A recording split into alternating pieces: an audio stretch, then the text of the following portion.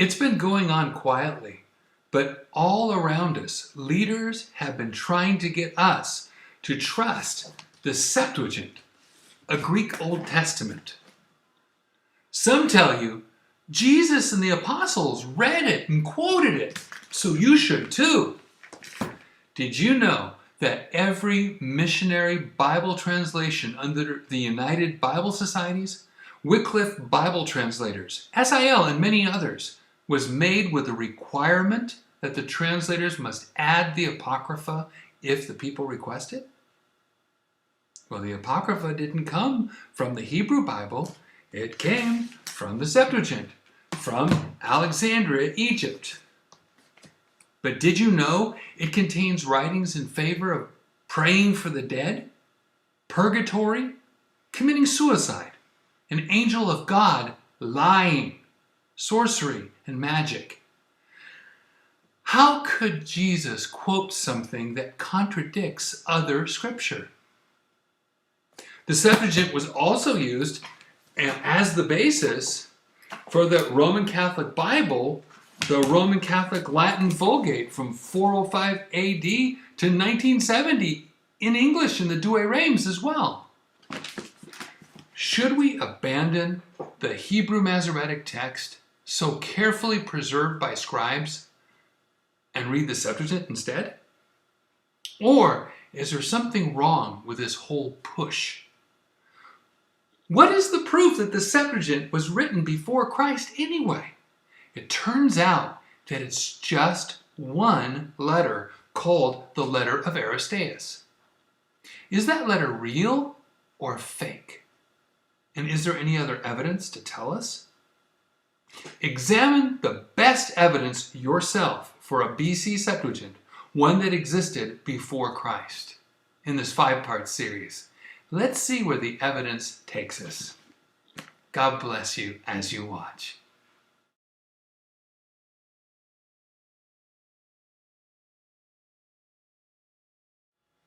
I've had to search my heart and pray to God that I would be objective. You already know from Vlog 131 that after 18 years, I was convinced that my amillennial end-time views were wrong. And you know from Vlog 149 that I believed Tischendorf was telling the truth for 30 years before finding out he was a liar. I am still going to have to change the next printing of some of my books because of all this. So you know, I was serious when I told God, please show me the truth. Was there a BC Septuagint? You see, lots of people through the ages have claimed that Jesus read the Septuagint, a Greek Old Testament, and his apostles did as well. They say that if Jesus and the apostles trusted the Septuagint, then so should we. But the Septuagint also includes the Apocrypha, where we find writings in favor of praying or paying for the dead, purgatory, committing suicide, an angel of God, lying, sorcery, and magic. I'll tell you more about that in another vlog. You can also read some of it in chapter 15 of Why They Changed the Bible. Also, the Greek Septuagint is the basis for the Roman Catholic Latin Vulgate. So actually, this is a very important question. If I was wrong, it would just be one more change in a world of changes. I promised God I would change whenever I was proved wrong. That's why I've stood for the KJV for the last 17 years, against my formal training in Bible, college, seminary, and SIL. So let's deal with the issue squarely. Is there proof of a BC Septuagint? Now, I've about finished double checking my research, maybe triple checking. What is the best evidence for a BC Septuagint, and is it a mountain of evidence or a molehill? You may want to press pause right now and put on the subtitles, because here we go. Hi, I'm David Daniels from Chick Publications. First, I had to find the best evidence. You can find a lot of Septuagints around. The main two are Here in my hand, Lancelot Brenton's Septuagint from 1851, based, he supposed, upon the Vaticanus and Alexandrinus. The other is the Ralph's Hanhart Septuaginta from 1935 and updated in 2006, based upon the blending of Sinaiticus, Vaticanus, and Alexandrinus. It also claimed to have some readings from the Hexapla, the 6 Old Testaments in columns done by Origen in the 230s to 240s AD. That's all fine, but none of that is BC. All of that is AD. Only one document claims to tell the full story of the creation of the Septuagint. It's called the Letter of Aristeas. There are 2 main English translations of the whole Letter of Aristeas. R.H. Charles from 1913 and Henry St. John Thackeray from Cambridge in 1903. Thackeray also made a 1917 book, The Letter of Aristeas, translated with an appendix of ancient evidence on the origin of the Septuagint. That sounds like best evidence to me, so let's start there. I've wondered for years if there was anything else available to testify to this BC Septuagint. I and probably you have assumed so much for so long. It's like when you go to any class, from elementary school to college, the teacher says, "When did the dinosaurs roam the earth?" And they'll say, "Millions of years ago." It's rote memory. It doesn't mean it's true. Everybody just assumes it is. It was the same in Bible college. The teacher could ask, "When was the Septuagint written?" And we'd say, 285 BC. My wife Deborah remembers it. You probably do too, if you went to Bible college or had one of those scholarly Sunday school teachers. Again, we assumed it was true. It just doesn't mean that it was. Nobody actually checked it. So let's do that now. But let's save the actual Letter of Aristeas for afterward. Let's talk about the other supposed testimonies for a BC Septuagint first. This comes from Thackeray's appendix entitled The Evidence of Some Ancient Jewish and Christian Writers on the Origin of the Septuagint Version. First are the rabbinic Jewish writings. Witness number 1 is the Megillah Ta'anith, the Roll of Fasting, written between 41 to 70 AD, 3 centuries after the supposed Septuagint, during the revolution of the Zealots. It says, on the 8th or 7th day of Tebeth, December, January, the law was written in Greek. Or it could simply mean they put the Hebrew into Greek characters. In the days of King Ptolemy, and the darkness, like in Exodus 10:21, came upon the world for 3 days. That's an interesting quote, but it doesn't tell much. First, which ruler named Ptolemy? Starting with Alexander the Great's general Ptolemy, there were no less than 15 generations of Ptolemies who ruled over Egypt between 305 and 30 BC.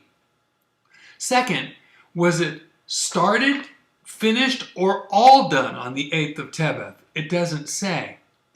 Third, was it translated from Hebrew to Greek, or was it just Hebrew words written in Greek letters, transliterated? Fourth, where did the story of darkness on the world for 3 days come from? We have no such story anywhere else in the world. It would be rather obvious if it happened. Somebody would have recorded it. So I don't trust this story at all. It sounds like a folk tale, not solid evidence. So witness number 1 is excused. Witness number 2, Masachet Sopharim, the Tractate of the Scribes, from the 700s AD, almost 1,000 years after the supposed Septuagint. These are snippets of Part 1, Section 8. It happened once that 5 elders wrote the law in Greek, which could mean, again, Hebrew words written in Greek characters for one of the 15 Ptolemies, quote, "And that day was a hard day for Israel, like the day on which Israel made the golden calf," end quote. Then it basically says that on another occasion, one of the Ptolemies put 70 elders in 70 cells, private rooms, without telling them why. Then he said, "Write me out the law of Moses your master." Then all of them were of one mind and wrote out the law, evidently without a copy of the Hebrew law. Quote, "But they altered 13 passages." And it lists them in detail. 7 in Genesis, 3 in Exodus, 1 in Numbers, and 3 in Deuteronomy, which is weird because it adds up to 14, not 13. Going on, Sinaiticus Septuagint also says that the Hebrew names for God in that scroll sent to Alexandria were all written in gold letters. But it says that the wise men replied, "Put it away." They commanded that the scroll be stuck into a geniza, a storage room, because the gold letters made it unfit to use in a synagogue. So now we have a different story. We still don't know which Ptolemy. It was only 70 elders, not 72 like in Aristeas, and they all wrote the exact same words in their private cells, even in the 13 verses or 14 where they disagreed with the Hebrew, without even one Hebrew text in their possession. Remember, according to this account, the king didn't say why he was putting them in separate cells, so they had no way to prepare for this. Sinaiticus Septuagint also says that just the names of God were written in gold. But guess what? The letter of Aristeas, section 176, says the whole scroll was written in gold. So that testimony doesn't match either. I don't trust this account. Neither do the Jewish scholars. They wouldn't even accept it as true Talmudic writing. They printed it as an addendum at the end. In other words, it wasn't important to them. Witness number 2 is excused. Witness number 3.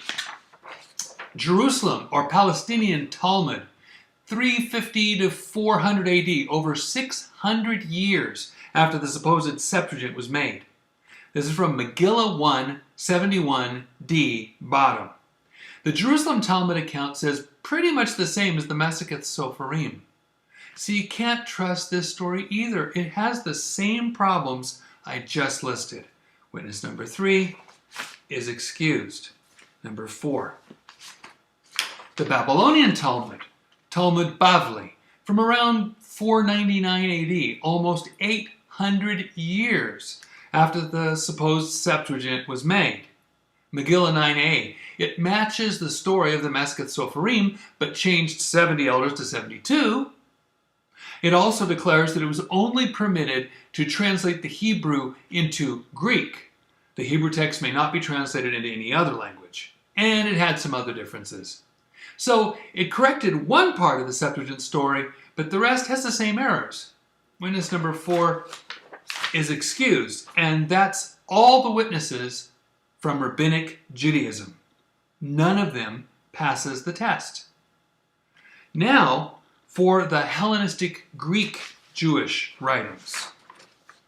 Witness number 5, the letter of Aristobulus of Peneus, was supposedly written around 186 to 145 BC, 100 years after the supposed Septuagint, because it is addressed to King Ptolemy VII, Philometor, during his reign. However, so many scholars have disputed this letter that they actually call it pseudo-fake Aristobulus. The only one who claimed it even existed was Eusebius of Caesarea in the 300s AD in Preparation for the Gospel, chapter 13, section 12. It took me a while to track this one down. I verified the wording in a 1903 translation by E.H. Gifford. The letter of Pseudo-Aristobulus claims that Plato, who lived in the 300s BC, was a follower of the laws of Moses and studied all their details. But, he said, the complete translation of the law and all its contents was made under King Ptolemy Philadelphus, ancestor to Ptolemy VII, who displayed the greatest zeal, in quotes, while Demetrius of Phalerum busied himself with the necessary arrangements. Anybody who reads Plato knows full well that Plato didn't follow the laws of Moses. That's just bogus. And the fact that so many scholars don't believe for a minute that the document is real pretty much settles it.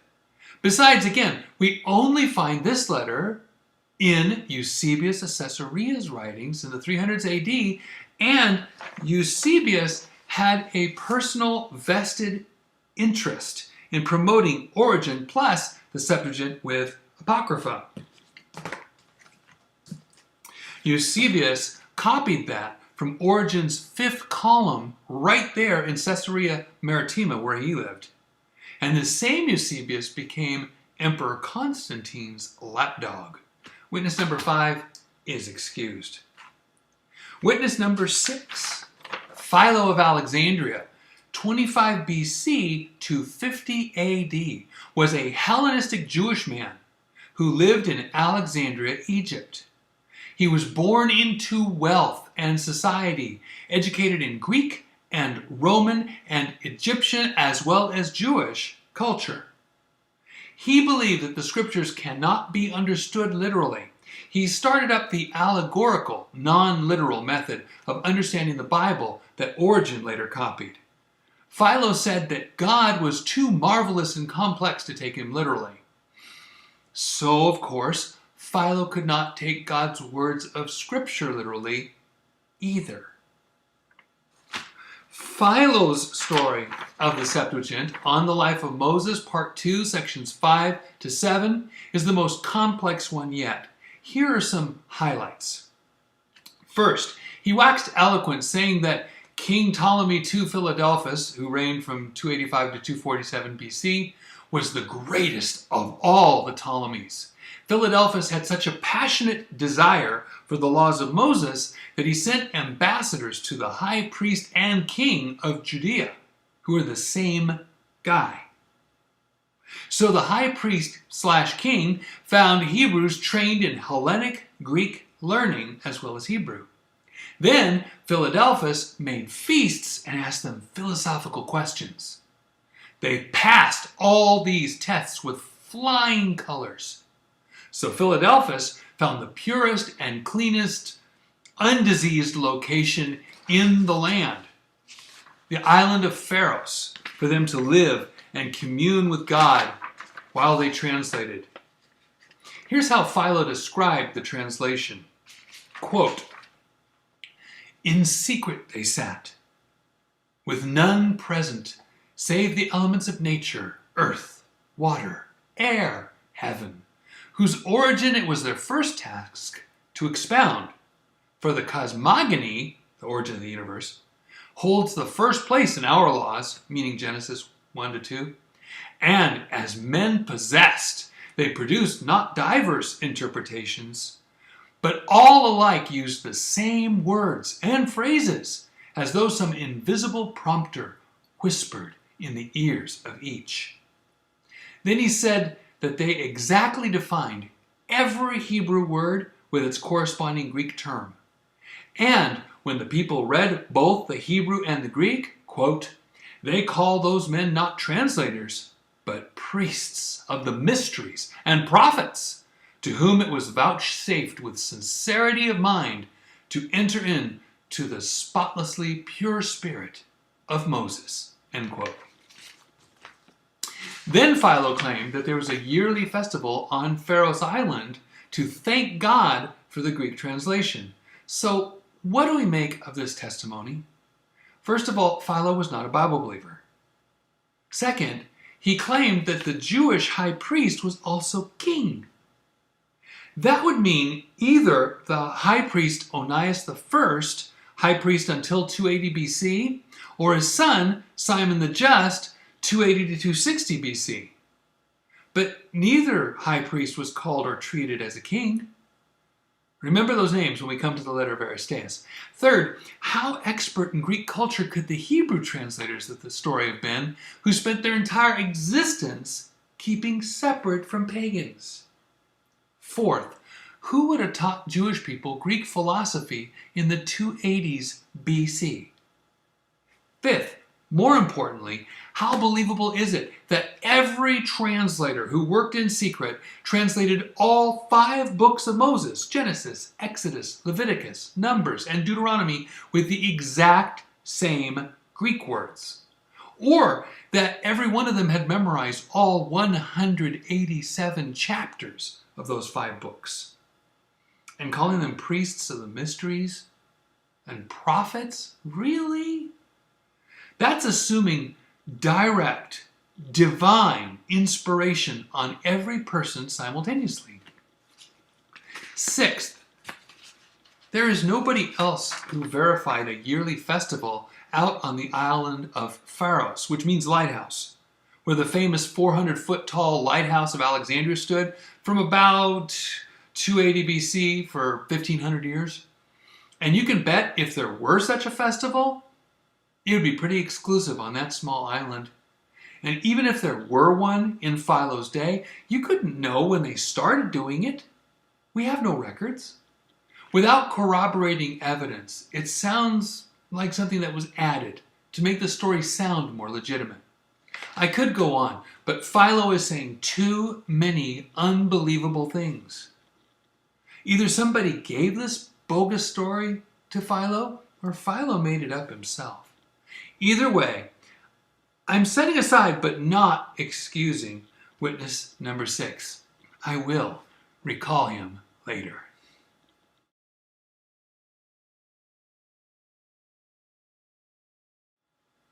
Now for witness number 7, Flavius Josephus, who lived from 37 to about 100 AD, over 300 years after the supposed Septuagint was made.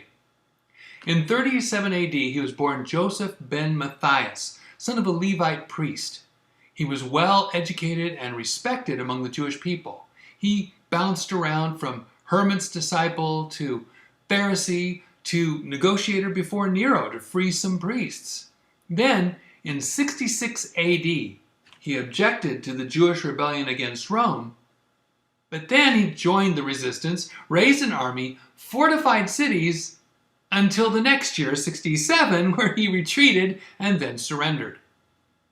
Though he was imprisoned, he became friends with Commander Vespasian, who 2 years later, in 69 AD, became emperor. Then, Josephus served under Vespasian's son, Titus, urging his fellow Jews to submit and surrender to Rome. They didn't. In 70 AD, Jerusalem was destroyed. But Titus liked Josephus and took him back to Rome. In 79 AD, Titus became the next emperor. Josephus became his client and got great pay, became a citizen, and adopted the emperor's family name, Flavius. He was set for life. Now, as Flavius Josephus, he began writing history books in a manner pleasing to the Romans. What seems most likely is that Josephus got a lot of information from other people's books and even remembered stories that he was told and then put them all together in a history of biblical times and the Jewish people. You can see how Josephus used other people's stories in his version of the letter of Aristeas. You can find it in his book, Antiquity of the Jews, Book 12, Chapter 2. Josephus literally took the letter of Aristeas and paraphrased 100 of the 322 sections. Yes, I counted. Where Aristeas said I, Josephus put he. He removed the sections where Aristeas talks to his brother, the list of translators, descriptions of Jerusalem, and the philosophical questions that the king asked. He didn't say anything, though, that disagreed with Aristeas at all. In fact, in 12:2:12, Josephus said you can check the book of Aristeas for more information. Everything Josephus says matches the letter of Aristeas as we have it.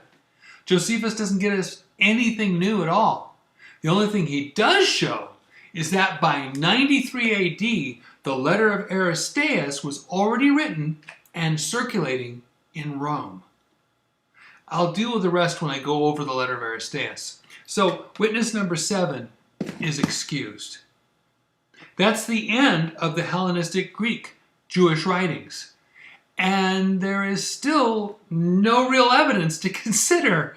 No one has proven the existence of a BC Septuagint. So now for the so-called Christian witnesses. Witness number 8, Justin Martyr, AD 100 to 165, over 400 years after the supposed Septuagint was made, he wrote in his first apology, chapter 31, a story that has so many important changed details, you have to hear it yourself. Quote, "There were then among the Jews certain men who were prophets of God, through whom the prophetic spirit published beforehand things that were to come to pass ere they ever happened. Now, when Ptolemy, king of the Egyptians, was forming a library and endeavored to make a collection of all men's writings, he heard tell, among the rest, of these prophecies, and sent to Herod, who was then king of the Jews, with a request that the books of the prophecies might be transmitted to him. And King Herod sent them, written in their native Hebrew tongue of which I have spoken.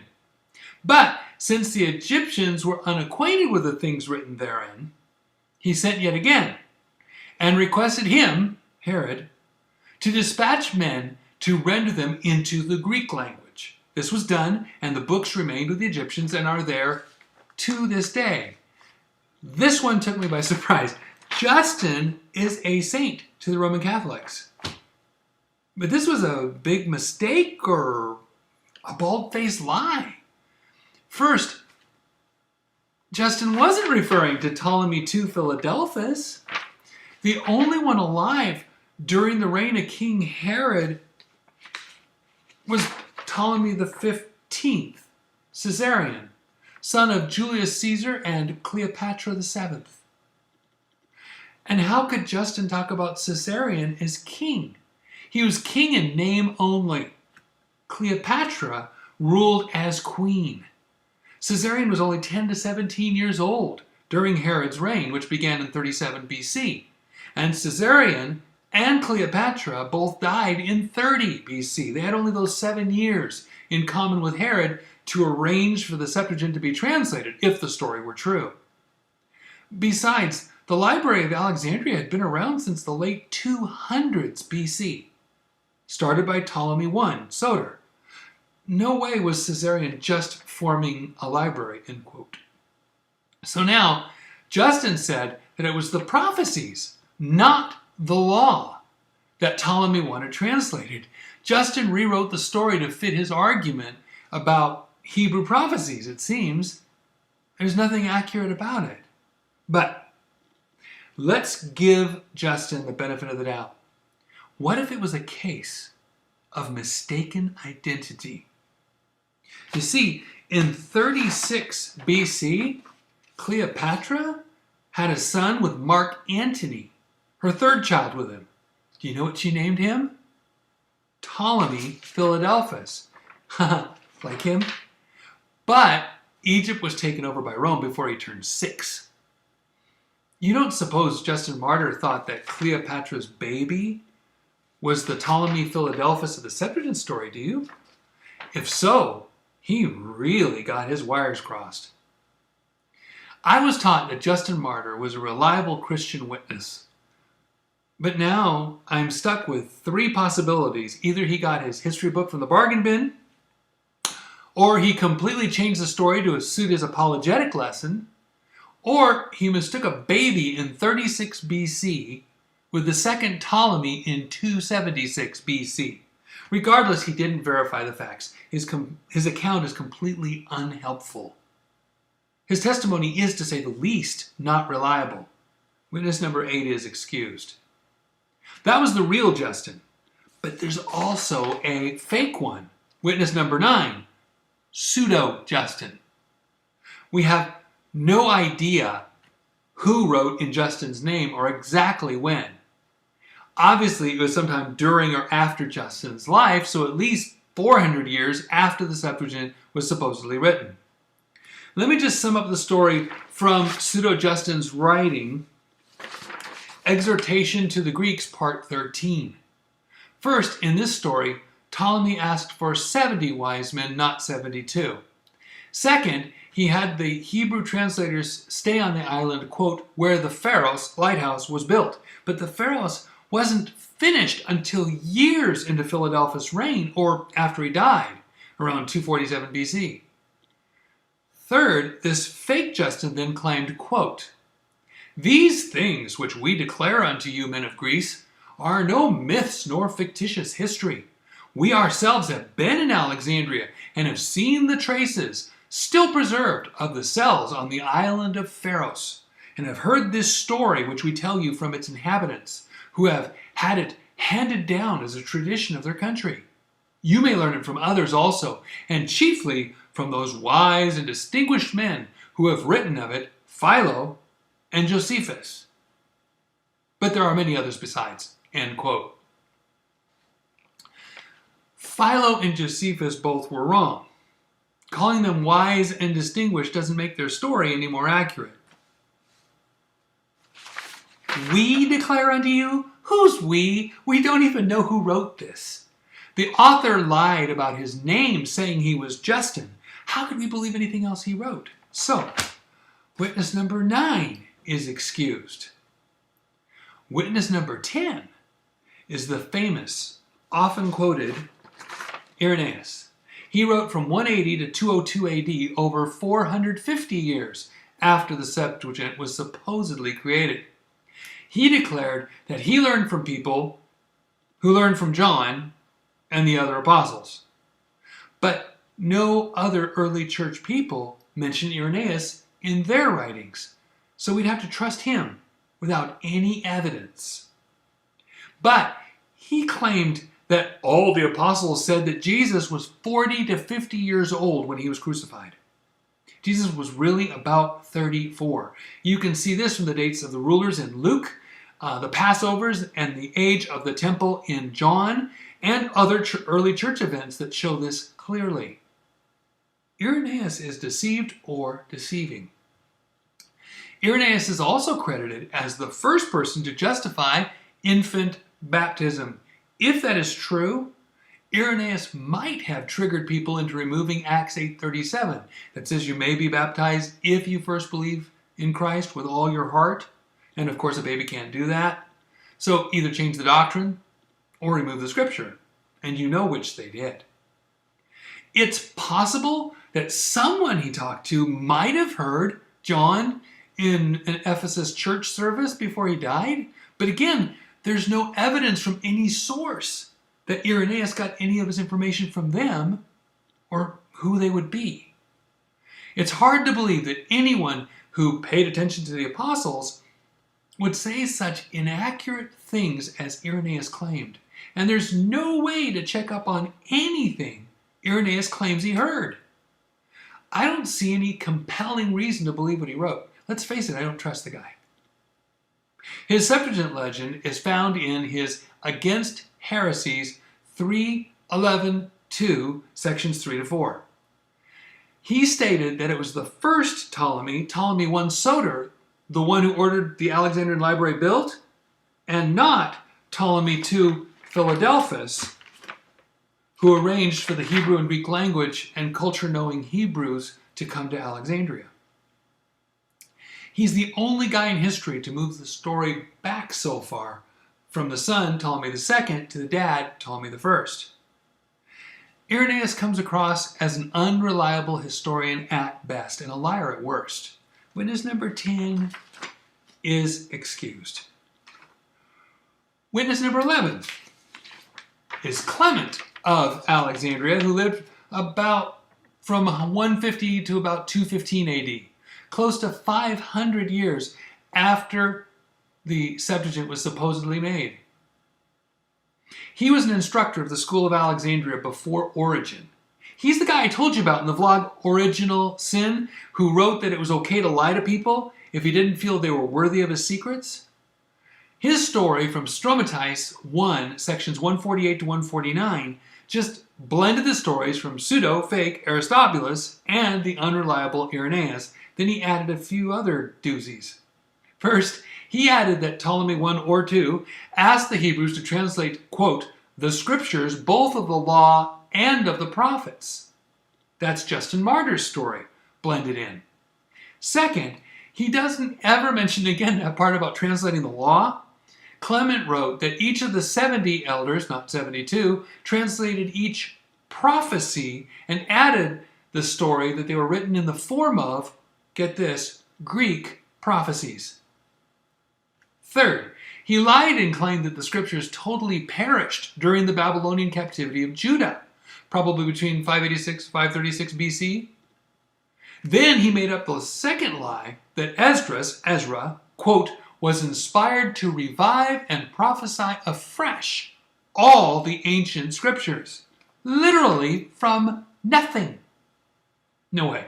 Clement's lie would mean that God's words perished and that he broke his own promise to preserve his words.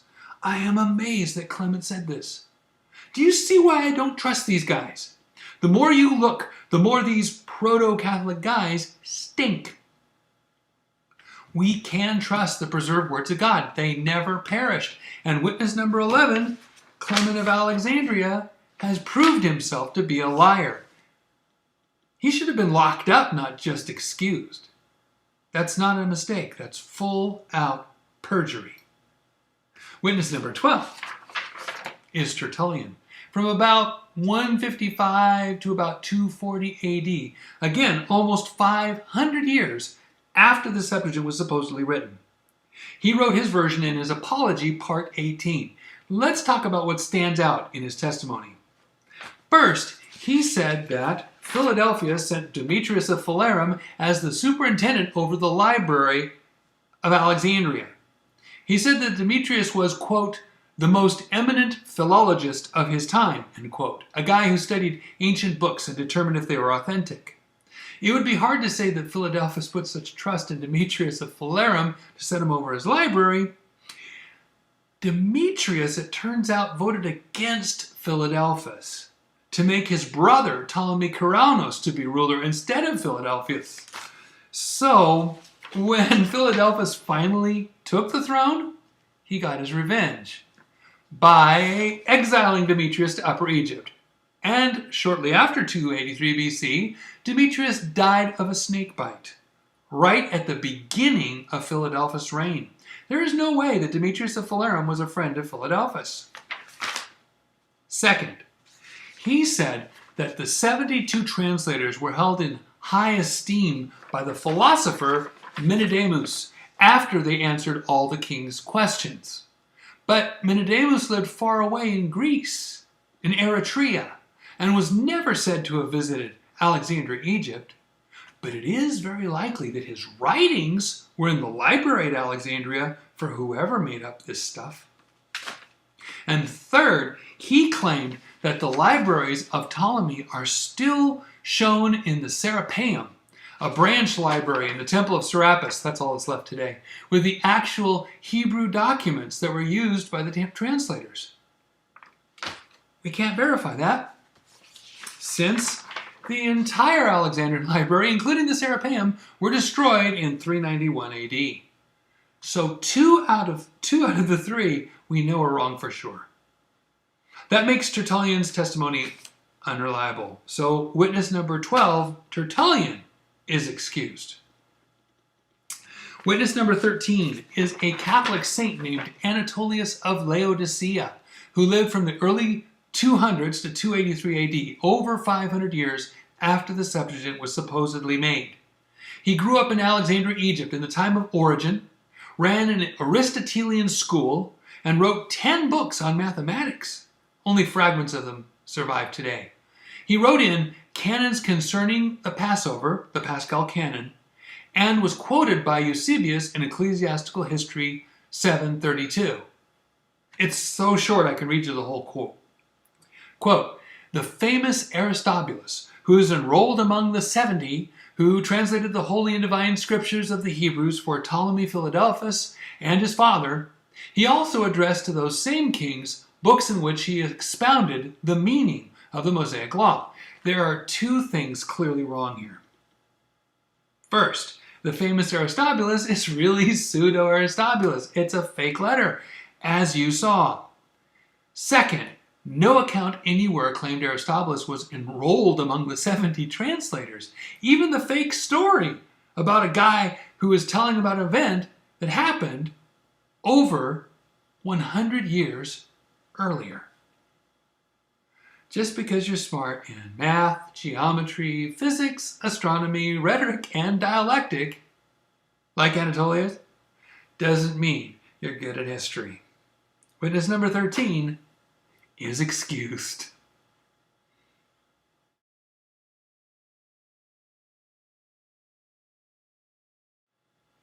Witness number 14 is none other than Eusebius of Caesarea himself. He lived from 263 to 339 AD. He was greatly influenced by Julius Africanus, whom Origen convinced that the Greek Septuagint was from God, with all the extra words that weren't in the Hebrew, and all the missing words that were in the Hebrew, especially in the Apocrypha. Eusebius was the main defender of a BC Septuagint story. He's the only source of a number of the questionable quotes I've given you so far in support of a BC Septuagint. So, let me give you the highlights of what he wrote about the origin of the Greek Old Testament.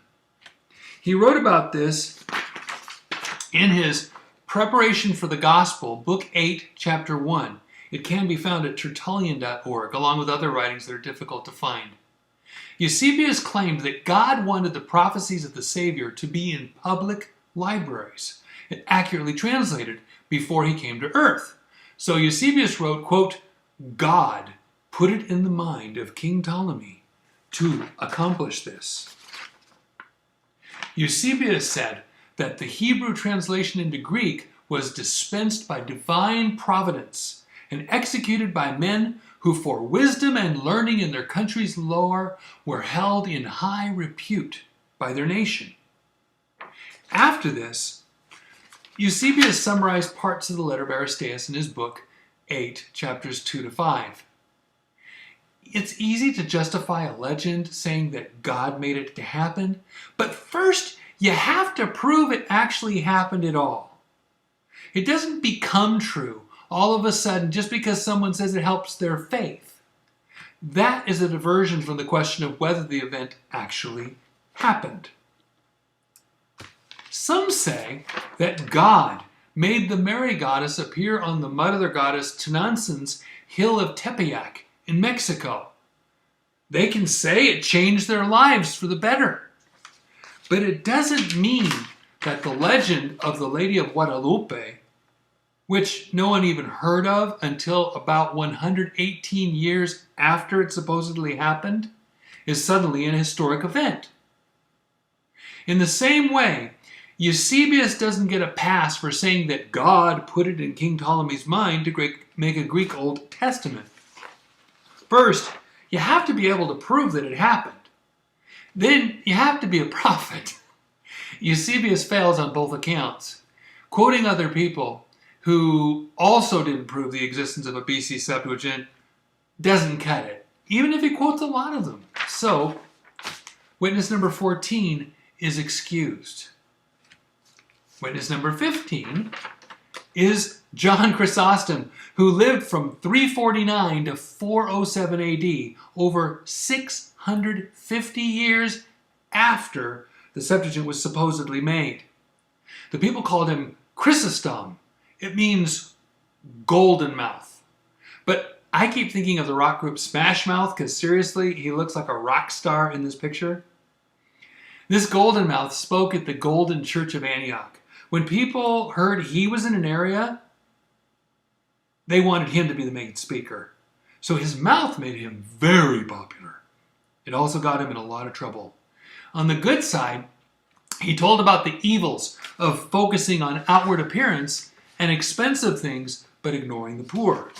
That got one rich lady named Aelia Eudoxia, wife of Emperor Arcadius, all upset. But he also got upset at Christians joining with Jews in their feasts and preached against that in 8 homilies against the Jews. That's where his mouth crossed the line. After affirming the 3 witnesses on earth and 3 in heaven, so there were 3 witnesses on earth and 3 in heaven, meaning 1 John 5, 7-8 was known and accepted by the people in 387 AD, and the applause his sermon received.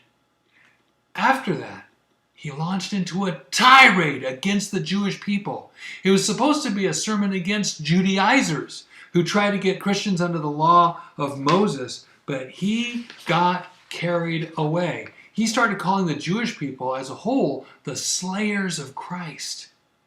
In homily 6 of 8, Chrysostom said this, quote, "For the martyrs have a special hatred for the Jews, since the Jews crucified him, for whom they have a special love. The Jews said, 'His blood be on us and our children.' The martyrs poured out their own blood for him whom the Jews had slain." And he denied that the Jewish people will ever have the temple back again. I don't know how he could stand in the place of God like that. Then he called them murderers and devilish because they tried to keep the festivals, even though they didn't have a temple in Jerusalem. Chrysostom also really liked Origen. In fact, he liked Origen and his teaching so much that he was banished from Constantinople for it. But he was still so popular that the people threatened to burn down the royal palace if they didn't get him back. So he was brought back for a while. Now, let's read what Chrysostom said about the origin of the Septuagint. This comes from homilies on St. Matthew 5:2. Quote, "The 70 may justly be deemed more trustworthy than the rest of the translators. The others translated after the coming of Christ, continuing to be Jews, and might with justice be suspected of having spoken rather from enmity and of obscuring the prophecies of set purpose.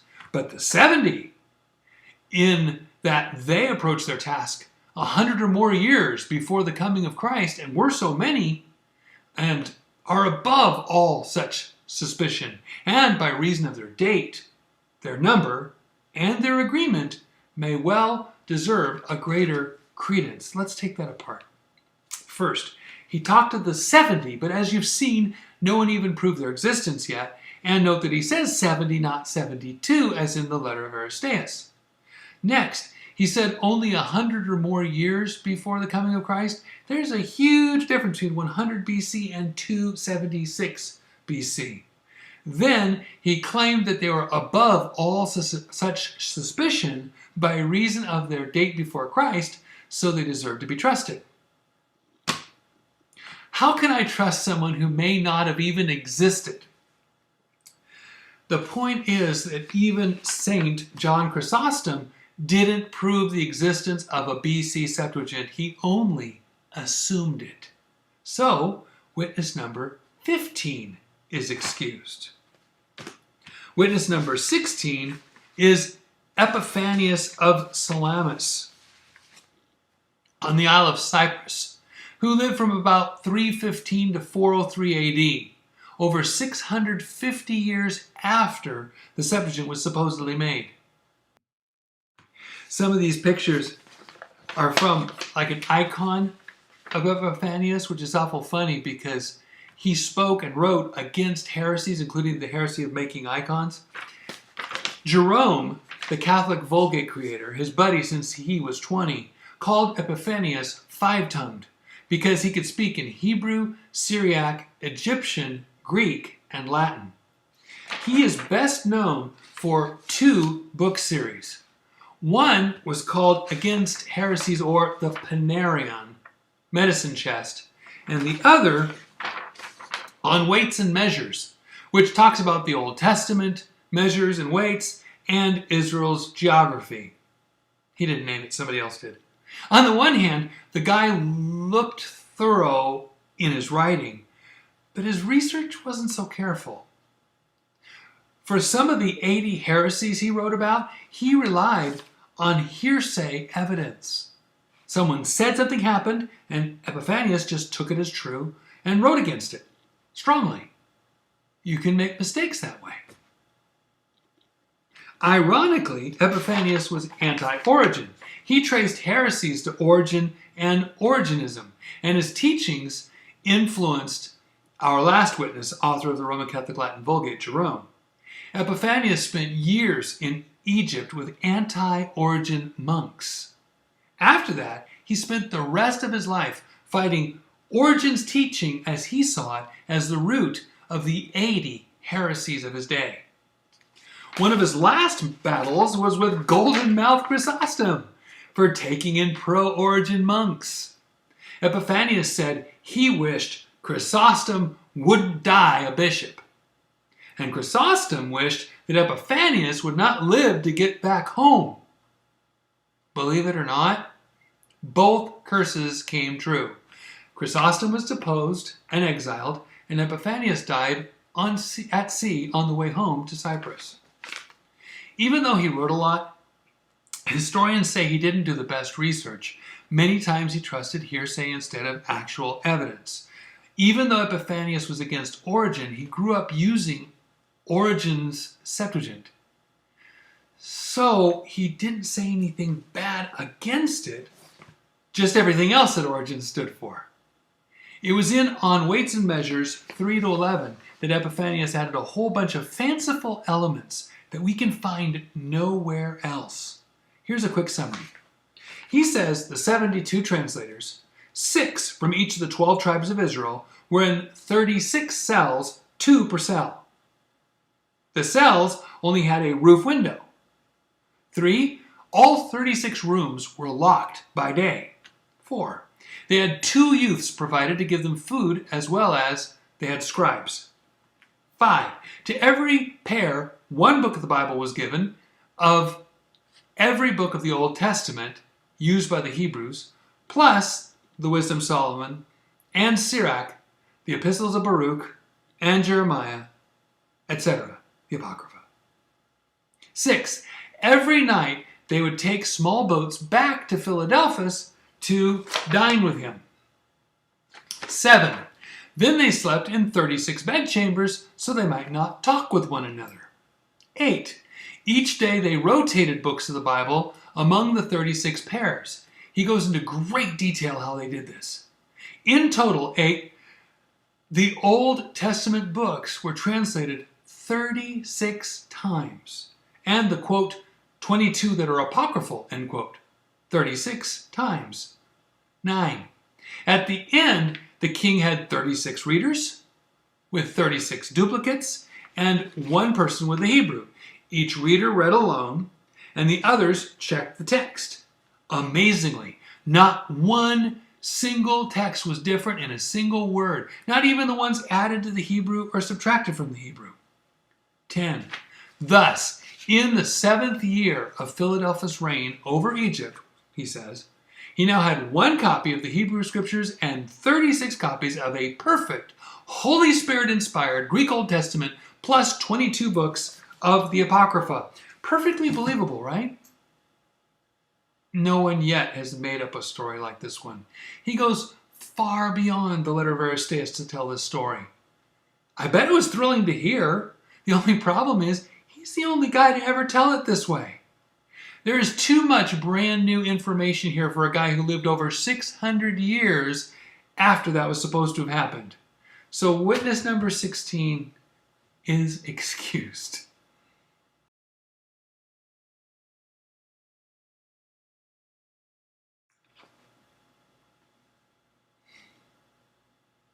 The last historical person listed by Henry St. John Thackeray in his evidence on the origin of the Septuagint is witness number 17, Jerome, who lived from about 347 to 420, writing over 650 years after the Septuagint was supposedly made. Jerome is the last person in a chain of events that leads to the Roman Catholic Latin Vulgate. Let's sum up that chain so far. We start with the story of the Septuagint. Whether it was made BC or AD, that text is around by about 50 AD and continues through the 230s, up to Origen's Hexapla. The Hexapla listed Greek translations of the Hebrew text, from the most literal to the most free, Aquila being the most literal, followed by Sinaiticus and Theodotion, the most loose translation.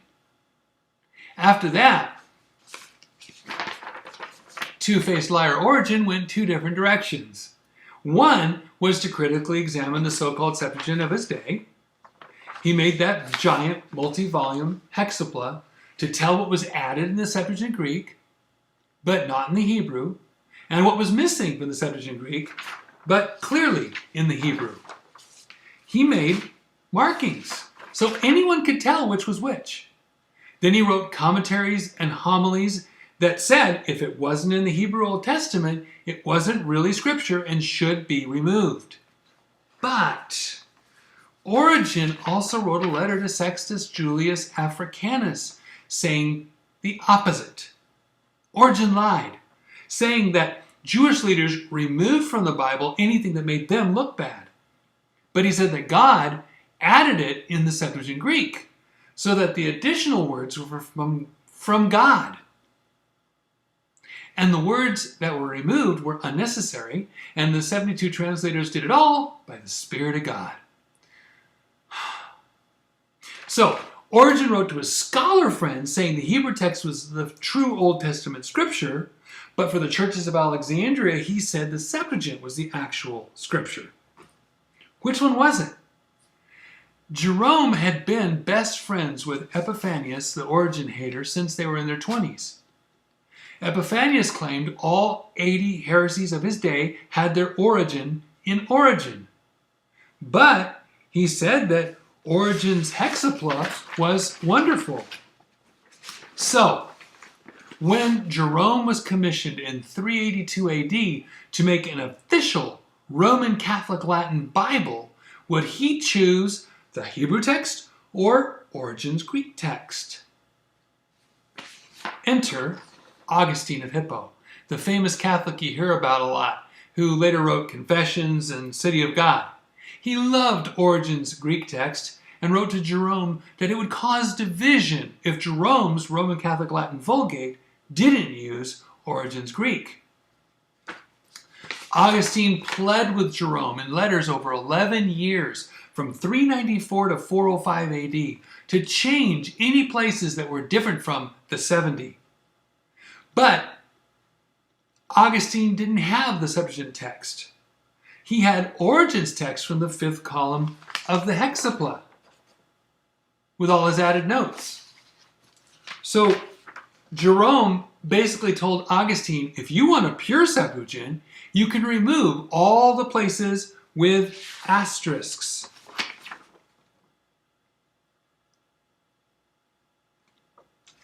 Where Origen added in Theodotion's Greek translation of the Hebrew, where sections were missing in the Septuagint. He called Theodotion a Jew and a blasphemer, whom Origen should never have copied. It sounded from their back and forth letters that Jerome was going to make a Latin Bible that really matched up with the Hebrew. That's what my Fuller Seminary professors told me. They said, quote, Jerome was the first modern text critic, ignoring Origen's work on the hexapla. If Jerome made a Latin text right from the Hebrew and only the Hebrew, that would have been wonderful. But surprise, he didn't. Now, I have checked numerous experts to find out how Jerome really put together his Roman Catholic Latin Vulgate Old Testament. The 39 regular Old Testament books were loosely translated from the Hebrew, but clear enough to where you can see he had the same Hebrew as we have today. But despite what he said, he also translated the apocryphal books. 1. Jerome employed a Jewish man to translate an Aramaic text of Tobit and Judith and read it to him in Hebrew. Then Jerome paraphrased what he heard into Latin. 2.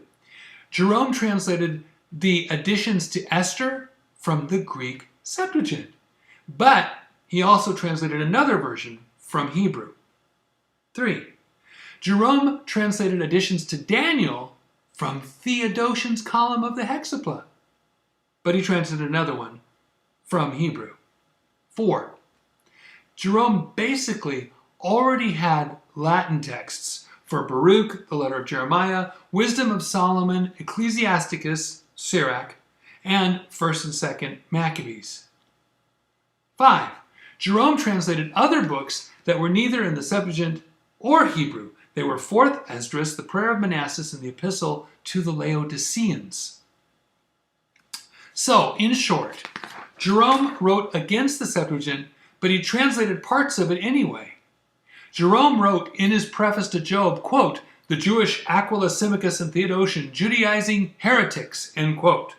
And yet, Jerome's Roman Catholic Latin Old Testament is blending all kinds of sources, including them. I would have thought he would have stuck to his convictions, but that is not the case. But there was one more test. I have tried to check the best copies of Jerome's Roman Catholic Vulgate that I can find. Mine is dated 2007. Here's the question. Did Jerome really trust the Hebrew for the 39 genuine Old Testament books, like my professor said? Take a look at 2 revealing verses. Genesis 3:15. With a single word, the doctrine was changed. In the real Bible, God said to the serpent, you can say it with me if you want to, quote, "And I will put enmity between thee and the woman, and between thy seed and her seed. It shall bruise thy head, and thou shalt bruise his heel." It refers to the woman's seed, who is Jesus Christ. But in Jerome's Vulgate, it says ipsa, she. And by she, he meant Mary. That's why you see all those pictures and idols of Mary around the world with her foot on a snake. Because of Jerome. Not even the Septuagint. Roman Catholics have been taught the lie from Jerome that Mary is the Queen of Heaven, co-mediator with Christ, who actually crushes the serpent, conquers the devil, and brings salvation. Blasphemy. And this from Jerome's Roman Catholic Latin Vulgate. It was translated into English in the Douay Rheims Bible of 1610 that was in use until the Confraternity Bible. Then the New American Bible took its place. What about Psalm 13:3 in the Septuagint and the Vulgate? Does Jerome's Latin copy the Hebrew, or does it add Paul's words from Romans 3:13 to 18? Surprise! Just like the Septuagint, Jerome adds all of Paul's words. Here it is, Latin Vulgate on the left, Douay Rheims on the right. Did the Roman Catholics say it didn't belong? Look at their commentaries. Here, many Greek and Latin texts insert the Old Testament quotations which were first combined in Romans 3:13 to 18. And here is a 1970 New American Bible. Same note. Remember, from the 405 to the 1970s, Roman Catholics had an official Bible that added Paul's words from Romans 3:13 to 18 into Psalm 14:3. If they were willing to change God's words here, what else were they willing to change? It is clear that Jerome is not trustworthy. On top of not fixing Psalm 14:3, he inserted a heresy into Genesis 3:15 to say she, Mary, would bruise Satan's head, indoctrinating generations of Mary worshippers. Now finally, let's see what he said about the origin of the Septuagint. This is from Jerome's preface to the Pentateuch. Quote, I know not who was that first lying author to construct the 70 cells at Alexandria, in which they were separated, yet all wrote the same words, whereas Aristeas, one of the bodyguards of the said Ptolemy, and long after him Josephus, have said nothing of the sort, but write that they were assembled in a single hall, the Latin words basilica, and conferred together. Look at Aristeas section 302. Not that they prophesied, for it is one thing to be a prophet, another to be an interpreter. And this is from Jerome's commentary on Ezekiel 2:5. That's on Ezekiel 5:12. Quote, Yet Aristeas and Josephus and the whole Jewish school assert that only the 5 books of Moses were translated by the 70. Did you notice the 2 supposedly most scholarly men of their time, Augustine and Jerome, kept calling the alleged translators of the Septuagint the 70? The letter of Aristeas, as we know, says 72. And despite everything else, after 650 years of possible evidence, Jerome said nothing new. Nothing we haven't already heard. He is still basing a story off of the letter of Aristeas. Witness number 17. Jerome is excused.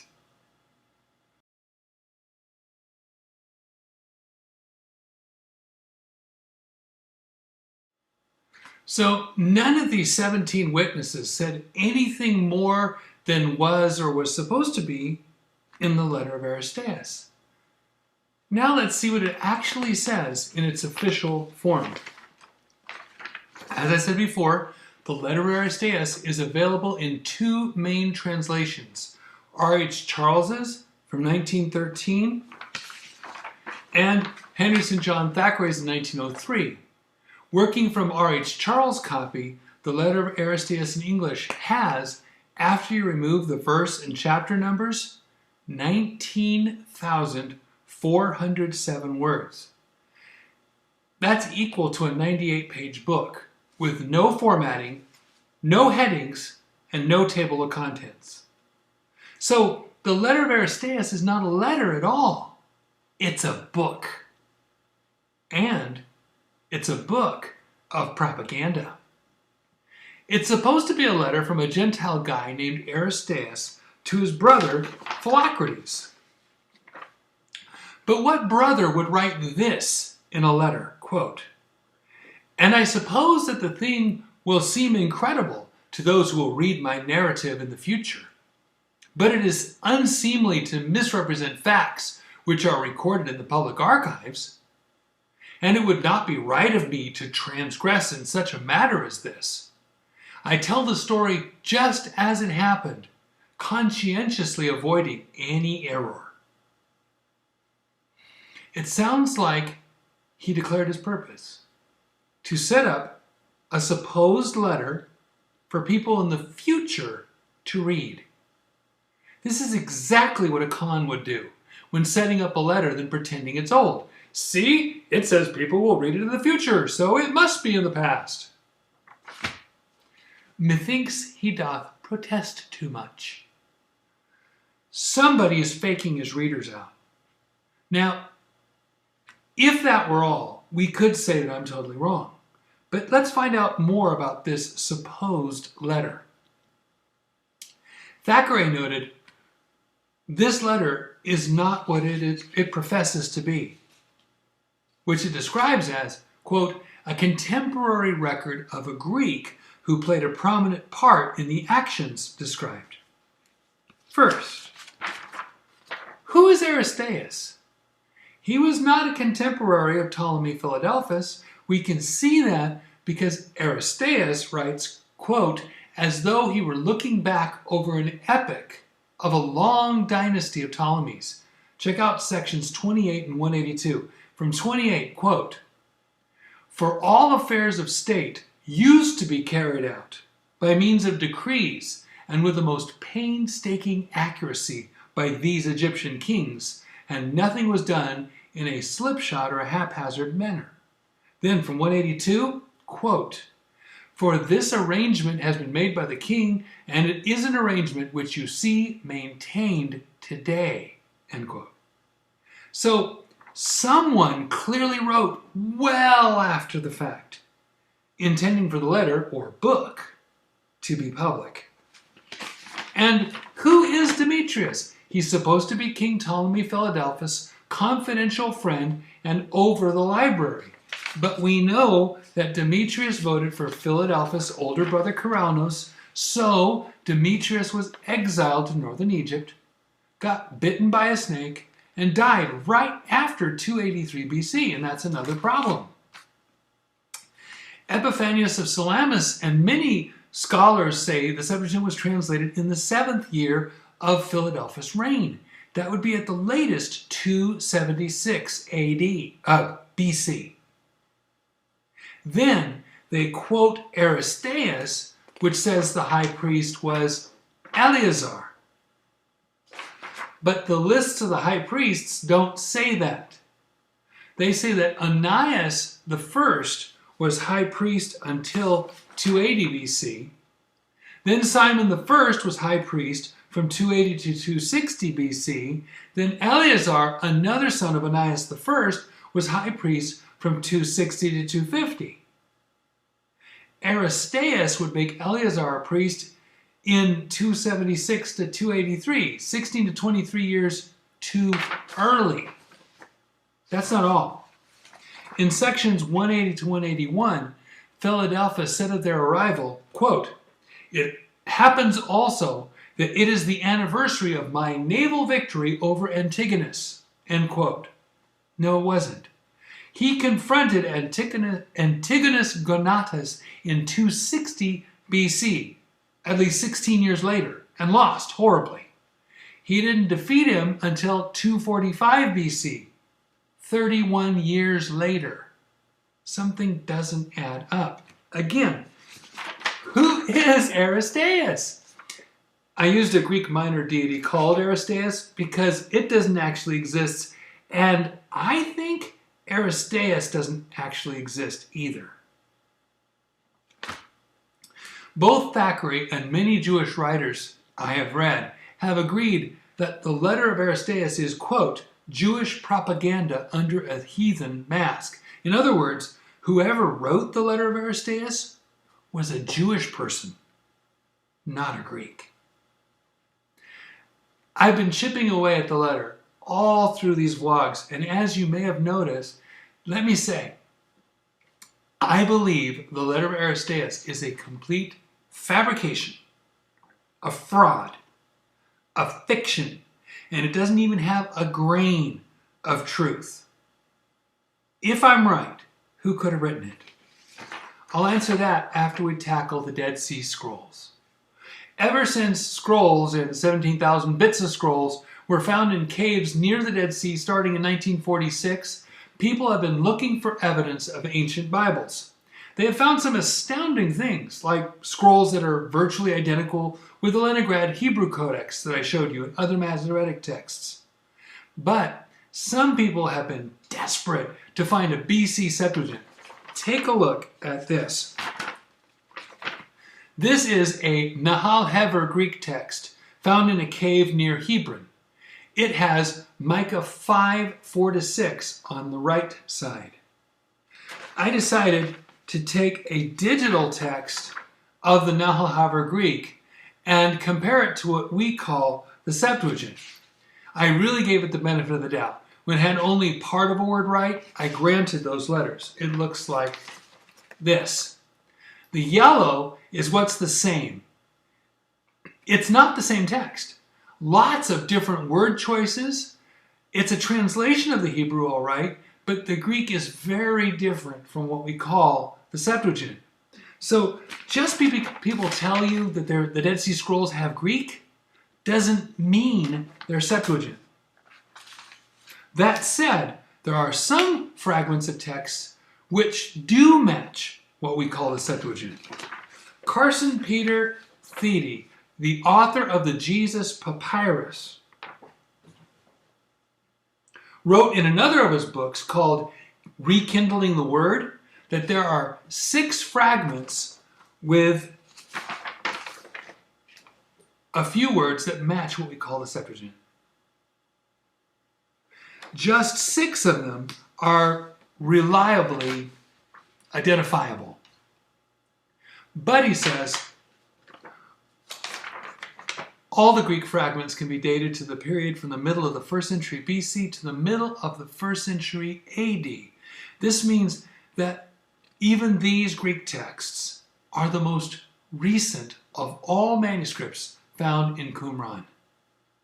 So, after all this investigation, across centuries, all the scholars and all the investigation, and we end up with the oldest Greek words on a piece of papyrus or leather are only reliably dated to the 1st century at the time before 68 AD when the Romans came through Israel?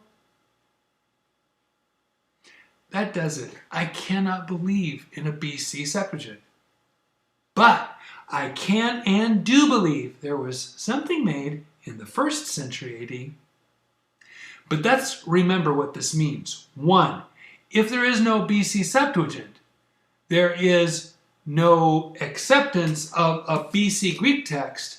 That means the Hebrew-speaking Hebrew synagogues in Israel used, surprise, Hebrew. 2, if they used Hebrew in Israel, and even the writers in Alexandria, including Origen, admit this freely, then there's no way that Jesus or the apostles could have quoted the Septuagint.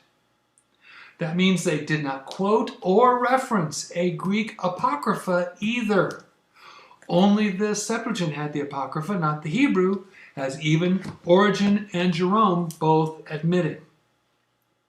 3, if there's no way that Jesus or the apostles could have quoted the Septuagint, then how did words similar to Jesus and the apostles end up in the Old Testament Greek text?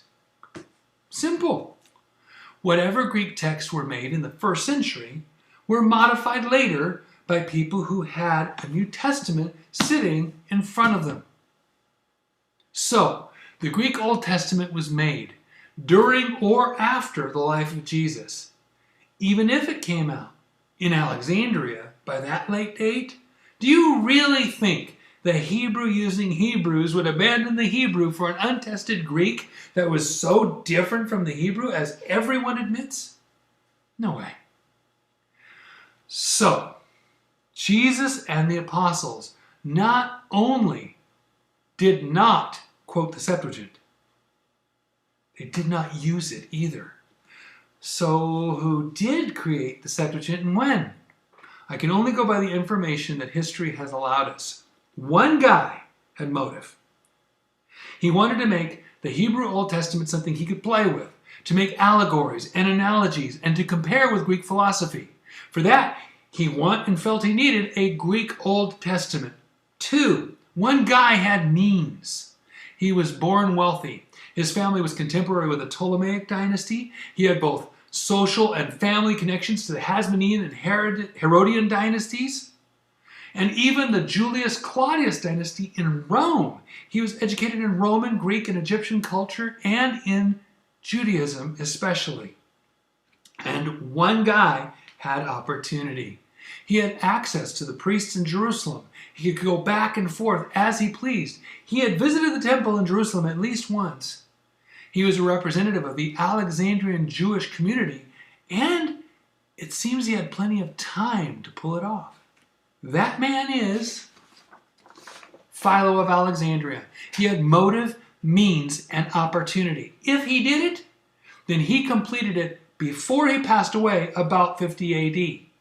The story would spread because of his influence. Who would question him? Then the letter would spread all over to support his Greek Old Testament with apocryphal stories that the Alexandrians liked, all in one book. He could have afforded to pay for the people to do the work. And there's ample time after that for Josephus, then Aquila, Symmachus, and Theodotion to do their own work. And there's plenty of time for the Alexandrian religious people to mess with the Greek. I'll stop there. But we don't have to worry if there is no BC Septuagint. We have God's words preserved from the Hebrew Old Testament and the Greek New Testament and passed down and translated accurately all the way down to our King James Bible. God's preserved words in one book for us, in one language. Now, think about this. If there is no BC Septuagint, if this Greek Septuagint with Apocrypha isn't God's work, then you can bet the devil's involved. What is the devil's end game? I'll answer that in another vlog. God bless you and have a wonderful day. Last week, I called Chris Pinto of Adullam Films. I told him that I made a big mistake regarding Simonides and his claim to have made what we call the Sinaiticus. I didn't give Constantine Simonides a fair trial. Hi, I'm David Daniels from Chick Publications. Now, fair isn't a term that appears anywhere in the U.S. Constitution or Bill of Rights. However, the Sixth Amendment gives the person accused of a crime the right to a speedy and public trial by an impartial jury. So, it's supposed to happen quickly and publicly by people who are willing to be swayed only by the evidence. Those accused have to be told the accusation against them, have to be confronted with witnesses against them, have to be able to get witnesses in their favor, and have to have assistance or counsel for their defense. That summed up is what we call a fair trial. And nobody, including me, seems to have done that with Simonides. Even in the United Nations, the Universal Declaration of Human Rights of 1948 states that a person is considered innocent until proven guilty. That's called presumption of innocence. But with Simonides, we made an exception. We presumed his guilt. Why would anyone presume a man's guilt? Because of what Simonides said he did. He said he created the Codex Sinaiticus himself. Why is that so important? Because another famous man, Constantine Tischendorf, said that Sinaiticus was the oldest and best Bible in history, and that was huge. Because as a result, people copied the Sinaiticus and removed thousands of words and changed other words compared to the traditional text of the Bible. They literally rewrote and republished a different Bible. Then they acted as if it was the new and improved version based upon the oldest and best manuscripts. And after that, we got so many Bible versions flooding the world, each differing from the other and taking out, adding to, or changing even more words based on whatever scrap of papyrus they found in a desert cave, cemetery, or monastery. It was a free-for-all after that. The Bible has never been the same. And we have seen the result. Because in the new versions, the verses that now contradict each other make Jesus to be a liar, a sinner, not part of the Godhead. Salvation to be based partly on works, not fully on faith in what Jesus did to shed his blood in payment for our sins, and to make people question doctrines on heaven, hell, angels, devils, all sorts of Bible history, including Jesus' physical resurrection and ascension into heaven. And check the surveys for yourself. That's not coming from the people who just trust and read the English Bible based on the traditional text, the King James Bible. That's coming from the people who read the modern versions. This is important. I'm not standing at the beginning of a movement saying this is what could happen. No, I'm standing at the end part of history saying this is what already happened and why it happened. I'm only going to tell you what already happened. Turning to the modern Bibles and reading what they said led to this. There is no doubt it destroyed faith in millions worldwide. And it started with trusting Constantine Tischendorf over Constantine Simonides. Last year, I spent some time showing step by step how Tischendorf lied about what happened when he first saw the Sinaiticus, how he lied when he declared what color it was, how he lied about his conversations with the librarian at St. Catherine's Monastery, how he lied about the baskets being used to put manuscripts to be burned, how he lied about animal skins being burned, how he lied over and over again, even to his own family. And I stated how Simonides was a known forger, counterfeiter, liar, etc. Here's the problem.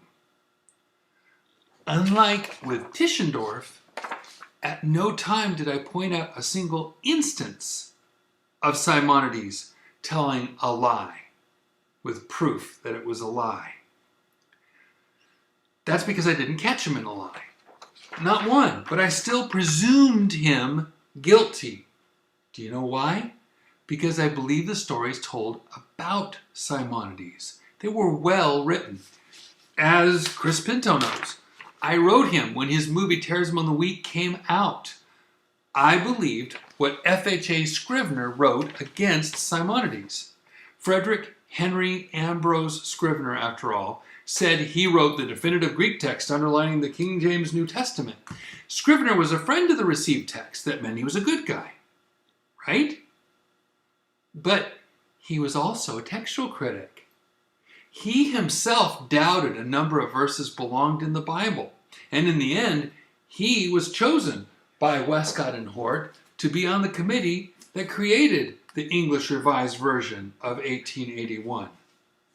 But his criticism was so well written. In fact, amazingly, it seemed everybody's analysis of Simonides was written to show him to be a liar and a fraud, a forger, and to top it off, an evil genius. It was a very convincing story. Except for one thing. It had no evidence. Nobody put forth any evidence. It was one person's testimony against another. Think about this. It's really strange. The more I read Simonides' testimony, the more I read it, the more I noticed that he gave dates, places, names, including people they could check with for themselves. And Simonides told where they could be contacted. But I was too dead set on the fact, however unproven, that Simonides was a liar. I was working night and day, asked my wife, to understand the story and make sense of history. Yet even I didn't allow Simonides a fair trial. Until lately. As I showed you, the statements written by the monk Kallinikos told the truth as far as I could verify. The events Kallinikos, the monk, said he witnessed really happened. He was one of the only ones who talked about changing the color of the remaining parts of the Sinaiticus. After Tischendorf grabbed a number of sheets in 1844, took them to Saxony, and called them the Codex Friderico Augustinus, CFA. Those sheets, as you may remember, were and still are white. The rest of the Sinaiticus is darkened. So Kallinikos was right about events. Then I started reading Simonides' testimony with new eyes. When you don't believe someone's testimony, you can gloss over everything they tell you. Why would you even care about the details? If you don't believe a word of it, then nothing they say can make you change your mind. But when you find out that many things they say happen to line up with provable facts, then suddenly every detail becomes important. So I took a different approach in the last month. I decided to make a timeline and to see if I could fit what Simonides and Kallinikos wrote on that timeline without contradicting historical facts and each other. Let me just summarize what I found. I'll go into more detail on the timeline in the next video in the series. Simonides told the truth about the Isle of Symi, his mom, and his Uncle Benedict. Really great Uncle Benedict, his mom's uncle. So his mom's side of the family from the tiny island north of Rhodes. He also told the truth about the monastery where he was baptized and had intimate knowledge of its names. I was amazed to find out almost every location in Greece seems to have had 2 or 3 different names. Simonides told about the historically verifiable academy or college of Sidonia, where his uncle, named Basileus and Bessarion, taught for 35 years. He had a certain theory about the Septuagint and the church fathers. We'll get into that later. So he retired after 35 years. Then he went, as the Simians know, to become a monk on Mount Athos, starting at Asphigmenos Monastery on the Aegean side of Athos. That's where he took the name of Benedict. Then he was allowed access to a bunch of manuscripts, both that he purchased and kept safe there, that he as a scholar could study to his heart's content. Simonides told the truth about the Greek Revolution against Muslim Ottoman rule and how the fighting forced his uncle off Mount Athos to a safer place. He told the truth about his uncle eventually going to the tiny island of Poros and about the specific monastery there and who it was dedicated to. This matched up with the history of the first ruler of independent Greece, Ioannis Kapodistrias, who came to that island with ambassadors from England, France, and Russia to map out the new state of Greece. Kapodistrias appointed Benedict the head of a small college at the monastery, starting with 12 or 15 students. This matched up as well with Simian history.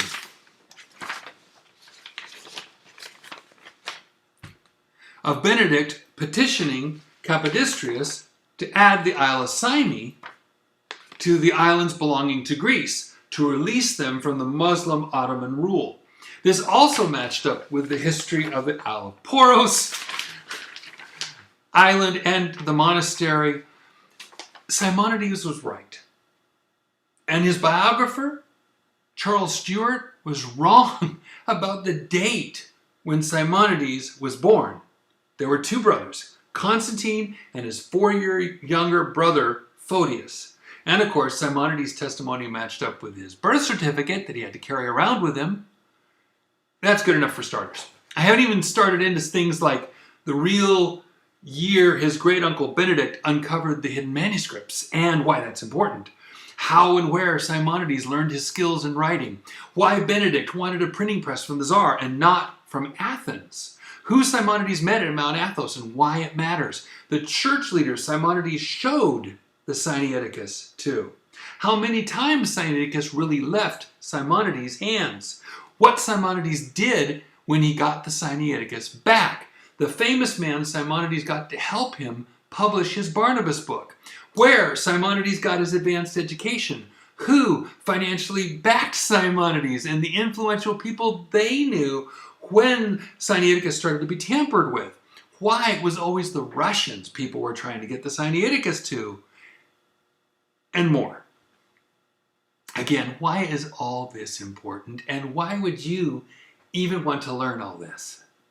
Because the entire Bible was changed after Tischendorf convinced modern text critics and paleographers that Sinaiticus was one of the oldest and best Bible manuscripts in history. That earthquake shook every modern Bible and emboldened people to continue changing the Bible right up to the New King James in the present day. And just one man, a Greek, stood up and said, Sinaiticus is not ancient, but modern. I created it as a project for my uncle to give to the Tsar of Russia, to get in return a printing press, to print up the many manuscripts found and kept on Mount Athos. That man was Constantine Simonides. After piles of intensive checking of facts, I am forced to make a change. I can no longer presume Simonides to be a liar, guilty until proven innocent. I am now forced, by the evidence, to treat him as I should have in the first place, innocent until proven guilty. And I never could have gotten to this point if I hadn't have made that timeline. That's enough introduction for now. Until next time, God bless you and have a wonderful day. It seems like half of everybody misunderstood Constantine Simonides, and the rest only understood about half the story. It seems few, if any, understood a central aspect of Simonides' character.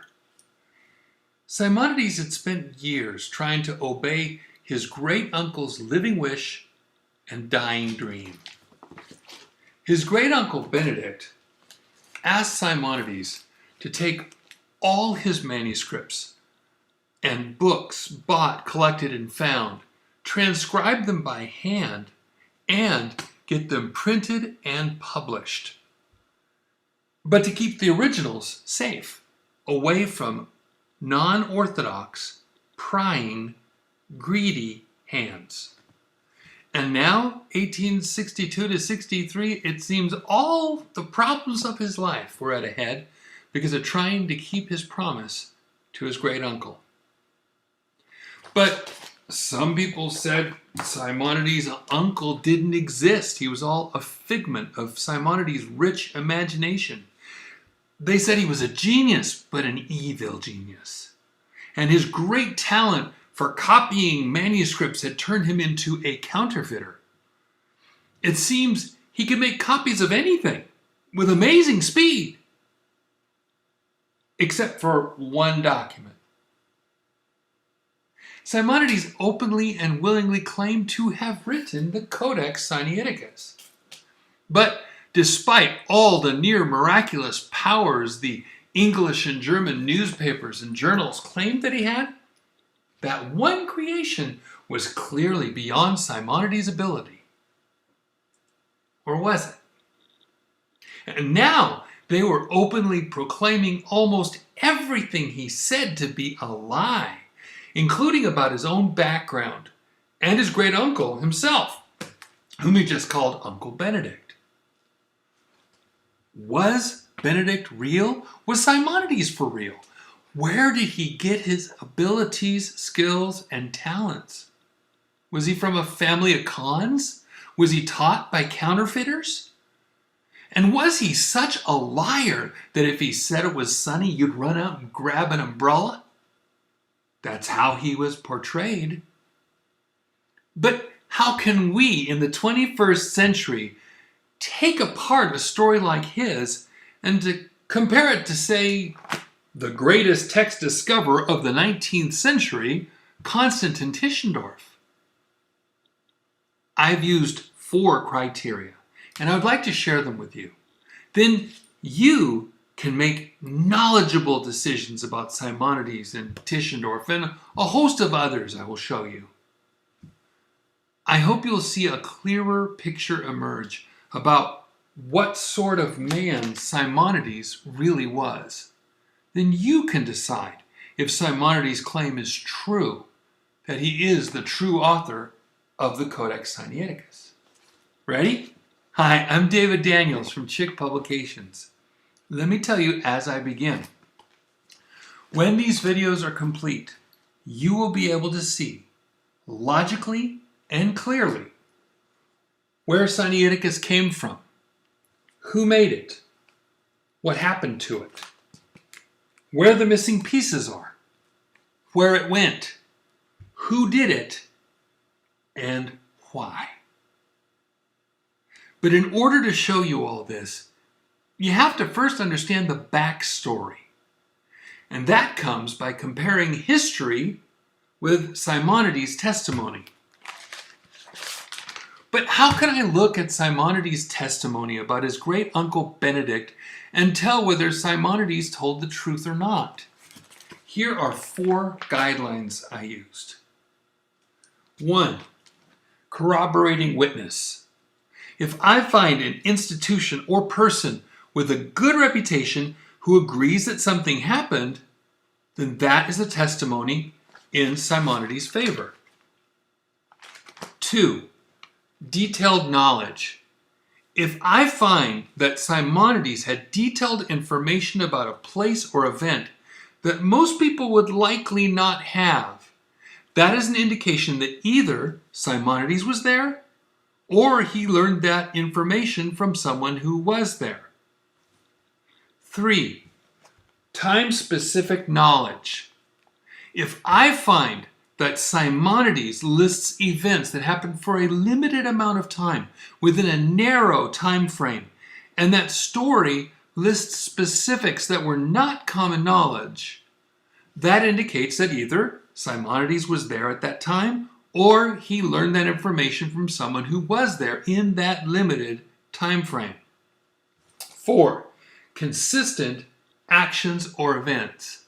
If someone tells about a person doing something that I can historically find him doing in another place around that time, we can say that this event is consistent with his behavior and therefore plausible. The book of Acts is an amazing example of this. Luke tells about people, places, and events that were only known about in small areas during short periods of time. And in the last 200 years, we have found more evidence that matches what Luke told about in archaeology, histories, and testimonies of others who lived in those days. And Luke's account of ship voyages tell about tiny details only an eyewitness would know. Yet Luke mentions them only as incidental events, nothing momentous. So it's very hard to poke holes in Luke's writing. And most people believe those events happened just the way Luke said. I told you in the last video about how I realized that I'd never caught Simonides in a lie, and that I should start treating him as innocent until proven guilty. But to do that, I would have to pay close attention to what he wrote. Then, if I was careful, I would find out whether his stories rang true or not. So, let's begin with his own great uncle Benedict. Simonides said his uncle Benedict began his work, quote, while professor in the College of Sidon in the year 1784, end quote. Is there or was there a College of Sidon? I told you before that Greek places seem to have 2 or 3 names. Well, I found it. It was the College or Academy of Sidonia, but it's also called Kudonius, or Ibali, or Ayvalik. It means fruit or quince in Turkish and Greek. Actually, right there. I'll only quote parts. But in the monthly review of December 1827, it said, on the coast of Asia Minor, opposite the delightful town of Mytilene, stood lately the town of Sidonia, now a heap of ruins. Its inhabitants were entirely Greeks. Then it says it was proposed to make a big college there. The College of Sidonia became the most frequented of the East. According to Simonides, his uncle taught there for 35 years, starting in 1784, retiring in 1819. That makes historical sense. The College of Sidonia thrived from 1771 to 1821. In fact, in 1821, says the article, Sidonia and its population were swept away by a catastrophe. That was when the Ottoman Turks destroyed the city. What did Benedict do at the college? Simonides said that his uncle, quote, by profession a theologian and versed in 12 languages, intending to publish both the Old and New Testaments and the writings of the apostolic fathers, church leaders right after the apostles, with exegetic scholia, interpreting comments, of the ancient commentators, and specially to reply to what had been written against the Septuagint, began this work while professor in the College of Sidon in the year 1784. In other words, his great uncle was a highly educated theologian. He wanted to prove wrong all those who doubted the Alexandrian Septuagint. He wanted to make his own books. Think about what this means. Starting in 1784 at the Academy, Benedict got the idea to create his own Alexandrian Greek and Old and New Testaments. Benedict also started to work on carefully analyzed writings by church leaders who lived in the generation after the apostles. He wanted to purify those writings in Greek. So it's clear that Benedict didn't like the Byzantine text of his own Eastern Orthodox religion. He wanted the Alexandrian, just like the paleographers of the West did. So Benedict was a radical. But guess what? What Simonides wrote about Benedict is consistent with the real purpose of the Academy of Sidonia. Starting in 1773, the Ottoman Empire granted the seaside town of Sidonia a form of independence and removed the Muslim residents. It became so popular that people flocked to it from all over the Aegean Sea, making this Turkish town an Orthodox city. The academy was built in the midst of a 50-year intellectual revival, as the Encyclopedia Britannica put it. Right there in Turkey, outside of Greece, the intelligentsia were even debating which of three kinds of Greek people should use. One was the Demotic, of the educated people. A second was the cleansed Greek, the Katharavousa, which was like ancient Attic Greek. And a third was something in between. The Greeks had established three big centers of learning on the east side of the Aegean Sea. At the Isle of Chios, right here. At the Philological Gymnasium of Smyrna, here. And the most significant at the Academy of Sidonia, right here. At these colleges, they were conspiring to make Greece great again. And it's consistent with history. Benedict retired in 1819 after 35 years of teaching. That's perfect timing. But first, guess where he retired to? Where else? Mount Athos. Now, I have to tell you a secret. Benedict's birth name was not Benedict. He actually had two names, Basileus and Bessarion. In researching monastic life on Athos, I found that when a person becomes a monk, he doesn't keep his former name. He usually takes the first letter of his name and picks a saint whose name starts with the same letter. So, Uncle Basileos, or Bessarion, chose the B name Benedict. And I found another point of correlation with Simonides' words. I found in the Encyclopedia of the Hellenic World that after 1780, a generous man, Ioannis Oikonomos, went into the lower working class district of Cydonia, and on the courtyard of the Virgin of the Orphans Church, he created an elementary school. It had 4 teachers. One of the 4 was Vissarion of Syme.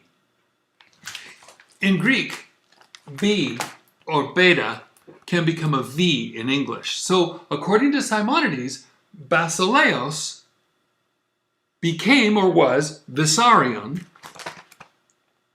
who became Benedict. B, B, B. There are many things Simonides wrote about that didn't make sense to me until I found out more about Eastern Orthodox customs. Another example of a monk who did this was Benjamin or Benjamin of Lesbos, 1762 to 1824. His birth name was also Basileos. When he became a monk at Pantocrator Monastery, he took the name Benjamin. Later, from 1799 to 1812, he also taught at Cydonia Academy, just like Simonides said Benedict did under the name Bessarion. But it turns out that Benjamin of Lesbos was quite a controversial character. You probably know that in general, universities are almost always more liberal than the communities around them. In Benjamin's case, he was supported by rich people from Cydonia to study in Paris, England, all sorts of places. When he returned to Cydonia, he brought teachings so unlike Orthodox religion that they were condemned by the Patriarchate in Constantinople in 1803. But rich and important people like the Metropolitan of Ephesus came to his defense and kept him teaching. Why is this so important? Because that's what Benedict was like. Think about it. According to Simonides, Benedict was preparing a Bible based on Alexandrian and other Egyptian documents, completely different from the Byzantine text of the Orthodox Church. If Benedict published what he wanted, he would have spread all over the Orthodox world a heretical Bible. Sound familiar? Religious professors spreading heresy by means of a false Bible? So, though Benedict was an Orthodox monk, his beliefs were far from Orthodox teaching. Simonides said that in 1819, his great-uncle Benedict started monastic life in the monastery of Esphigmenou on the Aegean side of Athos. For decades he'd collected manuscripts. Now was the payback. Simonides said he collected the most ancient manuscripts of both testaments and of their commentators, and at considerable expense prepared his work for the press. But on February 22nd, 1821, the Greek War for Independence interrupted his studies. At this point in history, no one can dispute what Simonides said Benedict did. Benedict fled Mount Athos and went to safer places, finally settling on the Isle of Poros. Simonides said, quote, "The Greek Revolution interfered. He withdrew after a little time to the island of Hydra, thence to Cythera, thence to Patsaris, and finally to Calarea, now Paros, where there is a famous monastery of the Virgin, in which he remained a long time, teaching theology to 12 Greek youths by the command of Capodistrias, governor of Greece." This matches the history books as well. I think Pitsaris is a misreading of Spetses, where Benedict taught at the school in 1828. Calaurea is Calabria. Paros is a misreading of Poros, which is a pair of islands with Calabria as the northern island. The famous monastery Simonides refers to is the Monizo Aducu Pigis Calabria, the holy monastery of the life-giving spring or fountain,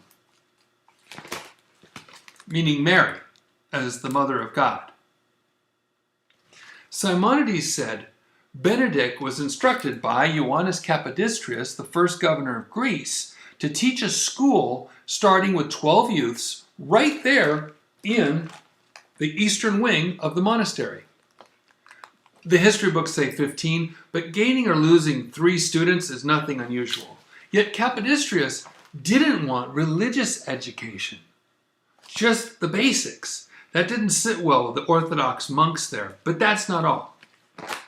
In September of 1828, Governor Capodistrias hosted the ambassadors from Great Britain, France, and Russia on Poros to draw the borders of the new Greek state. One short history of Syme says that at this time, Benedict, the monk from Syme, wrote a personal letter to Capodistrias asking for the Isle of Syme to be included as part of Greece. But the London Protocol of 1830 said no.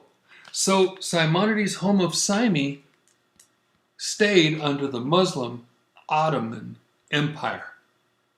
On October 9th, 1831, Governor Capodistrias was assassinated. The monks disbanded the school and left Benedict free to leave Poros and return to Mount Athos, this time to Panteleimon Monastery, just like Simonides said. Panteleimon was ruined under the Ottomans. Benedict used his finances to fix it up, along with other buildings. He earned great respect and was entrusted with many manuscripts. A lot of them came from his first monastery, Esphigmenu. In 1837, Benedict was let in on a secret. An aged monk named Gregory, on his deathbed, told Benedict, whom he looked up to, where to find a stash of manuscripts. But it wasn't as easy as all that. He would have to be careful. Athos wasn't part of the Greek state either. It was still under the watchful eye of the Ottomans, and they would take whatever manuscripts were discovered for the Turkish government. I have more to tell about that, but in the next video. At this time, his great-nephew, Constantine Simonides, was staying at Panteleimon studying under Benedict for 14 months.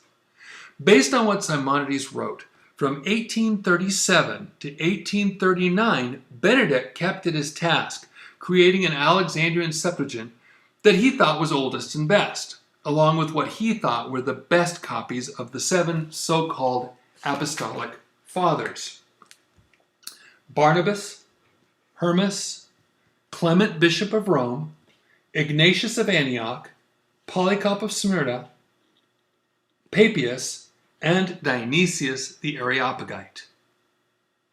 Benedict used all his manuscripts acquired during 35 years of teaching, the manuscripts received from Esphigmenu and other monasteries, and the great find entrusted to him by the dying Gregory. From these, Benedict distilled a main text of each that he liked. I can tell you right now, based on the kind of schools where he taught and his reason for the research, it wasn't going to be a manuscript that was pleasing to the Orthodox church authorities. It was going to be a thoroughly different Alexandrian Bible, and his best guesses at the best copies of the other writings as well. So, according to Simonides' testimony, as well as the history of Greek politics and the histories of Cydonia, Syme, Athos, Poros, and researches by historians, Benedict was a generous, not so orthodox professor monk. And now he was working on his greatest project, a Septuagint Greek Bible that would prove all the naysayers wrong, in his opinion, of course. And now he was working on that in private, but all that working in private by candlelight really messed with his 70-something-year-old eyes. He couldn't see well anymore to complete the project he had in mind. But he knew someone who could see. Not only that, he could read, draw, and copy with amazing speed. That person was Constantine Simonides. This is the groundwork for how I think Codex Sinaiticus was created, and what happened to it, and why. There's a lot to think about in this video. Take your time, check my information if you want. I've made subtitles. Next, I will tell you about how Constantine Simonides, Benedict's great nephew, fits into Benedict's plan.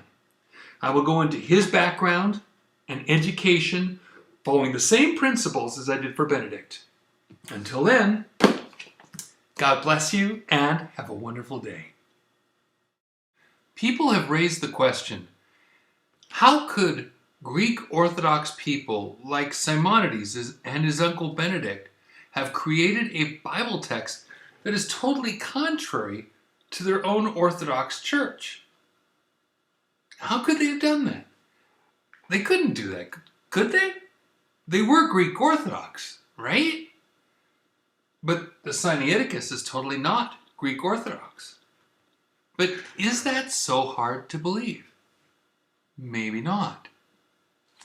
I've shown in earlier videos my own professors in what was supposed to be a conservative seminary teaching totally heretical, Bible-doubting, unbelieving doctrines. Parents send their kids to Bible schools and seminaries, and they have no idea their kids are being subverted in the process. But I'm not here to tell you what could have happened. I'm here to tell you what did happen.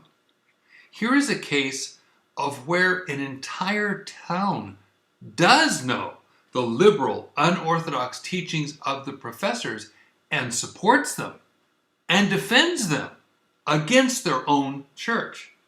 Welcome to the town of Sidonia, or Kydonia. The town of Ayvalik, or Kydonia, was an unusual case in the history of how Muslim Ottoman Turkish Empire treated the Greeks. They actually showed some compassion. In 1773, the Ottomans granted the Kydonians special privileges. First, the Muslim residents had to leave Kydonia, and other Muslims were forbidden to settle there. The city was declared independent. It was no longer under the Muslim governor of the region. Even Muslim observers seem to have left. To the Muslims, these privileges were being granted to the Christians of Kydonia. We call them people of the Eastern Orthodox religion. Other Greeks heard about these new freedoms and immigrated into the city. Many of them came to be free from the pirates who struck all around the Aegean Sea. The city had three major districts: upper, middle, and lower. The upper district was traditionally important families who more or less ran the community with some help from the middle district. The middle district was wealthy businessmen and merchants who had no social status, along with business employees and craftsmen. The lower district was mostly sailors, farmers, and other workers. Religiously, Kydonia was directly under the Orthodox Diocese of Ephesus, not the mother church of Constantinople, and it had 12 parish communities. The biggest one in the lower district was Zoodokos Pigi, the life-giving spring or fountain, referring to Mary. 7 years later, a church was built in the lower district called the Virgin of the Orphans. This church had a courtyard. This must have been quite a big courtyard. According to the Encyclopedia of the Hellenic World, in that courtyard were built a small nursery, an elementary school, a Greek school, a library, and living quarters for the teachers and out-of-town students. It even had a hospital. According to the encyclopedia, this is where 4 teachers taught. Deacon Evgenios of Burla, Francescos of Kea, Theodosius of Mudania, and the 4th, who's most interesting to us, Vissarion of Syme. It received its support from charitable contributions by the churches and wealthy citizens of Kydonia. Vissarion of Syme began teaching in the 4th year of the school in 1784, according to a tiny reference in a letter by Constantine Simonides. Vissarion we've met before under the name Benedict. Vissarion was a given name of Simonides' great uncle. Simonides wrote, "First, that my uncle Benedict, being by profession a theologian and versed in 12 languages,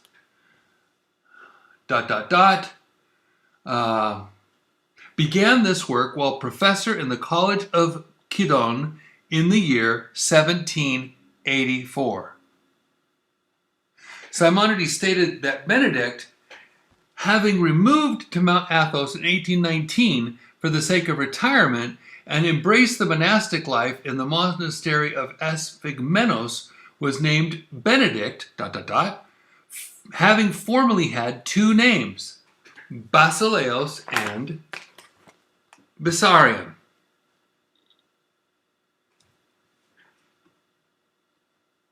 Simonides also tells us what Vissarion, or Benedict, did when he taught when he retired. Vissarion was intending to publish both the Old and New Testaments and the writings of the Apostolic Fathers with the exegetic scholia of the ancient commentators, Bible commentaries, and specially to reply to what had been written against the Septuagint.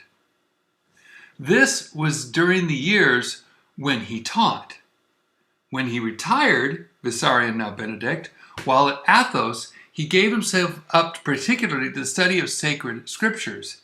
He collected the most ancient manuscripts of both testaments and of their commentators, and at considerable expense prepared his work for the press.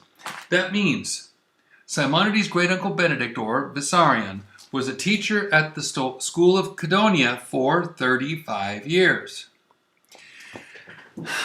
But for Simonides' story to ring true, we have to believe and prove some amazing things. The Orthodox religion clearly used a New Testament that was pretty close to our King James New Testament. It was completely different from the Alexandrian Greek that is in Sinaiticus. How could Vissarion, now Benedict, have gotten away with pushing a completely heretical text on his students for up to 35 years? It looks like I found the answer. Hi, I'm David Daniels from Chick Publications. It is exciting to search through other sources and find backup, even for the minor things stated matter-of-factly by Simonides. That's the mark of a truth teller. A liar may lie, even when he doesn't have to. But a truth teller states facts even when nobody will look them up. Okay, well I did, but I'm not normal. You get the point. So let's go back to the school started in 1780 in the lower district of Kydonia, in the courtyard of the Virgin of the Orphans Church. There were 3 notable students. I will tell each of their stories one at a time. Ready?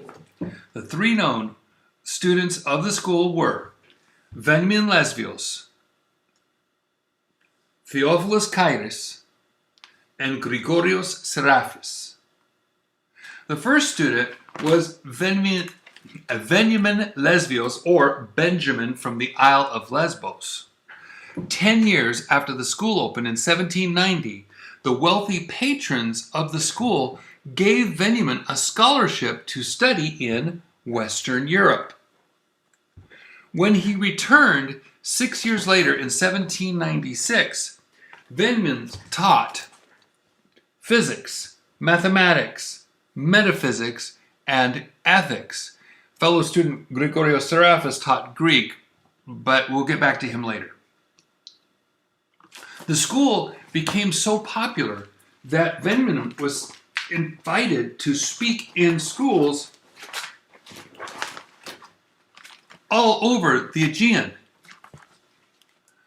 But he said no.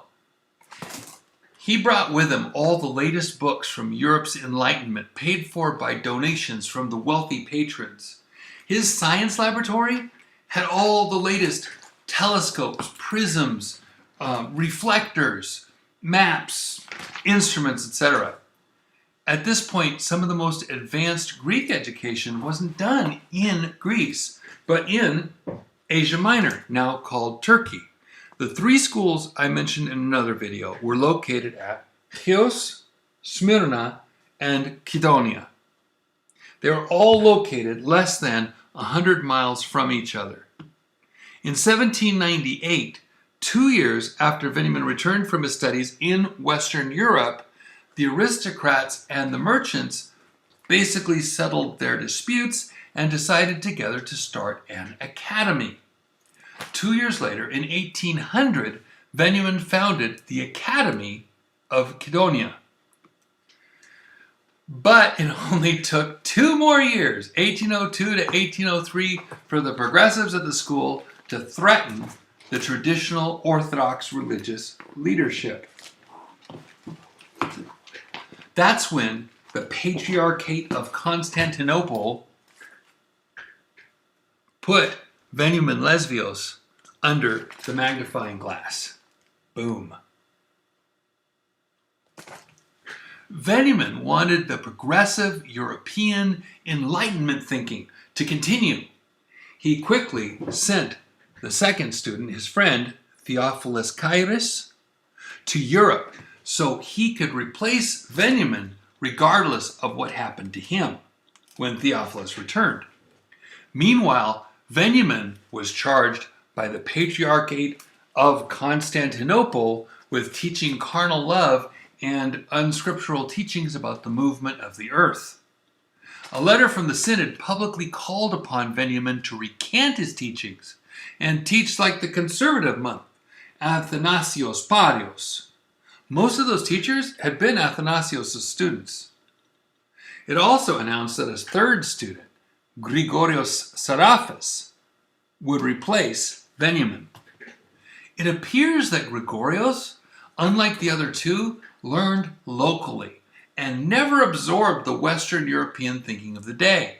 So they believed they could trust him with maintaining traditional Orthodox teaching after they fired Benjamin.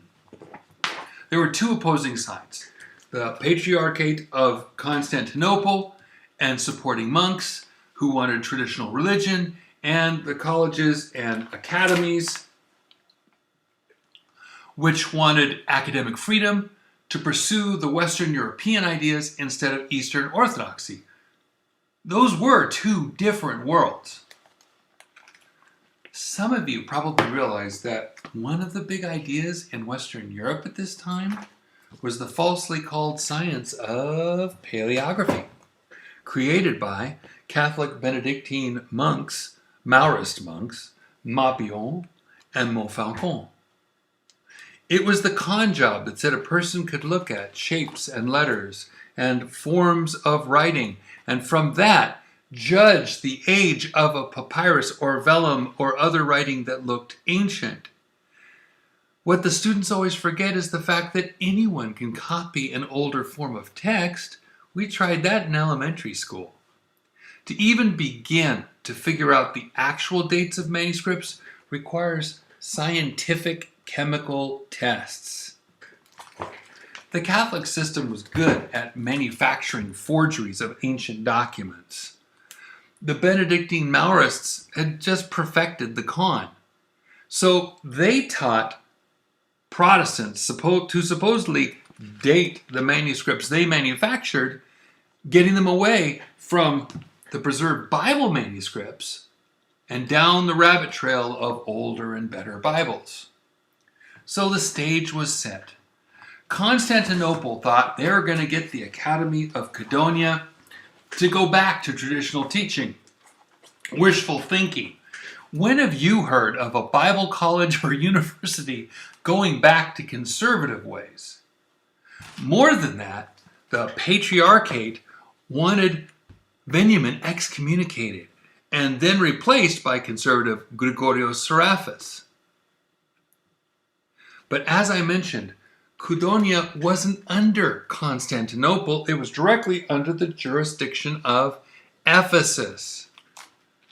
Specifically, the Metropolitan of Ephesus, Dionysius Kaliarchus. He had his own way to settle the matter. Metropolitan Dionysius asked for Benjamin's teaching notebooks to be sent to him. Then he read and refuted the charges himself. You see, Dionysius was a progressive, just like the Academy and the wealthy and influential people of Cudonia. The merchants of Cudonia sent letters supporting Dionysius and Benjamin because they believed the synod didn't have the right to dictate what they saw as educational matters. So in reality, Cudonia wasn't really a traditional Eastern Orthodox city at all. It was a college town. And proof of this wasn't far off. In 1812, Theophilus Caius returned from Europe carrying the same progressive ideas as Benjamin and literally took his place as promised. Benjamin Lesbios simply resigned, citing ill health. After that, the matter was basically settled. But if you noticed, Benjamin won. Western influenced Theophilus, not Eastern traditional Gregorios, became the head guy. So they continued in their liberal ways till 1821 when the Turks destroyed the city and academy. And that, brothers and sisters, was the environment in which, for 35 years, Vissarion, Simonides' great uncle Benedict, taught and did his life's work. Does this sound like an academy that would use a traditional Byzantine text? Or does it sound more likely they favor a Western-taught, paleographically older and better Greek text as was taught in Western Europe, reading Mabillon and Montfaucon?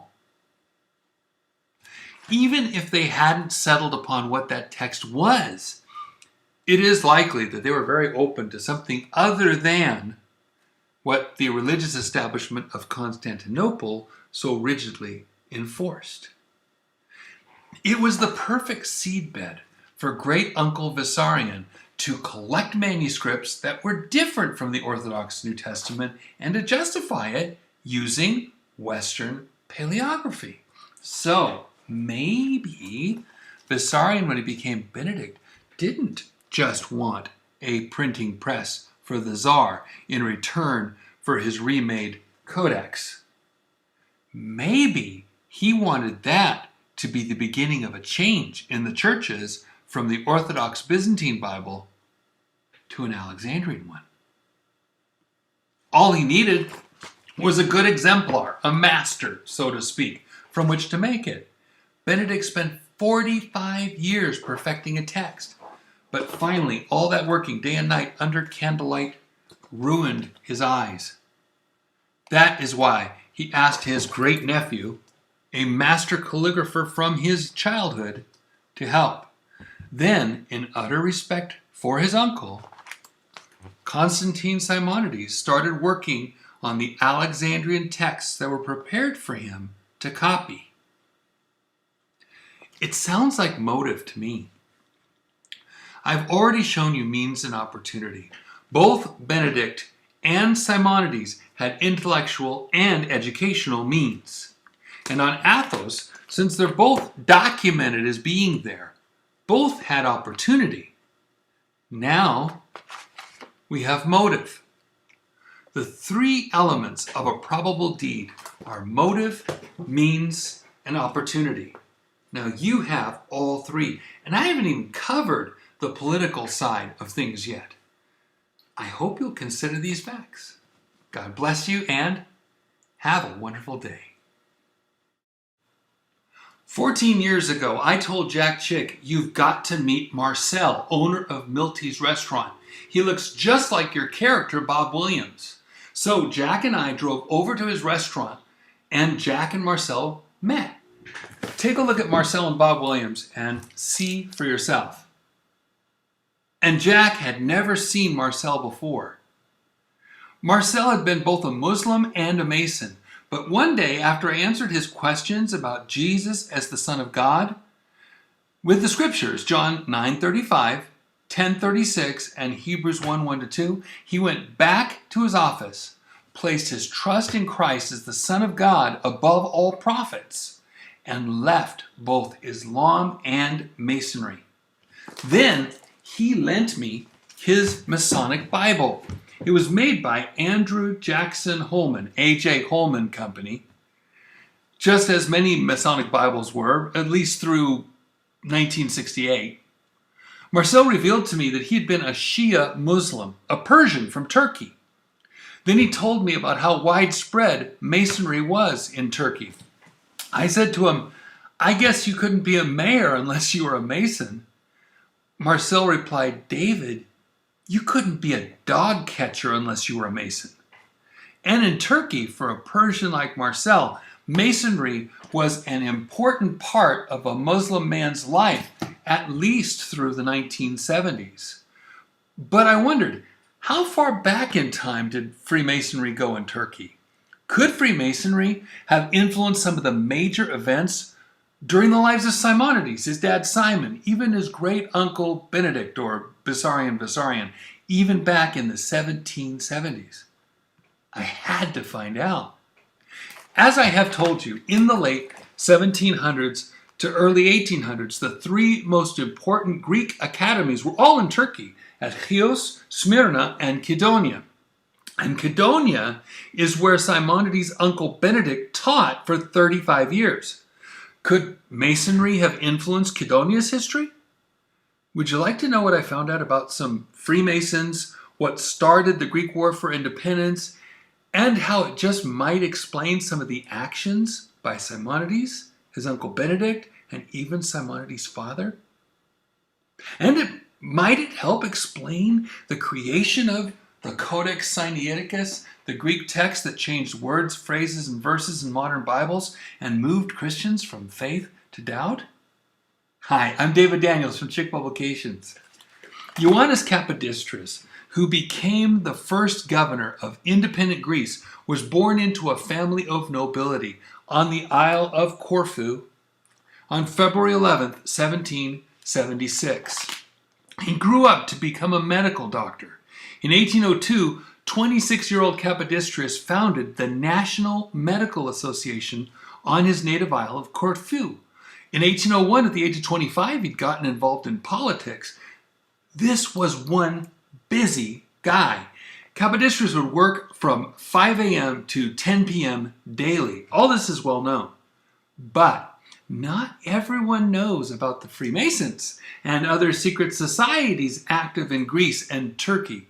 I have verified this with information from sources such as Bulk Analysis, Phoenix Masonry, and by the Masonic Grand Lodges of Greece and Turkey, among numerous others. Here's a brief history of Masonic lodges and groups. The premier Masonic Grand Lodge of England was established in London on June 24th, 1717.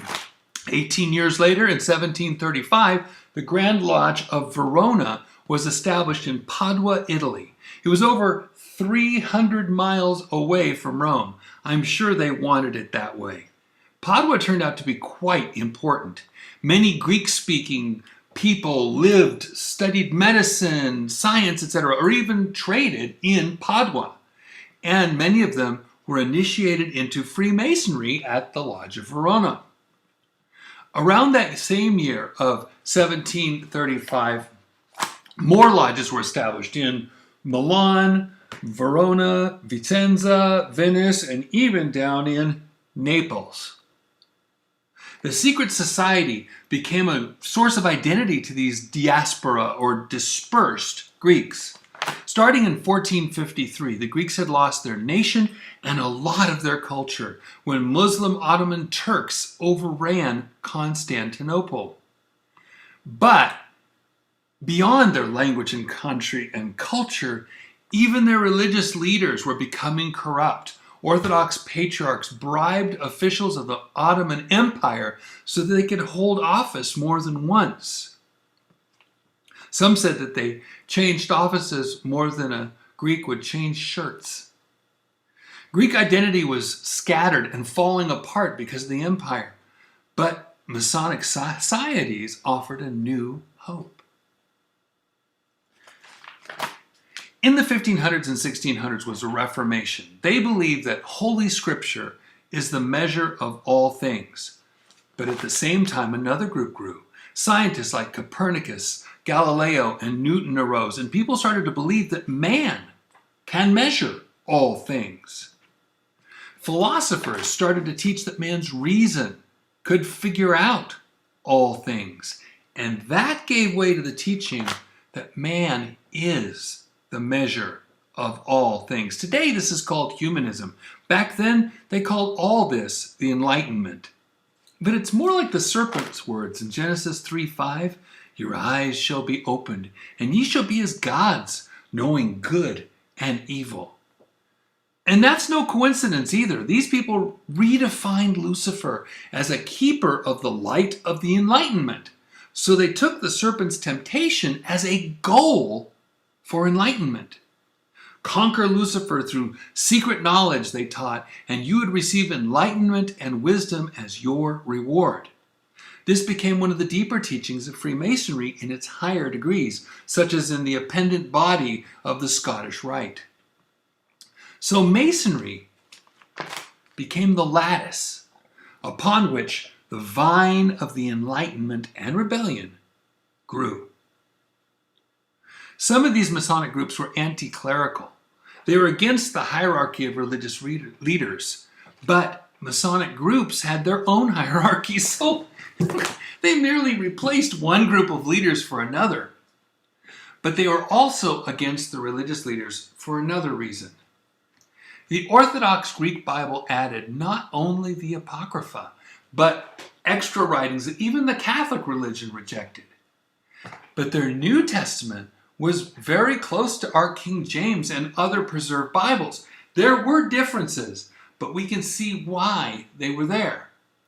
When their traditions contradicted the scriptures, their rule was simple: change the scriptures. They just deleted the words or they rewrote them.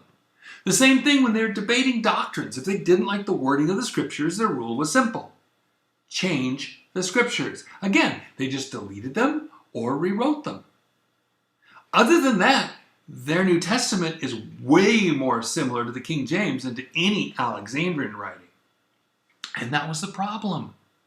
The Enlightenment crowd wanted to motivate people to rise up and overthrow the rulers. But the New Testament teachings don't tell us to do that. The Masonic groups taught that we are destined to rise up in knowledge of the mysteries, even into godhood, using Christian words, but redefining their meaning.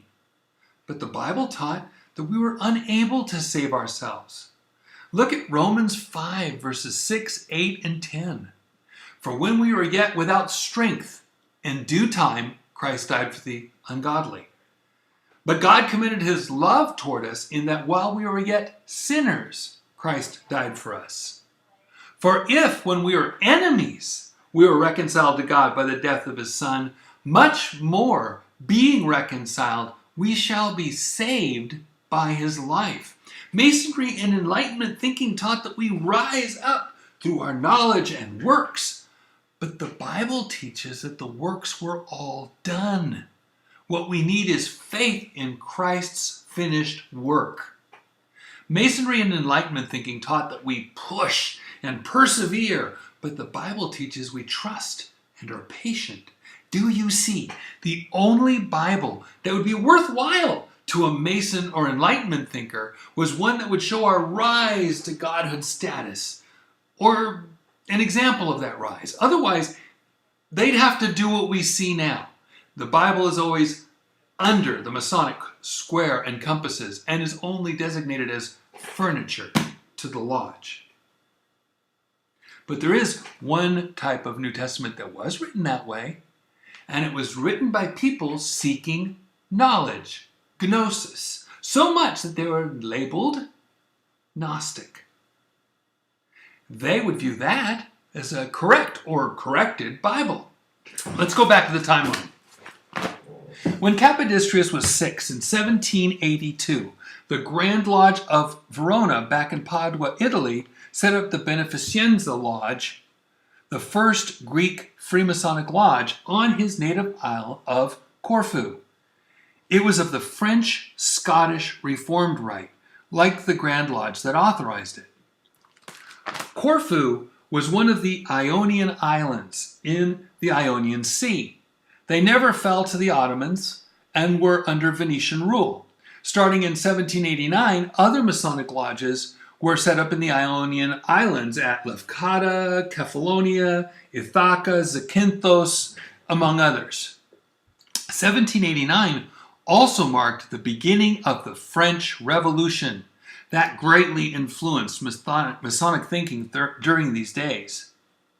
The next year, in 1790, a Greek revolutionary thinker, Rigas Feraios, wanted to unify the Orthodox all over the Balkans and created the Kaloi Exadelphoi, or Bon Cuisine, good cousins, a Masonic-based society in Vienna, Austria.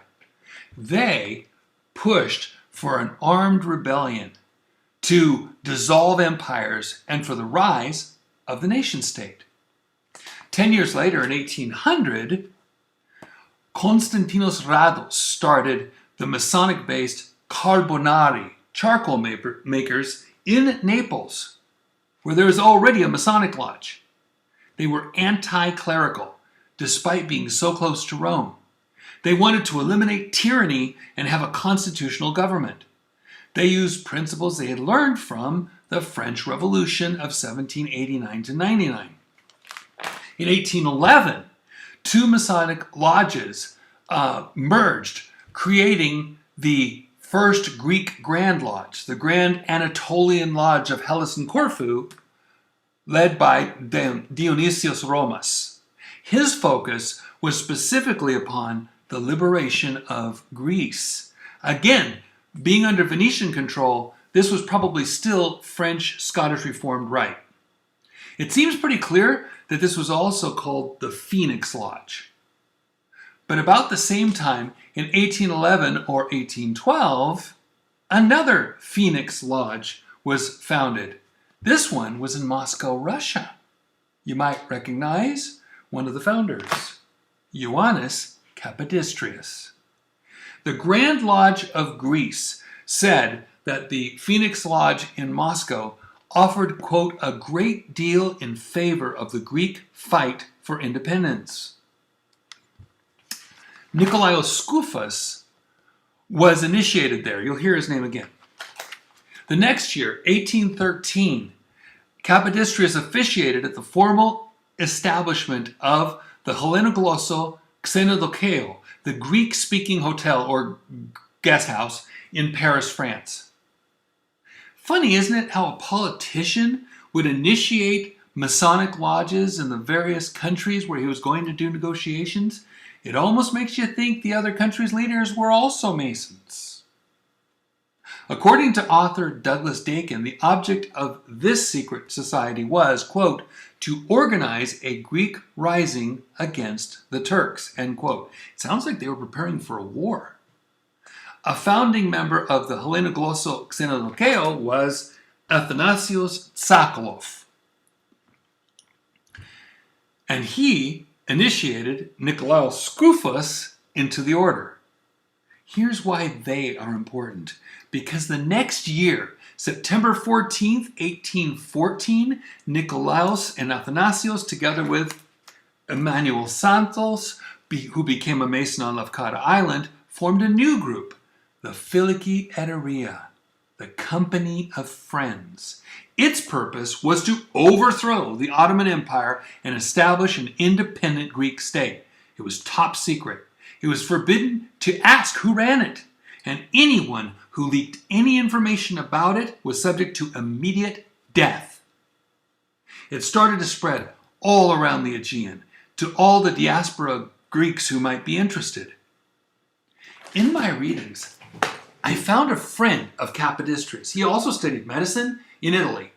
He then spent 6 years learning military science. Then he acted as a doctor in Macedonia until he was initiated into a secret society called the Helleria. Then he went to Egypt and Asia Minor, Turkey, to get others to join the movement for the Greek Revolution. I wondered, could Helleria and Eteria be the same thing? To make a long story short, they were. And Capodistrias' doctor friend, who got into this secret society to overthrow the Ottoman Empire, he was none other than Simon of Stagira, father of Constantine Simonides, creator of the Sinaiticus. According to biographer Charles Stewart, Simon was very close to Capodistrias and was sent on some important diplomatic missions. He later became the governor of the Isle of Symi, but there's too much to go into here. The Filiki Eteria tried 3 times to get Capodistrias to become their leader, but he refused. And yet, he kept their secret. So now, you know the basic landscape of pre-war Greece from the 1770s to 1814, just before the war began. But I opened with a question. Could Masonry have something to do with what happened on Turkey as well? Yes, it could. It turns out that a charter was granted for Masons in Smyrna to have a lodge sometime after 1751 and before 1778. They had to have Masons of sufficient qualifications to get a charter to make a lodge. Could a few of these rich, influential people have been, say, Muslim Ottomans? Muslims can be Masons. And is it possible that one of these, say a sultan, was over Kydonia? If he had a bunch of Masonic brothers in the city, he could, out of devotion to the craft, have done amazing things for them, far more than Sharia law would allow. That Masonic sultan could have, in 1773, suddenly told all the Muslims to leave Kydonia, including the ones who keep tabs on the city. We know it happened. But after Kydonia was filled with Greeks who were rich and influential, and many were Masons, they got a taste of freedom, and they wanted more. So those with the money paid for future teachers to get their education in Europe, and many of them came back enlightened, Masons, and revolutionaries. In that environment, do you think Vissarion, religion teacher from Symi, wanted a Bible that said God came down to helpless humans? Or one like the Gnostics had, that agreed with Masonry and the Enlightenment and said a sinful man was able to become God's son? Take a look at Mark 1 here in the Sinaiticus. If it was missing just 2 words in verse 1, it would change the story. If it removed Son of God from verse 1, then the story would read that Jesus was baptized by John the Baptist to get his sins forgiven. So that Jesus was sinful. And then when God said, "This is my beloved Son in whom I'm well pleased," that would be when Jesus became the Son of God. And look here. The Son of God is not in the original writing. Someone else put it in the margin later. But that's another story. And look at John 9:35. If it changed one word, God, to man, it would change the very verse that God gave me to lead Marcel to Christ. And look, Sinaiticus says, "Thus I believe on the Son of Anthropou," man, not God. Theos. But that's not all. A sister wrote me 2 weeks ago about this page of Sinaiticus and showed me something else. Look, where it says, and he said, Lord, I believe, and he worshiped him. Take a look. Sinaiticus removed every word. Again, someone else wrote the right words into the margin later, but they aren't original. The Sinaiticus Jesus was a sinner who became the Son of God after he was baptized to remove his sins, and he never revealed himself as the Son of God or received worship in John 9. Could it be that this Sinaiticus was written as the Bible of the New Greece? That the radical changes in the New Testament that are in line with Gnostic writings and with Codex Vaticanus were intended to be the Bible of the Masonic people, working their way upwards to exaltation? I want to propose something. What if Vissarion, later called Benedict, Simonides' great uncle, wanted what we call the Sinaiticus to go to the Tsar of Russia for another reason? What if he wanted the Tsar to enjoy the Bible in its finished form and approve of the changed Gnostic text? Then it wasn't all about just getting a printing press from the Tsar after all. It was about making a replacement Bible that would be printed and spread all over the Aegean Sea to replace the Orthodox Bible. And that Bible would be more in line with Masonic and Enlightenment and revolutionary thought. Looking at the evidence, that's what I think happened. But guess what? Somebody else wanted that same text for a completely different reason. And once Simonides had completed his first draft, two different worlds collided over what to do with that text. But I'll tell about that in the next video. Until then, God bless you and have a wonderful day. But how can you be sure that someone is telling you the truth? When I went to Bible college, I believed my professors. That was a big mistake. I encourage every single person on earth to question their professors, question their preachers, question me. Believe no one except, could I have my book? Dubsu? Thank you. My beautiful wife, Deborah. We're newly married, only 32 years. And in a couple weeks, it'll be 38 years since we got engaged. Went together 3 days. I asked her if she'd marry me. She said yes. We're engaged for 5 years and 7 months. Lock it in when you get a good thing. Okay, so this book was right to begin with, and this is the first thing the devil used a person to pull me away from, the King James Bible. The very first thing. The very first thing the professors did was try to tell me that it's not the oldest and the best. And the immediate, I could go on forever. You get the idea. Don't believe what people tell you. Believe what God tells you. And remember, your salvation is dependent upon the words in this book.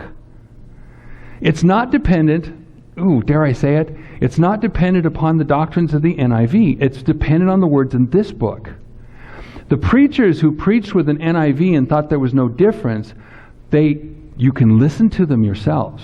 If they were raised on the King James and they're reading an NIV or an ESV or a New American Standard or a whatever Bible, when they get to the point where something's missing and they're just standing away from the pulpit, they'll start quoting this book. Because they know those words belong there. And even if they don't see them there, they know them here. But just like in the beginning of Exodus, what happens when there's a Pharaoh that knoweth not Joseph? What happens when there's a generation that doesn't know this book?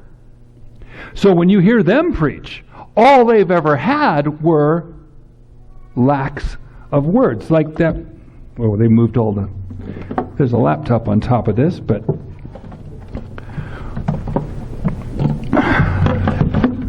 some would say I like to write, and I'm only writing when I think I have something to say. But this book right here, look what's missing. It shows you what's missing. I mean, it's exactly what it says. It compares the King James to 41 different translations. And then it very in depth tells you what those changes are, and then why they're important.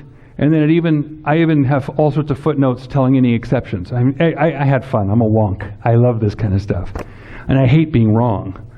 So if somebody finds me wrong, if you find me wrong, something I say here, tell me, I'll fix it, okay? That's my promise. I've done it already.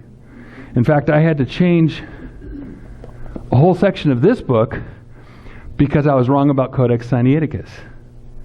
I believed my professors. But when I confronted the evidence, I found that I was wrong. So I'm okay with that. Paleography is a con that has been pushed in Bible colleges, but you had to learn a little about it. So let me move you along the story a little bit. Do you recognize any of these pictures? Do you guys know them? Raise your hand if you recognize anything in here. Okay, so that right there, you know what that is? That's a section from the Book of the Dead that Joseph Smith reinterpreted and made into the Book of Abraham. Anybody know that story? About Mormonism? It's in the Pearl of Great Price, the third of the books that they did. There's the Book of Mormon, the Doctrine and Covenants, and the Pearl of Great Price. Not a lot of Mormons here, I see. Okay, so then here are the Kinderhook plates. There's some guys thought they'd pull one over on Joseph Smith, so they wrote some fake plates, and then Joseph Smith translated them by the Spirit of God. Yeah, that's the problem with being a con. You can be, say it with me, conned. If you're a con, why does the Bible say deceiving and, say it with me, being deceived? Because that's the way it works. If you're focused on conning, you can be conned. So you got other manuscripts and ancient supposed manuscripts, and I'll let you in on the other stuff in a minute. Let's just go on to the next one here.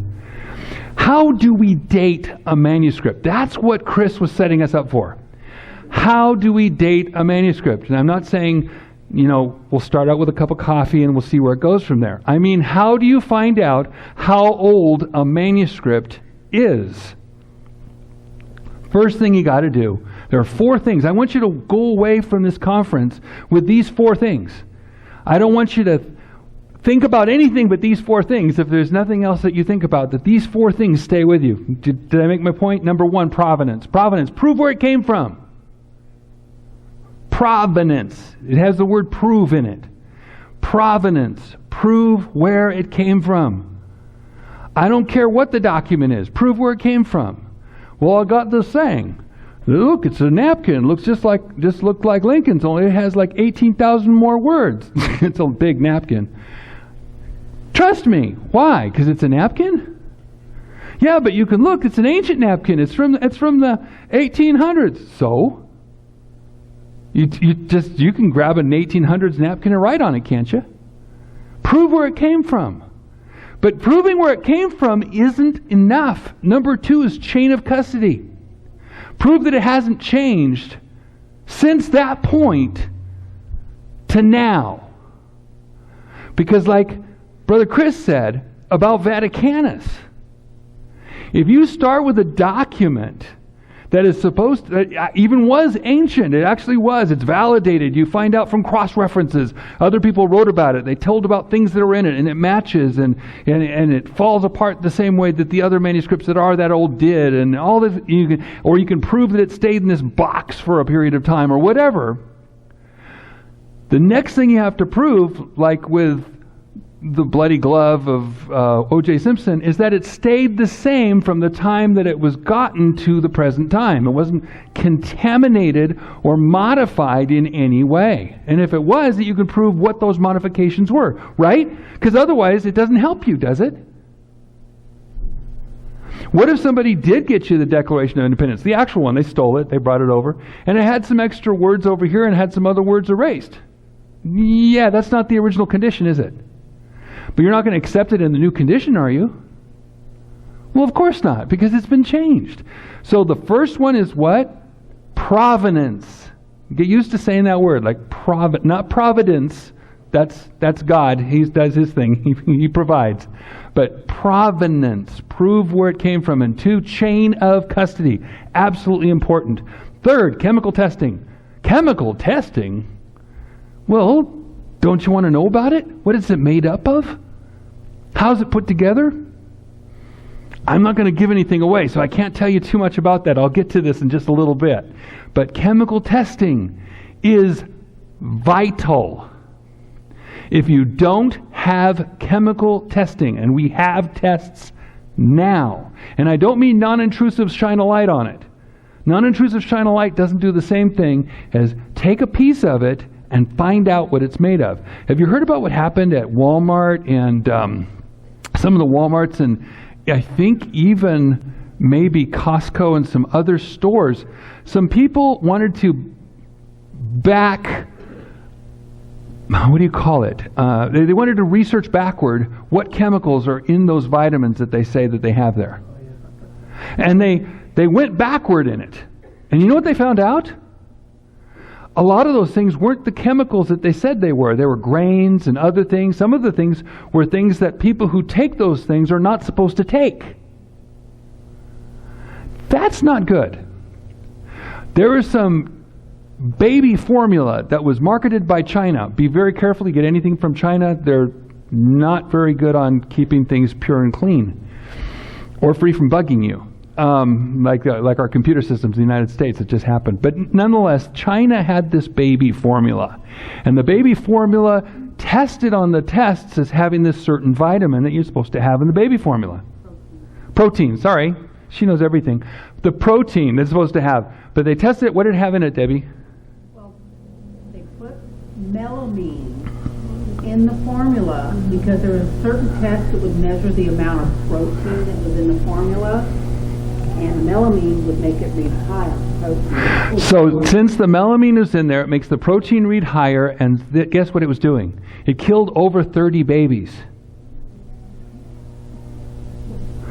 Just like you don't want to take certain items of pottery from certain countries because they may contain lead. Not really good to get on you, or in you, or ingest. Okay? So chemical testing is really important. There's a reason. And even though the Food and Drug Administration in our country has gotten kind of corrupt and stuff, nonetheless, there is a really good reason for it to exist. You got to know what's in it. Okay? It's not like our medical bill that we had, our medical plan. You got to pass it to find out what's in it. No. Finally, you come to 4. Source documents. What is it from? Or another way of saying it is, what is it like? What is it like that's supposed to go back in time that I can match it up to? Or if it doesn't match anything from the past, what does it match up to in the present or sometime in between the past and the present? 4 things. Ready with me again? Provenance, chain of custody, chemical testing, and source documents. Those are the 4 things you need to determine the age of something. And did you notice I didn't mention paleography? Paleography is only what you do after everything else is done and you've done your testing and found out your information. The thing I want to tell you, I didn't know for sure who would be here. So if you don't have a King James, I'm going to say this to you. And if anybody watches this video, if you don't have a King James in your hand, listen to this. The Bible you hold in your hand may be based on a con job. It's really that simple. And those 4 tests will tell you a lot. This is Wilfrid Michael Voynich. It took me a week to get that name right. It's 1865 to 1930. He was a revolutionary, an anti-Tsarist. I think you'd call him a Marxist, Leninist, somethingist, one of those guys. He was an anti-Tsarist. And he got his degree in chemistry. Remember this. At Moscow University. He went a number of different places, but he ended up, I'm shortening the story way down because we have an hour. Moscow University gets his degree in chemistry, and he's a licensed pharmacist. Again, think about number 3. He's a licensed pharmacist. And then he had some friends who got arrested, and he tried to get him out. And he got caught. And he got sent to jail. And there's a whole romantic thing on how he found the lady who's later his wife, if you want to call it romantic. And then he gets sent off to just above Mongolia, and then up finally into Siberia. And then he escapes there with some false identification that he was able to manufacture. Remember, he's a what? Chemist, licensed pharmacist. He makes it all the way over to Hamburg and eventually to England. He's looking for a specific person. And, oh man, there's so much story. But get the idea. He's got his contacts. Let's say that. When he gets into England, he has these contacts, and of course, the daughter of one of his, the people he gets connected with, is the lady that he saw when he was in prison at the beginning, before Siberia, long before, all the way back in Poland, as a matter of fact, in Warsaw. Anyway, he ends up getting married to her after she has an affair with somebody else and writes a famous novel. So that's another story. When we get into, this is not a simple story. That's what I want you to see. There's history, provenance, finding where something comes from. There's a story that's always attached. If there's no story, it may not have happened. You with me? You with me? If there's no story, it just may not have actually happened. All right. So a guy at the British Library, which became the British Museum, then wanted, or British Museum became the British Library. Now it's called the British Library. It's the other way around. But the guy who was a curator of books said he should become an antiquarian bookseller. And amazingly, he was able to find one-off copies. He found copies for which there were not any other copies.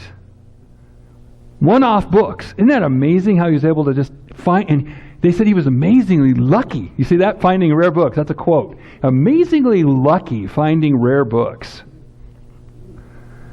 Now, he found when he went to a Jesuit, according to him, let's just take his story.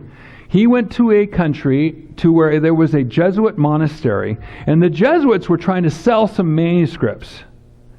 And he was there to buy them.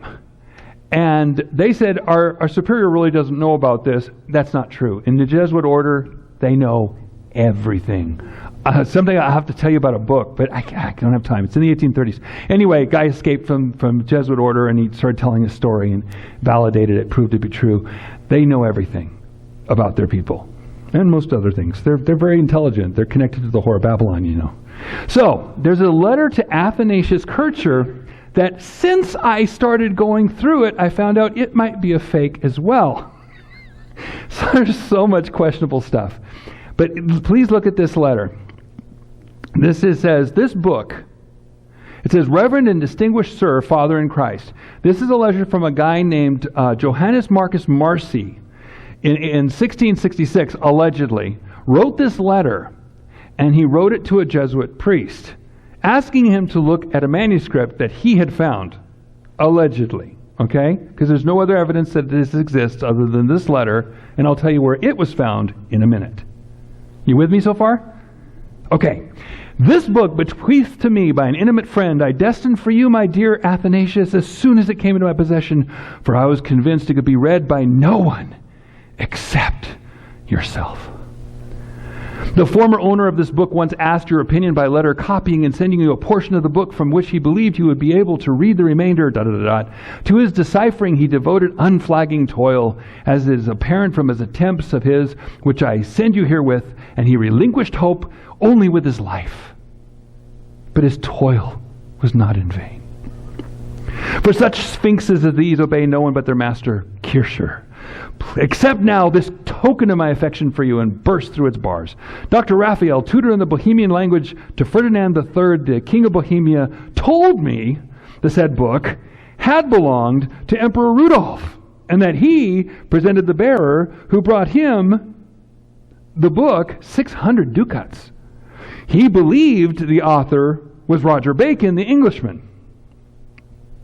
That's not suspect at all. When you just name all the names, everybody popular, and all of them, you start to go, oh, it's this old. Oh, no, it's even older. Oh, no, it's even older. Oh, it goes back to the 1200s. Isn't that a coincidence that somebody would name all those names like that? On this point, I suspend judgment. It's your place to define for us what view we should take thereon, to whose favor and kindness I unreservedly commit myself and remain at the command of your reverence. Johannes Marcus Marci of Kronland, Prague, 19 August 1666. I'll tell you more about that in a minute. But, okay. Anybody have one of those, detectors? Too late for the boots, save the watch. It's a little deep. Okay, let's go on. But which book is Marci's letter talking about? At least let's know that. No one knows. What if someone tried to make one up?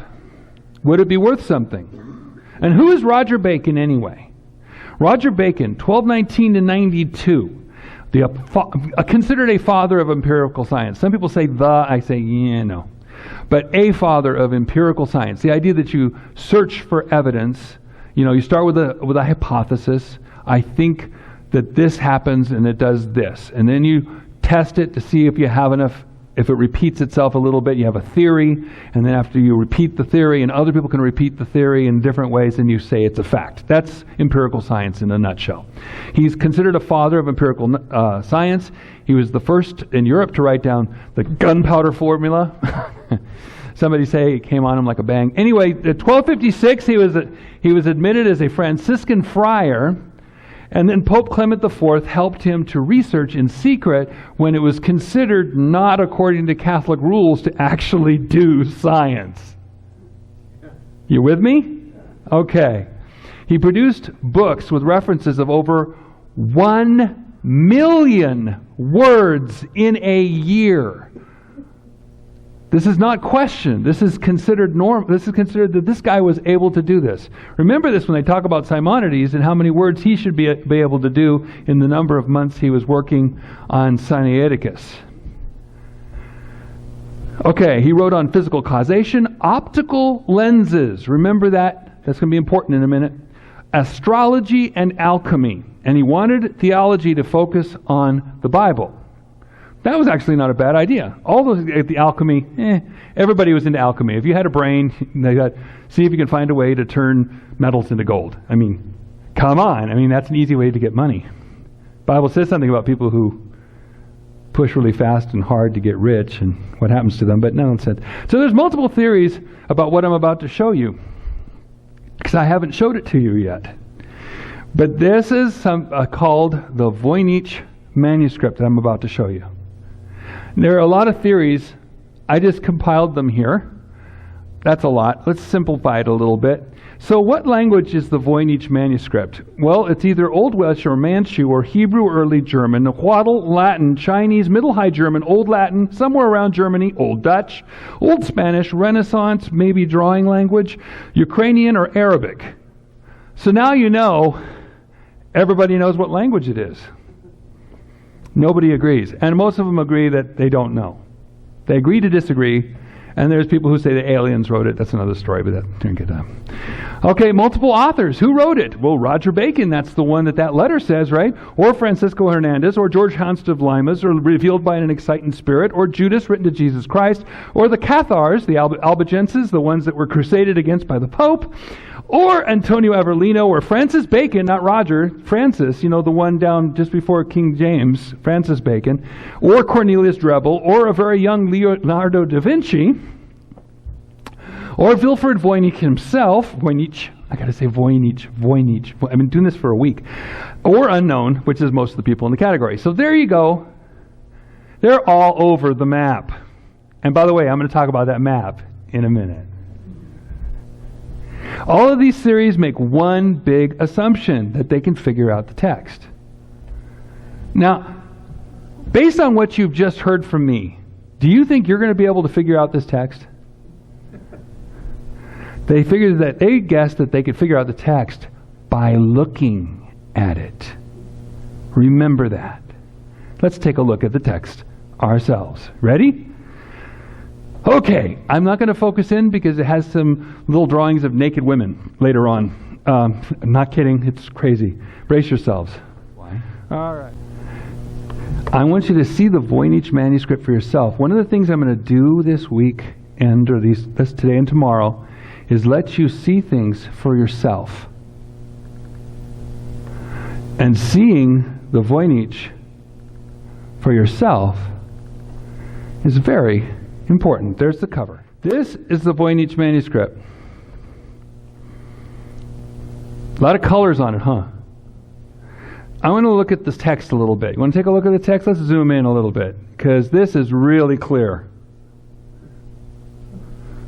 Now, that obviously says, well, what do you think? There's whole movies about this text. Is it a secret code? Is it a secret language? Did aliens write it? Well, let's go further. And just keep on going down here. Let you see these unusual plants, none of which actually exist, by the way. There are parts of them that exist. I like the extent that they went on this. They called this a sunflower because reasons. They called this a sunflower. They said, see, that's a sunflower. Well, that's really interesting. And then the text around it says what exactly? Nobody knows. So we'll keep on going a little further because it's about to shift. I know it looks like a big botany book, right? Then we go a little further. Okay, here we go. Oops. We'll scoot into here, and thankfully the women aren't naked yet. Okay, so here we go. Now we got these four-looking winds thing and a bunch of circles. And there's still more stuff there with a couple eight-looking things. That doesn't do a whole lot. Then you go past it to here. And now you got what looks like a sun and a star, doesn't it? Okay. Go a little further. You see more a bunch of moons and suns and looks like groupings of stars. Do any of those exist? Of course not. Then you get to this. I'm going to tell you about this in a minute. But this looks like a design that's modified from books that existed in Voynich's own store, in his bookstore, all of which existed before 1910 when he supposedly got a hold of the manuscript. This one right here specifically. I want you to see it first here because I'm going to show it to you in a different way. Okay? See that? A little star thing and little weird symbols in the middle. And after that, it jumps into astrology. Oh, sorry, I don't want you to see the ladies. There's you know, the wrong thing here. Astrological symbol there. This is where I zoomed in at one. Oh, sorry. Just trying to get in here. Okay, Libra. Now I went, that there looks like Libra, the scales, right? Anybody remember astrology from their childhood? Okay, so astrology, and then it looks like it says, now in unsealed Greek, when you're going to take a letter out, a letter, an N at the end of a line, you put a line up instead of its place. And I thought, I wonder if in medieval kind of writing they had a time where they'd take a letter out, just take a letter out and put a line there instead of it, like an M. So that could be Octember. So I thought, I don't know my astrology, but could Libra be October by any chance? And it is. So there are some words, and they're only the astrological ones that are written in Latin or Greek. And I checked them myself. And I only know this not because I read about it, but because I looked at it for myself. All right, so let's go on further. Yeah, this guy became obsessive with little naked ladies. And so I'm just staying back here. I'm just going to keep this way, way, way back. We'll get through it soon. We're going to get to a point where he starts changing the shapes. Now this is interesting. Do you see how that page folds out like that? No ancient document folds out. That's something that happens now. And that's something that happened in the 1800s. But that's not something, and even in the 1900s, late 1800s, maybe, but not before that.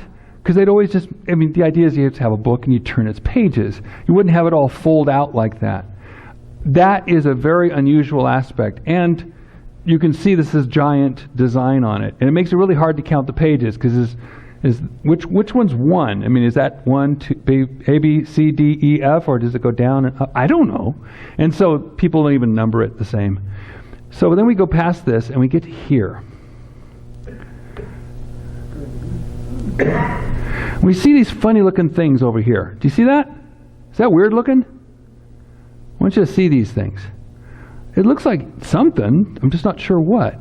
Now what's really interesting is some of these plants have a top that looks like one plant and a root that looks like another plant.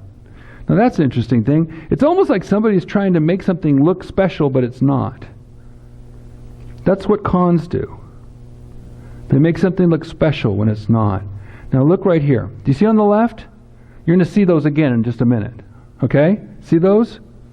Would anybody have a guess as to what one of those would be? Just really fast. Raise your hand if you have a guess about what that is.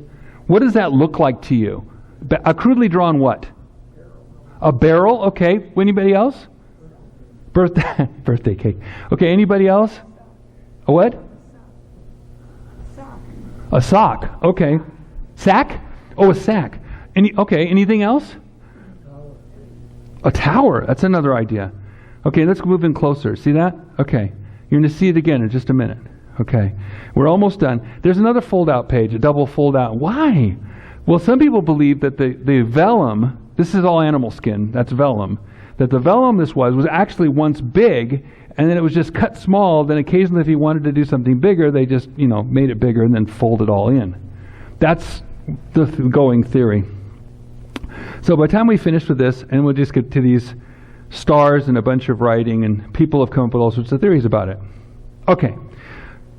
Now, do you think you could determine what this thing is? Let's look at the writing just one more time just to be really clear on how clear this writing is. No mistaking that. Yeah, that is definitely confusion. For every theory, there's a counter theory. That's the thing about theories. If you cannot do something empirical, you cannot create an hypothesis, test it, come up with a theory, then all you've got is counter theories. Okay, so again, how do you tell where the Voynich manuscript came from? Provenance, chain of custody, chemical testing, and source documents. Is we in agreement on that? We got to do something, right? Voynich has no clear provenance. Voynich has a questionable chain of custody. Do you know where that letter was found? Supposedly? In the Voynich itself.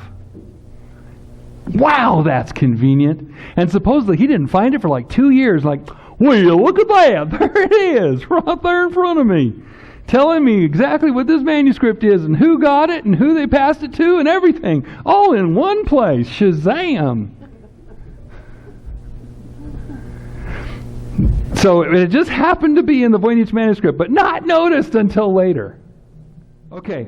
Now, if you take the last 2 letters of that guy Marcy I told you about and compare them, you'll. This is somebody else did this. This was Rich Santa Coloma. This is his work. He did a great job, and I always credit where credit is due. This is not my work. This is just checking out all the different theories and finding who made the most sense.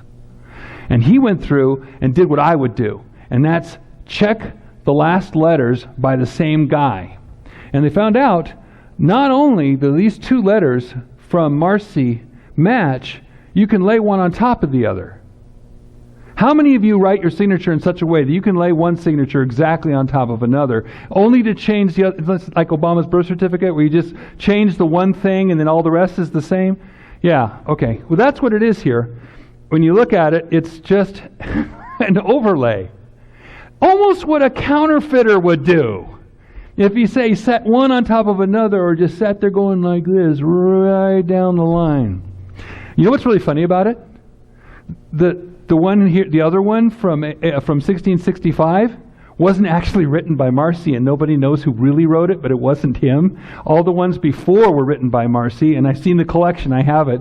And if you go through the collection, they're completely different. Whoever wrote that letter that was copied for this letter copied the wrong guy. It wasn't even Marcy's letter. So, yeah, I thought you'd like to see that. This took me weeks. I love this. But so just one, Marcy didn't write the last letter. That's not an actual example of Marcy's writing, so whoever wrote and signed that letter may not have even known that fact. So Voynich had some chemical testing. The calf skins are different thicknesses. Now, if you're making one book, and you get these calf skins or vellum, you get a whole set of vellum and you put them together. But this is almost like someone, I don't know, grabbed a whole bunch of different vellum pieces from other places and just kind of blended them together, put it together, and made their own little book out of it. Kind of like grabbing spare pieces of paper in the classroom when you got to get something to make a book with your kids. And I come home from my bookstore and I've got some of the card stock stuff that I got from some of the books we had to rip off the cover from college texts, and then I have some other paper that was lined and some other paper that was not, and I just put it all together, and my kids, especially Sarah, would just draw all over. This is like that. Isn't that amazing? So there are 4 different sections that were tested, and they only tested them one time. You know, when you test something chemically, you can't just test one little piece of it. You need to do it a couple times to find consistency, especially if you're doing carbon dating, which is very questionable. Carbon-14 resulted in different dates, and then the interpreters who are quoted everywhere from Wikipedia to encyclopedias and TV shows and everything, averaged the dates together to get a 1400s date. I don't want to go into all the theories. I'm just going to get you an idea, okay? So when you read about this, you're going to get a whole bunch of lies. I'm just giving you the facts. Now, 3, the ink was too widely available to be tested itself, but Voynich was a chemist. He was able to create inks. Voynich's friend checked out a book on mixing medieval inks. No kidding. This is documented. At the same time he's doing these things, he's got a friend who checked out a book on mixing medieval inks to make them look ancient. And tests found slightly unusual copper, zinc, and titanium compound and an unknown binding agent. So it wasn't even in the classification system for the dating company in Texas. Just one more thing. Just one more thing. Source documents. The drawings are amazingly similar to other objects from pre-1910 books that could be found in Voynich's bookstore.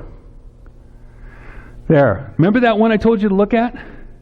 This right here, I have a copy of this. This is a diatom that could only be seen in the middle 1800s through the microscope that had been developed, and then the drawing was produced and put into this book right here, Microscope and Its Revelations by Carpenter. So that's the book right there. And so what this guy did, that guy I told you about, is he overlaid the one to the other. The green is this, and the other. And you notice there's an awful lot of similarities. He did this with a lot of different objects. That's a field tube inside a microscope. Does that look familiar to you now? That means that's a tube that you put inside the microscope. When you're setting up the microscope, you put the other part inside it, and you have the outside, the optical piece. That's a field tube right there. That's 17th century, from 1600s. Couldn't be from the 1200s if it's from the 1600s, could it? Just one of those funny things about that. If it's from the 1600s, it can. And then the diatom is from the 1800s, and that doesn't fit the 1200s either for the story. There's cylinders. There's some 17th century Spanish microscopes on the right. Some definite similarities there. It's almost like somebody was trying to make something look like it was advanced, but not. And I can't go into the whole story about that. I'll go on. This is a root that Voynich manuscript has, and on the right, again from Carpenter's book, The Microscope and Its Revelations, that's a marine organism. It almost looks like he took something that's from a real book, drew most of it, and then changed part of it in order to give it the idea that they had advanced revelation back in the ancient times, in order to sell this ancient document as the long-lost missing document, again, based on another piece of paper that was in the Voynich book. This is Voynich's bookstore, 1908 picture. This right here is look at that. Look how much this is. Look at all this stuff here. And this is an interesting room covered with a black cloth filled with a whole bunch of ancient vellum. Almost like you could take that vellum and take somebody who'd maybe studied how to make medieval inks, put them all together, and make yourself a book. And there you go. There he is right there. That's Voynich among his books. So what do you think? Do you trust the Voynich manuscript? If you trust it, just raise your hand on high. Yeah, okay. So now, that other map I showed you is called the Vinland map. It was supposedly dated from before Columbus came to America in the mid-1400s. There's that map again. Take a look at this map. That's supposed to be an ancient map. People talked about it, wrote about it, because you can look over here. It's supposed to be before Columbus, and yet, look, here's the British Isles, and here's the beginning of Americas, and there's a thing called Vinland. You know, like they found the story that, you know, Leif Erikson found it, you know. So there's this map that nobody's ever had before with this kind of detail from that date. If you date the parchment, and they actually dated the parchment, and they got a date somewhere. They said, well, it's the 1400s all the way up to the 1480s at the maximum according to carbon dating. But look, that's still before Columbus, because it was 1492 that Columbus sailed the ocean blue. That's great, but have you dated the ink? You see where we're going with this? I'm honestly messing with you. I'm giving you things that have no emotional value to you, to cement a concept that you need to have with things that do have emotional value to you. No clear provenance for the Vinland map. Brandeis University, 1957, Enzo Ferrajoli, a shady book dealer imprisoned for stealing rare books, had it. Just that's where it came from. Bam! Oh, look, I have this book. In 1959, Paul Mellon bought it for $1 million. And nothing like it has ever been found. 2, no chain of custody until after 1957. 3, chemical testing showed the map was coated in an unknown substance. We're talking about Macron testing labs found an unknown substance it was coated in. It wasn't part of their database. The map was in 2 pieces and intricately labeled, missing the folds by millimeters. In other words, they anticipated the folds by writing to a point, stopping, then continuing on the other side of where the fold was going to be and writing further. No ancient manuscript in all of history has had, that's a modern thing. We do that now. Unlike any ancient map. 3rd, the ink was not iron gall, which is what you would expect. If it's iron gall, then it's just an old medieval ink. But it was a base of yellow and a sooty thin overlay. That was the second time they went over the manuscript again in the 1990s. They found out that there's this yellow tracing that went on the bottom. And then somebody took a thin kind of charcoal-y thing, but a thin nub, and then drew on top of it so it would look like iron gall. The underlying yellow had titanium dioxide in it, which had only been in use since the 1920s. Do you trust the Vinland map now? If you watch a documentary and they tell you, this mysterious Vinland map, would you believe it? So, source documents, none, but it's not necessary, because chemical testing, number 3, already proved it to be a fake. So now let's talk about something that has more value. 2427. 2427, is it proof of Codex Vaticanus? Dum dum dum. It's the Gospel of Mark with tiny illustrations. You are about to see it, because I told you, while I'm here, I have this stuff, because I do not like believing people. I've been hornswoggled too many times. I like getting it, having it, and then showing it to everybody. So first, it's the Gospel of Mark with tiny illustrations. It's only this big. In 1917, it showed up in a dead man's attic. Oh look, there's this book in the attic. It was in Athens, Greece, but it has no chain of custody until after, number 2, 1917. Eventually, it ended up going over to the University of Chicago. I've told about this in this book right here, under the chapter called Prove It. So there's more about it there. But paleography rated it category 1. I'll get you that in a second. Here, look at this book. This is the text of the New Testament. This is Barbara and Kurt Eland, the premier text people after Mesker. And look on the left. On the left there, that actually is the last page of 2427. On the right side, it tells you about the categories of text manuscripts. What do we accept as being genuine? Okay? What level will we get it? And right here, category 1, manuscripts of a very special quality which should always be considered in establishing the original text, e.g. the Alexandrian text. See, it's just telling you. They just shoved it under your door and just told you the original text is Alexandrian. Did you catch that? E.g. the Alexandrian text belongs here. The papyri and unseals up to the 3rd and 4th century belong here almost automatically because they represent the text of the early period. And as you'll find out in what we're going to show you, and hopefully you're going to show the Gnostic, are you going to show any of the Gnostic stuff of the manuscript, or are you going to talk about that, and am I going to make sure I get that out? Probably will. You probably will? Okay.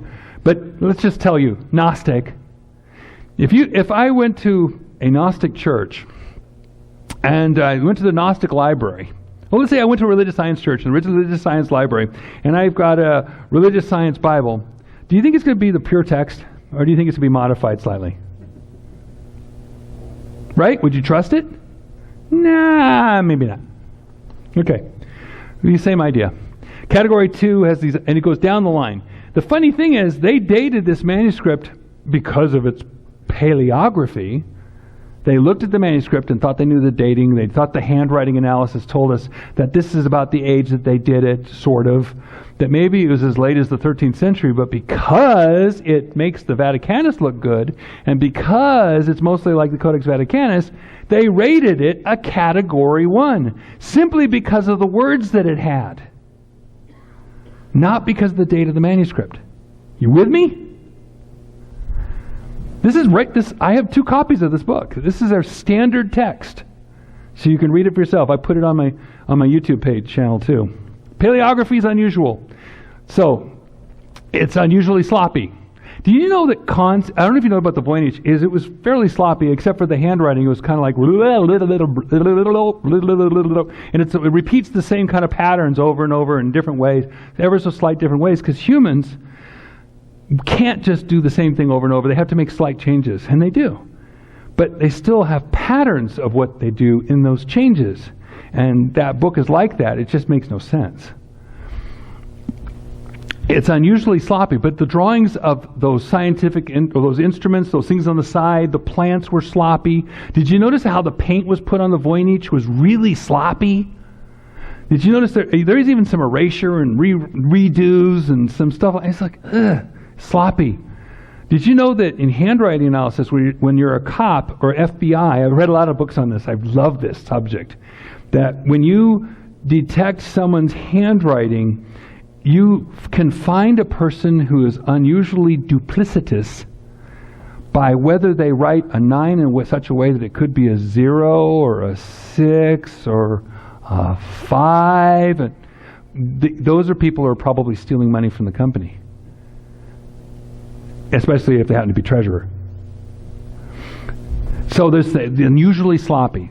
Next, 1300s to 1700s, uncertain handwriting. Boy, is it. I tried to read the Greek and I'm going, how did they do it? It's quite a feat to read that stuff. There are 3 strange sets of missing words, but it's so similar to Vaticanus that it was too tantalizing to classify it as a fake. This is my Nestle Aland Greek English New Testament. Oh, really? Okay, I'm running through it as fast as I can. Nestle Aland, 27th edition. I want you to look at the orange things. Those orange things are the markings of Codex 2427, and every one of those is showing you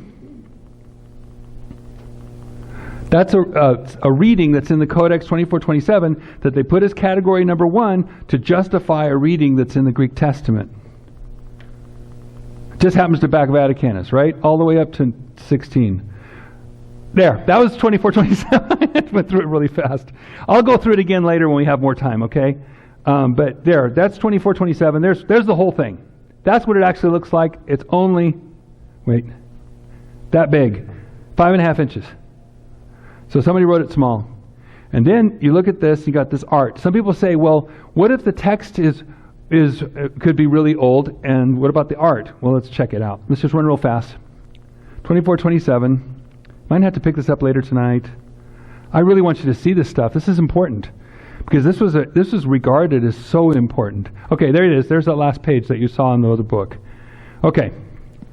Provenance, Athens 1917, chain of custody 1917, chemical testing, Prussian blue not available till 1720, synthetic ultramarine blue not available till after 1820, zinc white after 1825, and zinc sulfide fluorescent not available till after 1874. Well, it could still have been written in the past, and then they put the drawings on top.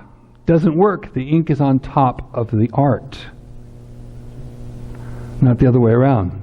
So there you go. What if it was copying a true ancient document? Then you have to do something. Look for, number 4, source documents.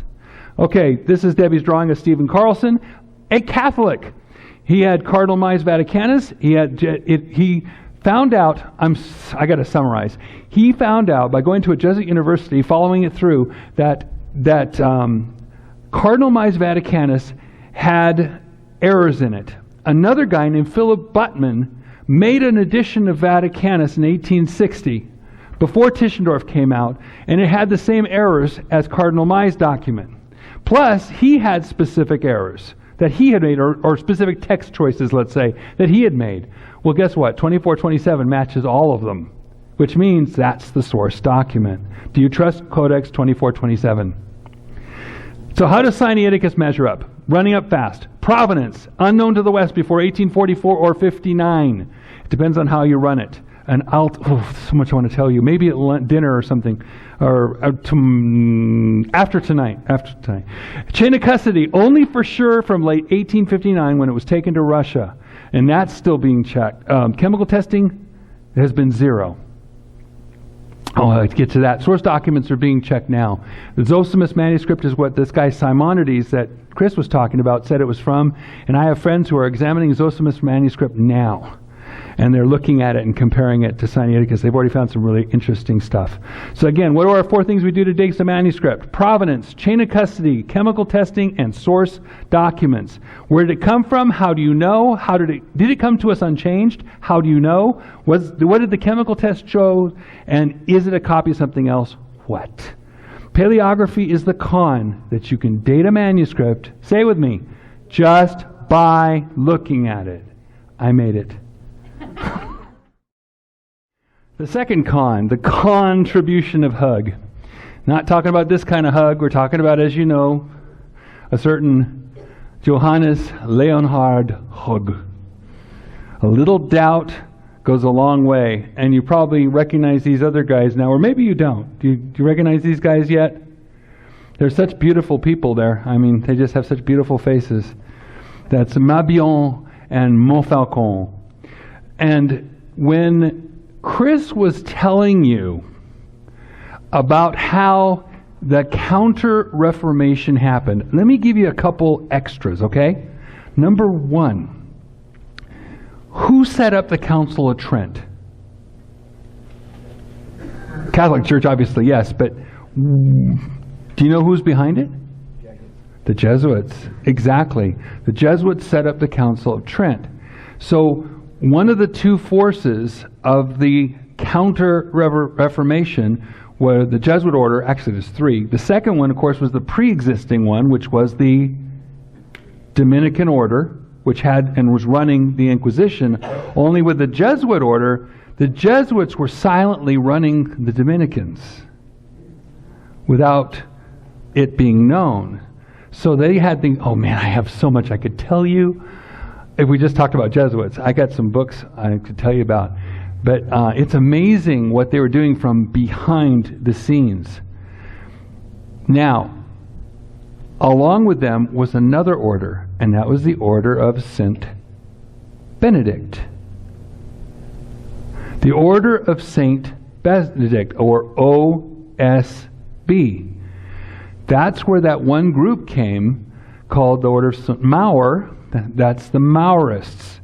These 2 guys are from the Maurists. And that's where the other part of the Counter-Reformation came, after the Council of Trent. I'll get you there in a little bit. So let me just start in here. Get out your Bibles to Luke 23, please. Look at verse 32. It says, "And there were also 2 other malefactors led with him to be put to death." Verse 33, "And when they were come to the place which is called Calvary, there they crucified him, and the malefactors, one on the right hand and the other on the left. Then said Jesus, Father, forgive them, for they know not what they do. And they parted his raiment and cast lots. How many sermons have been preached on Father, forgive them, for they know not what they do? How many? I have no idea. How many times have you heard people saying that that's the ultimate act of forgiveness that Jesus could do? People said, well, that can't be true because he didn't forgive everybody from every age. I actually got a letter from that just a few months ago. And I said, that's not what he said. Them, they that crucified him, them, the very people doing the act itself, and the people who are approving, and the people who are jeering, and the people who are mocking, Father, forgive them. So from that point, I had a person tell me, well, God didn't listen to that. Jesus said the Son doesn't do anything but what he sees the Father doing. He doesn't say it unless it comes from the Father. Right? So if he said, Father, forgive them, for they know, it's because it's what the Father wanted us to. Because there's God the Father, God the Son, God the Holy Ghost, one God. We don't divide them up into little pieces. So when he said, Father, forgive them, that's what the Father wanted. It's what the Holy Ghost wanted. It's a unity. Tri-unity. We should try unity, actually. But tri-unity, which is shortened to Trinity, the Godhead. He said, Father, forgive them, for they know not what they do. That means when it comes to Judgment Day, and it is coming, every single person there, held for every other sin you can imagine, will not be held for that sin. Who did something similar to that later? Because he copied his Savior. Stephen. Lord, lay not this sin to their charge. And he asked that of Jesus. Because he was looking at Jesus. Because God let him see him. And he wasn't sat down. He stood up for this. He stood up for his servant. Dude, made me cry. Wow, the Lord did that? Yeah, he did. And yet, according to Codex Vaticanus and a corrector of Sinaiticus, trusted based upon what? Paleography. That never happened. I want you to hear it in an emotional manner that it really starts to dig in. There is power in those words. And if those words are taken out, power is removed. A clear doctrine is removed. The reason that Stephen imitated his Savior is gone. That's not a small thing. See, I'm slowing down a little bit. I went a little fast the last one. I gave you guys so much. But we'll get faster probably in a minute because I'll get excited. Technically, the scholars wrote it this way. Okay? This is, if you look on the textual critical books, whatever, name it. I only picked part of it. I didn't want to take the whole list. But it says omit, and it has P75. Are you going to talk about that, Chris? Tomorrow? Tomorrow. We'll talk about it tomorrow. You're only a day away. Okay, so we got P75. That's one of the ones, and I'm glad he's going to talk about it because it's really vital. But can I go on? There's Sinaiticus. Now, this is I got to tell you some stories. Can I tell you some stories since it's nighttime? Okay. Tischendorf, or Tishy if you want to call him that, or Dorf. Tischendorf didn't like that Alexandrinus had the letter A. That's the manuscript people have been talking about for a few centuries, okay? Alexandrinus. The guy named it because A for Alexandria.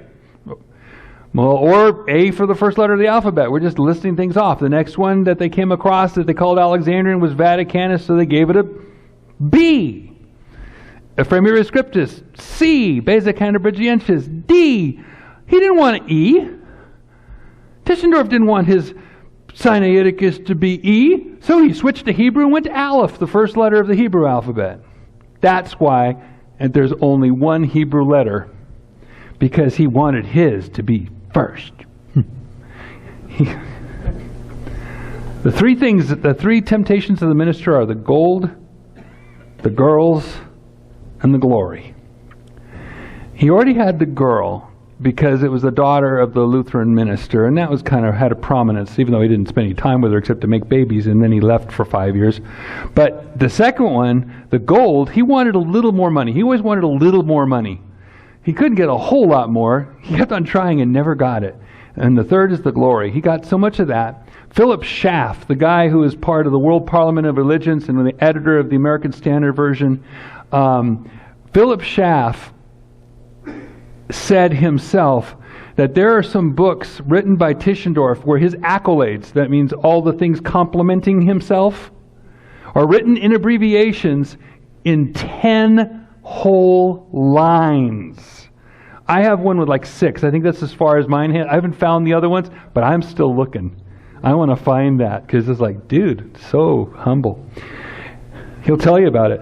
Anyway, so then he got B, Vaticanus, but notice it didn't say Sinaiticus original. It says the second corrector A. Second A.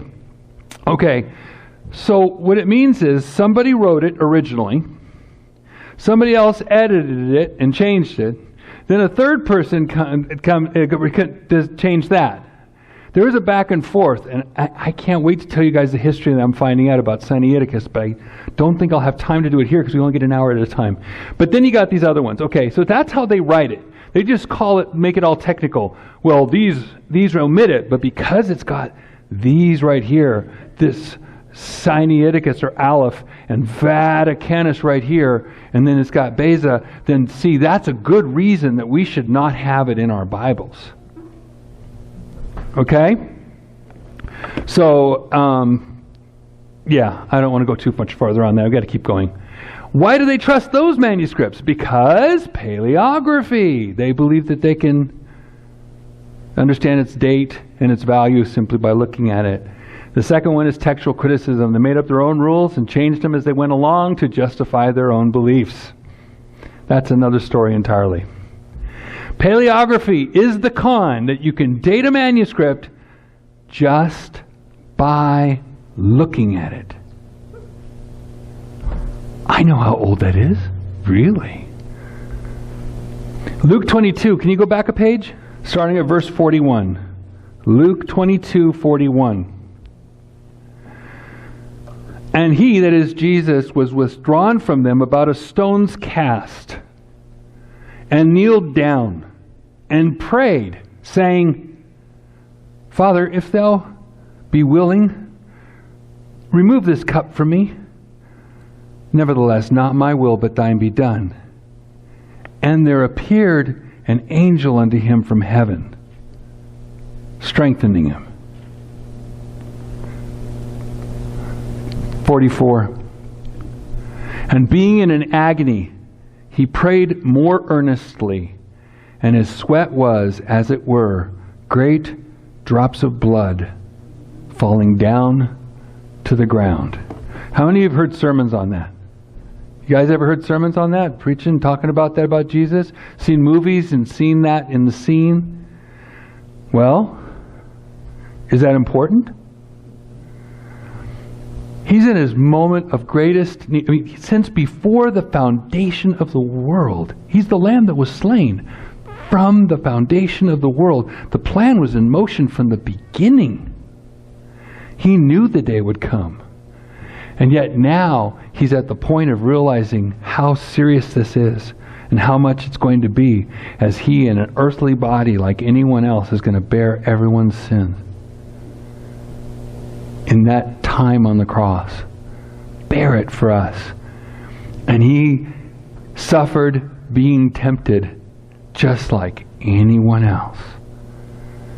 And as our perfect example, He prayed, and that's what happened to Him. And an angel came and strengthened Him. That's pretty powerful. I'm sure like he said, 12 legions would have gladly come. One of them came. And that's awesome. And then the great drops of blood. Look at that. That is powerful.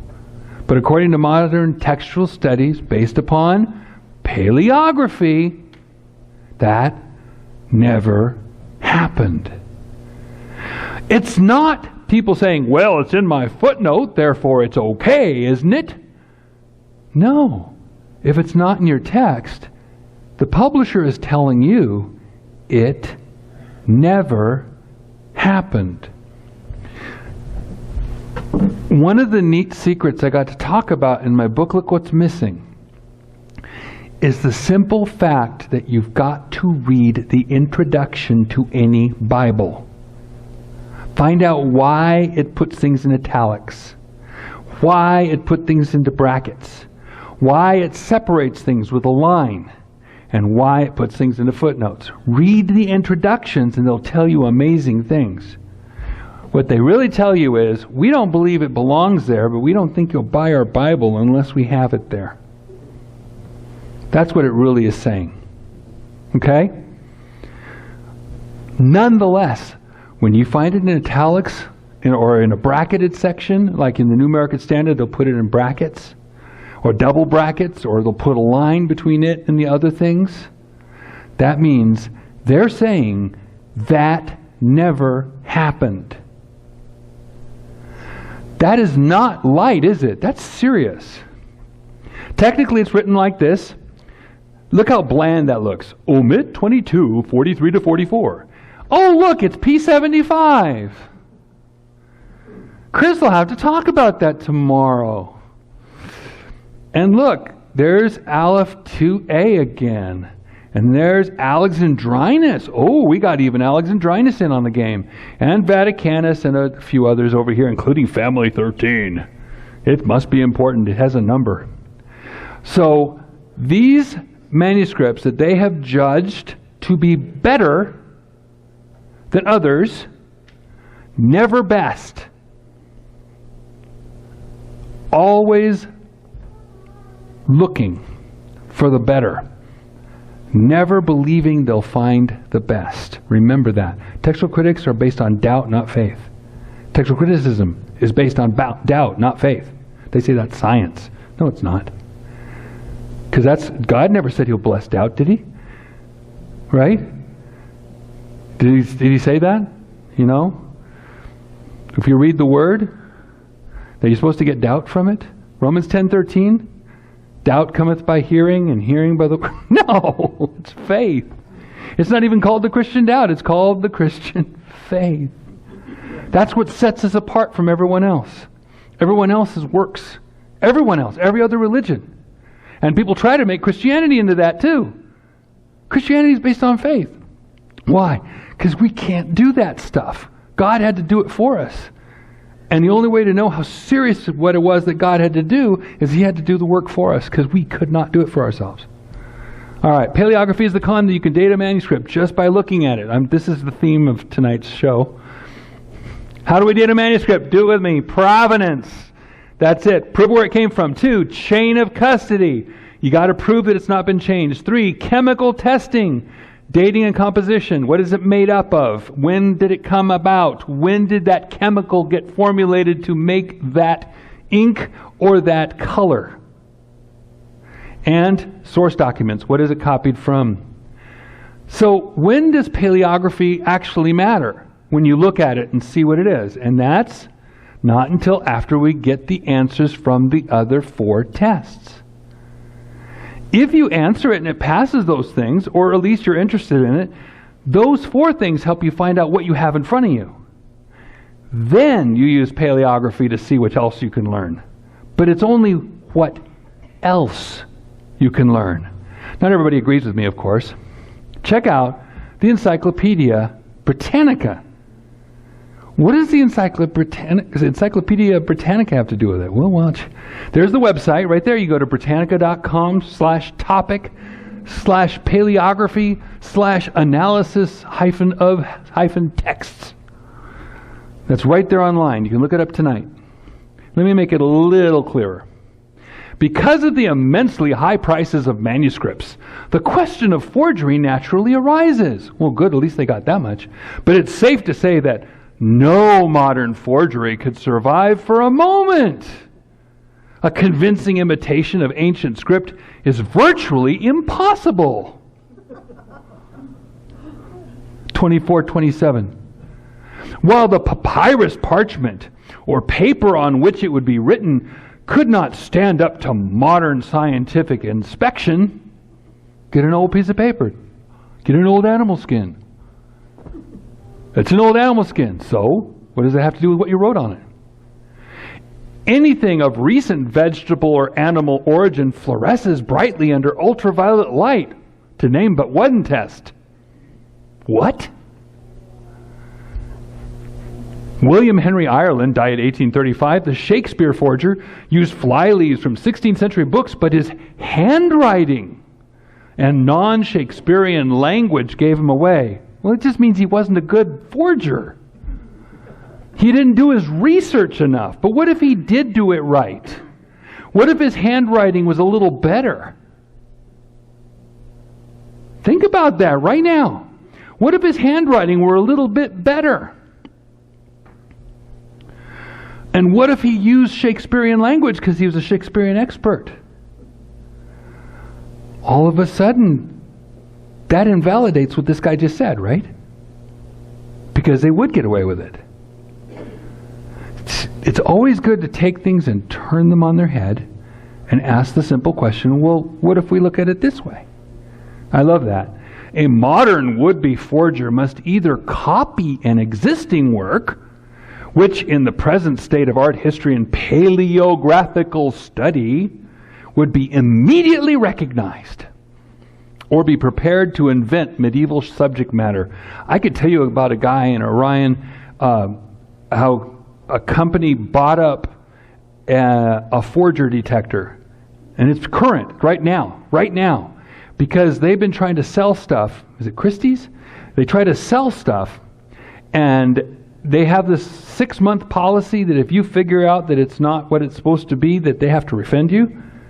And they've been losing some money because the forgers are getting better. And so this guy says you have to use certain things to detect it. If you want, tomorrow I'll bring up the article and show it to you. You have to find out its provenance. Sound familiar? You have to find out its chain of custody. I just found this the other day. It says like, this is pretty cool. And then you have to find out its chemical composition. He's an expert at it. And then you have to find out if it's copied from something else, and if so, what. Sound familiar? And I came up with my list before I read the article anyway. The article's been out for a while, but I hadn't seen it. So the point is the truth is truth, and if you're looking for the truth, you're going to figure out some simple points. And I've been talking about it for a couple years, but he's an expert. And they're doing it now. He actually separates the stuff before they set up the auction. And they go through all the inventory, and he looks for what it is that people would possibly question, or that he knows very well there could be a question about. There's a lot he just lets by. And then he goes, yeah, not that. And so he takes it off, and he goes down to the most minute inspection. Actual chemical testing, not just shining lights on it, but actual chemical testing. And he's found some doozies, very similar to what I showed you earlier today.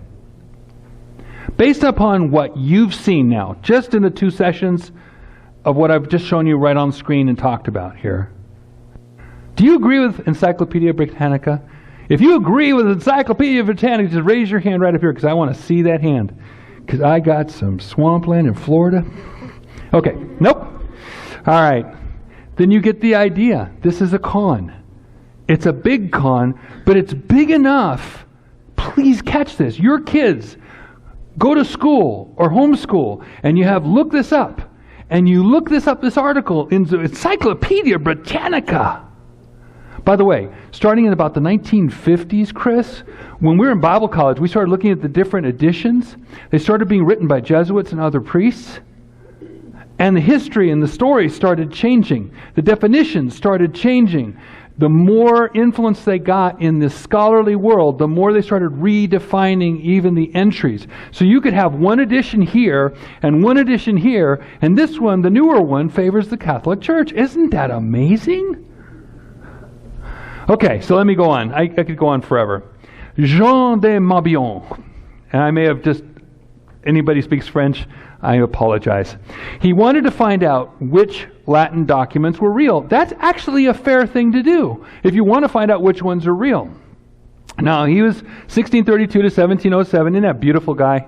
He looks like he had a haircut. Anyway, so he's a Benedictine Maurist. There's one of the two Benedictines I told you about, and the father of Latin paleography. So there you go. That's him. This is a quote from him. The historian, whatever be his subject, is as definitely bound as the chemist to proclaim certainties as certain, falsehoods as false, and uncertainties as dubious. That's actually an excellent quote, isn't it? He even adds the word chemist in there. I mean, that's pretty good. That's not what he necessarily did when it came to the scriptures, lowering the value of them, but nonetheless, those are the words, not of a modern scientist, but of the 17th century monk, Jean Mabillon, and they sum up his literary profession of faith. That's Margaret Deansley, written in 1920, the Lollard Bible and other medieval biblical versions. Interesting quote, huh? Now you got Bernard de Montfaucon. He analyzed Greek documents. There again, another Benedictine Maurist. So that order of St. Maur, part of the Counter-Reformation, fighting history with history, that's another story, but no time here. Father of Greek paleography. According to Bible research by Michael D. Marlowe, you can still see it online. He did it from 2007 to 2001 to 2012. He continued to contribute to it. He's a majority text guy, but he has a lot of really good information in there. It's a great resource. It's thousands of pages. I know because I download it.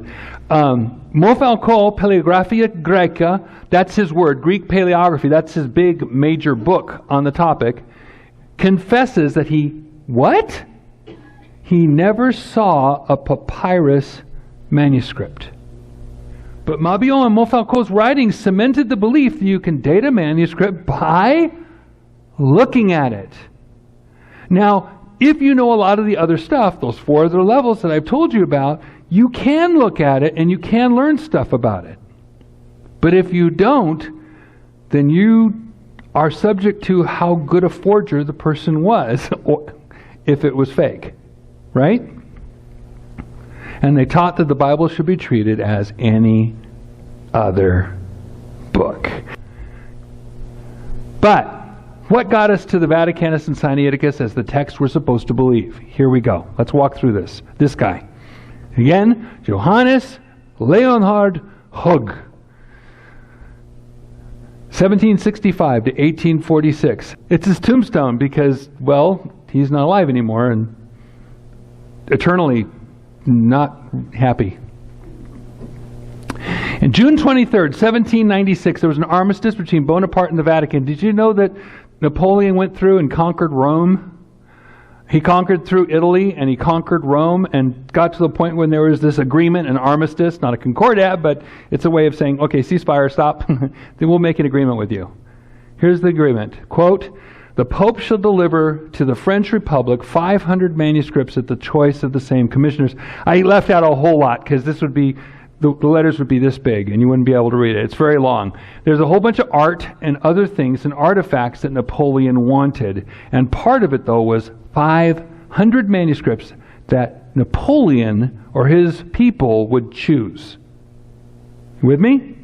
1796. Samples of fine art and literature were to be placed in a national archives in Paris. This was a plan. I got this from Controlling the Archives, the Requisition, Removal, and Return of the Vatican Archives during the Age of Napoleon by Philip Cuccia. 2013. So I put the documentation very small there. So Pierre-Claude François Danneau was under the custodian of the National Archives of Paris. I left out the story of the guy who was over him, and he sent him, and then he dies, and this guy takes his place in 1804. I left all that part out. Danneau was sent to Rome to help pick which things to take from Rome to Paris.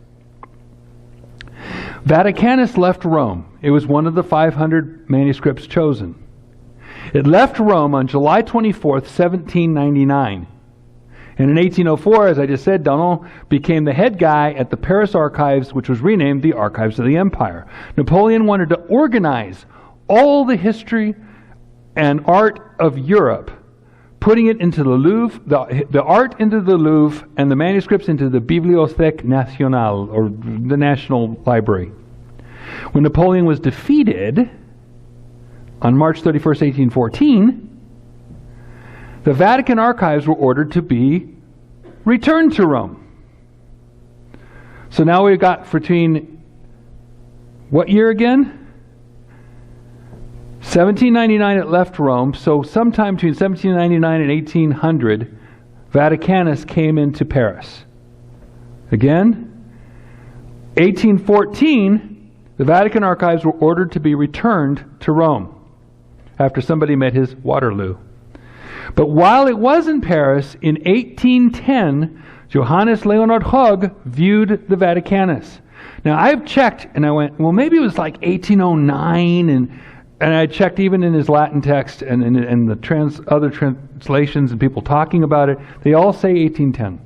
So, in other words, he didn't spend a lot of time with Vaticanus. Do you get where I'm going here? You'll see in a minute. But just in 1810, Hug had the Vaticanus in front of him. Then he wrote a book, De Antiquitate Codicis Vaticani Commentatio, on the antiquity of Codex Vaticanus, a study. That's a very, very, very famous little pamphlet. Changed the world. Then Granville Penn, the great-grandson of William Penn, wrote a book. Annotations to the Book of the New Covenant, with an expository preface with which is reprinted J.L. Hug de Antiquitate Codicis Vaticani Commentatio. Okay? With me so far? In other words, he wrote a thing in English, a whole bunch of stuff, and then he took the same Latin treatise and dropped it in the back. And I asked for a year now, where's the English? German, anything. Nobody has translated that little document. And I don't read Latin. And Latin can be read so many different ways. I see people disagreeing even on how to read it. So I was like, dude, that's rude. Maybe because they don't want people to read it. The common folk. They just want you to trust me. Page 28, preface, number 22. I guess it's paragraph 22 or section 22. The principle of correcting criticism laid down by Johnson in the preceding extract, don't worry about that, is that which reason enjoins in the correction of all ancient writings. We're trying to correct ancient writings, okay? Find which ancient writing is correct. Whether profane or sacred. Remember, the Bible is viewed as any other book. Profane or sacred. Namely, to take the most ancient copy for the standard.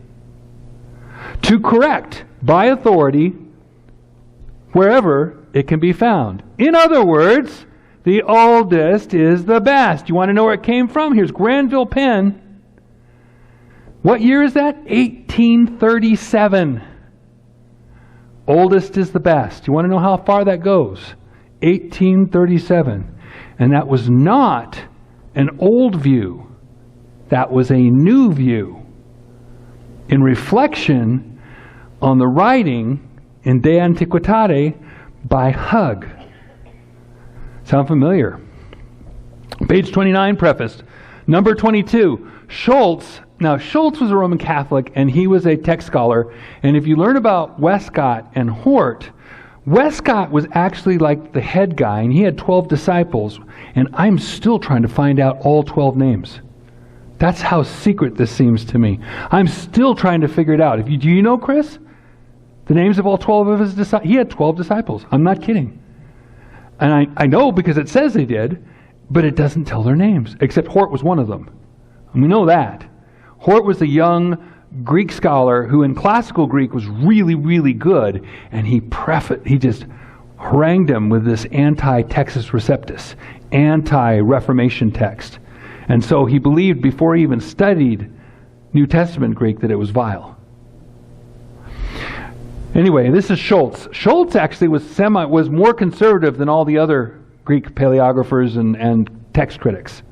Nonetheless, Schultz says Vaticanus takes precedence of all manuscripts in point of venerable antiquity, for it was written in the 5th century. 5th century, of course, means the 400s, not the 300s. But that is a quote. And then Montfaucon, remember him, says Michaelis refers to the Codex Vaticanus. So Michaelis is talking about what Montfaucon is talking about in another section of this preface, refers Vaticanus to the 5th or 6th century. The 5th century is the 400s. The 6th century is the 500s. Blanchini is of the same opinion, for he has written over facsimile scriptus videtur ineunte seculo quinto, is written at the beginning of the 5th century. But Schultz says, another one, J.L. Hugg in his treatise on the antiquity of the Vatican manuscript has proved that it was written before the middle of the 4th century. Do you see what they've done? If something was written in the 5th century, in the 400s, that's already after the fall of Rome. They're taking on the property. Roman Catholicism is going up. This is after Constantine. This is after. That's when they're dating. That was when they were dating the Alexandrinus. So when they say it's 5th century or 6th century, they're saying it's irrelevant. Okay? It's too late.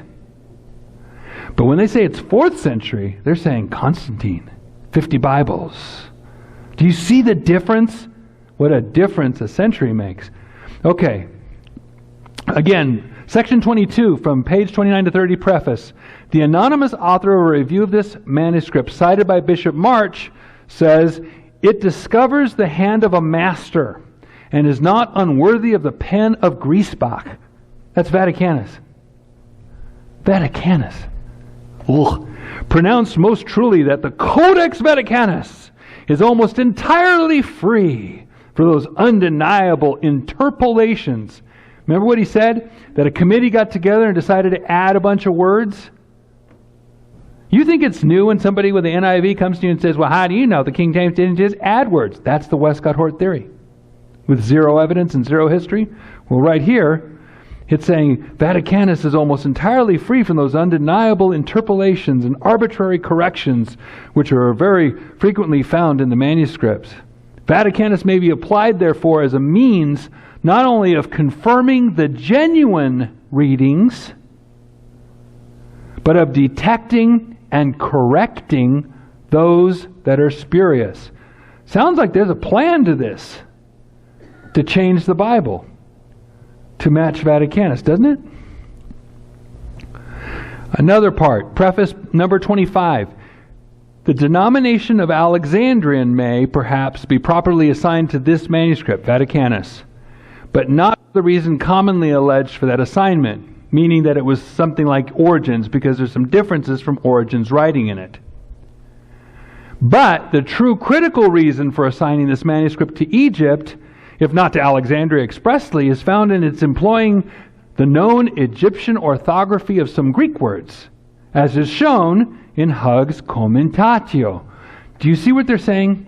They're saying if you look at it, you'll see some Alexandrian turns of phrase and a couple letters here and there that match the Alexandrian way of putting letters, certain Greek words, like the mu before the phi, and don't worry about it. Anyway, it has to do with sticking letters in unusual places that the other Greeks didn't do, but the Alexandrians did. So obviously, if it's got those letters, it's got to be ancient and reliable, right? From Alexandria. Couldn't just be somebody imitating the style, could it? Number 2, and then it says, about that period, early to mid-300s, the Codex Vaticanus was written in Egypt, and we possess it with all its authority of primitive transcriptions. In preface section 27, it's this long, and it's really confusing, so I translated it real simply for you. If Erasmus had come upon Vaticanus, they said, that would have become the received text of the Reformation. You know that's not true, right? Because he did know about Vaticanus and he did reject it. The King James translators knew about Vaticanus. Have you seen in my video series or read the books? The King James translators themselves, it was when I was writing about the Apocrypha, I was checking the book by Brenton, Lancelot Brenton, his Septuagint, where he put it into English. He had the Greek and he wrote an English translation of the Septuagint on the side. And unlike the rest of the book, and he's credited as the translator, Lancelot Brenton, okay?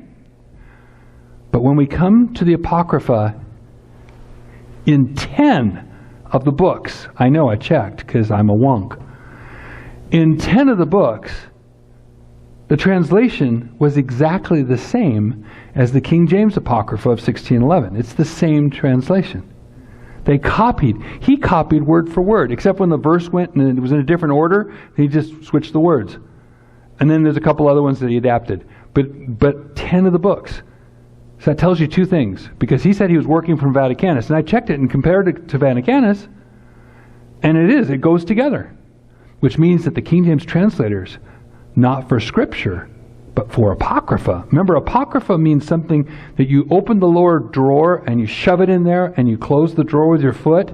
That's what Apocrypha really means. If you talk to the scholars that talk about the history of that word, that's what Apocrypha means.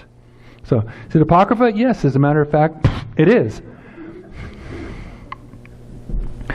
In the Apocrypha, the King James translators used a text identical basically to the Vaticanus.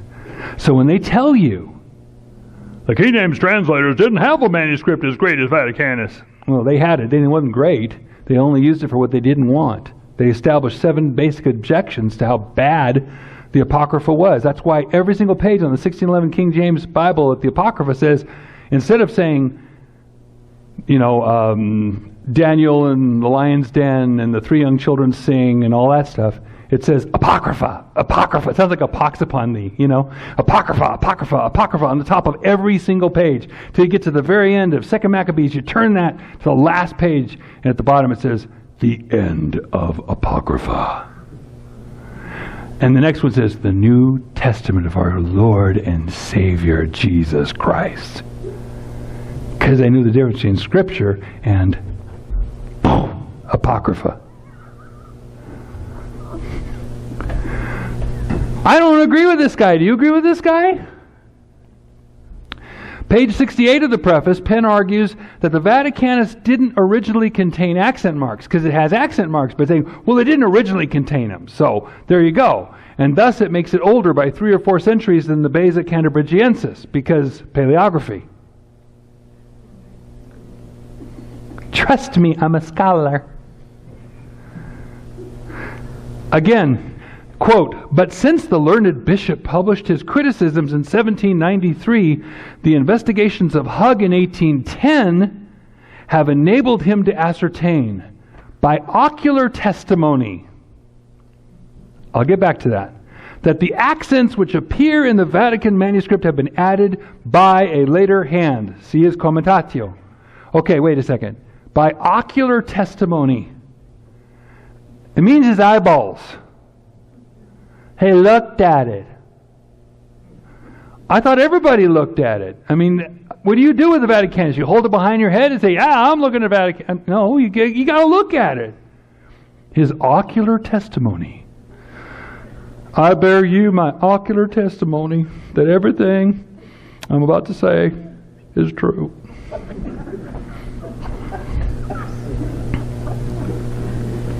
In other words, Hug looked at Vaticanus and was able to figure out instantly that the accent marks were added later. Brilliant. But with all that, as Chris mentioned, Codex Vaticanus was all alone.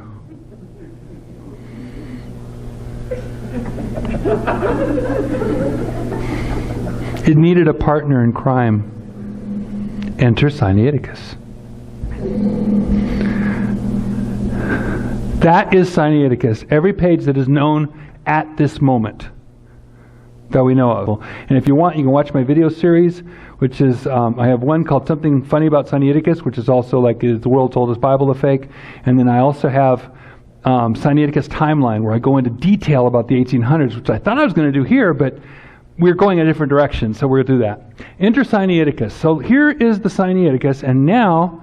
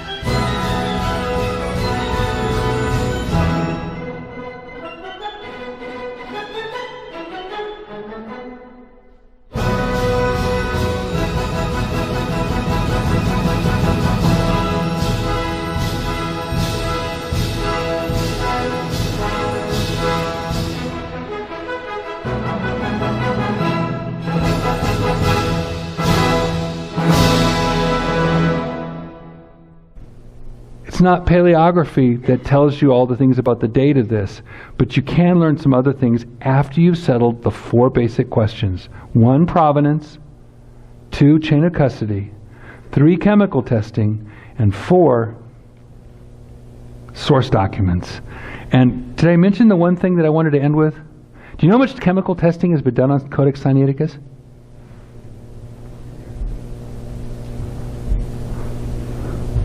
Does everybody understand what that number is? None. The one testing that was set, 2015 April, was completely discontinued. I found the letter, and I'm going to show you the letter tomorrow. God bless you all.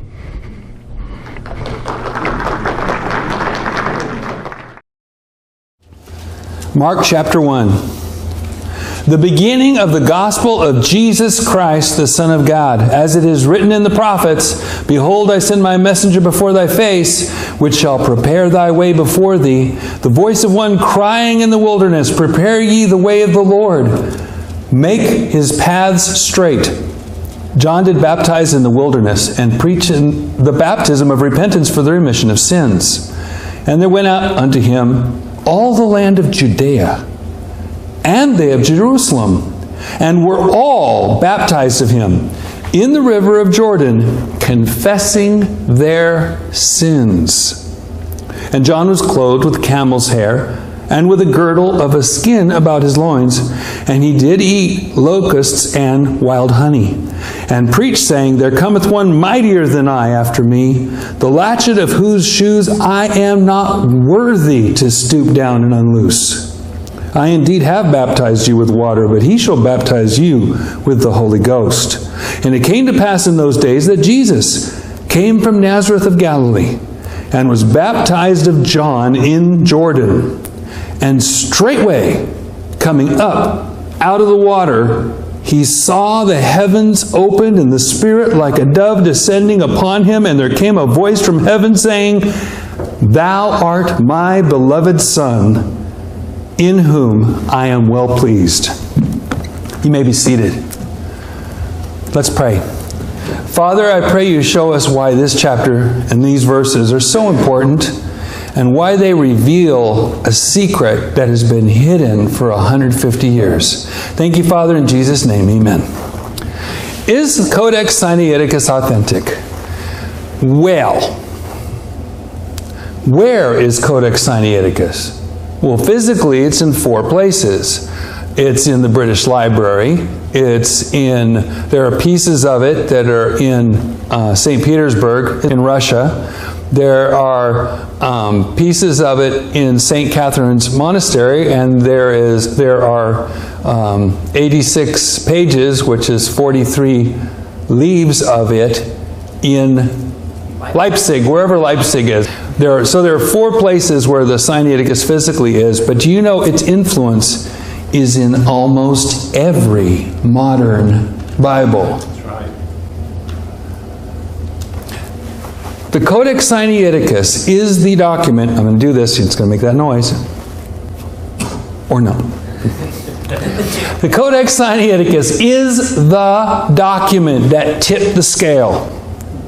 It was the straw that broke the camel's back. It was the last French fry in the Happy Meal. Whatever you want to call it, it was the thing that made the difference between the Bible that we know and a Bible that they did not know. All the difference came from Codex Sinaiticus. Does it mean that all the changes were in the Codex Sinaiticus? No, it does not. Does it mean that the Codex Sinaiticus was a complete Bible? No, it does not. Does it mean that the Codex Sinaiticus was a better made Bible? No, it does not. Does it mean we even know for sure where it came from, or at least back then that they said they knew where it came from? No, it does not. I want to show you where I think it came from, where I believe it came from, and you can believe what you want, but I'm going to show you evidence and tell you a story. Is that okay with you? Certainly. All right. So let's start here. The question is Codex Sinaiticus authentic? Because if it's authentic, then it is a book. It's hard to call it a Bible. It's a book calling itself a Bible. It supposedly was around in the days of Constantine. It's a book that supposedly was one of the 50 Bibles that was commissioned by Constantine, that he wanted to have 50 Bibles made. Now, there's a lot of supposition in this. I'm just telling you the story. Well, let's go a little further. After I turn this on. There we go. St. Catherine's Monastery is in what they call the Sinai Peninsula, but I won't call it that. I call it the Egyptian Peninsula because it's not Sinai.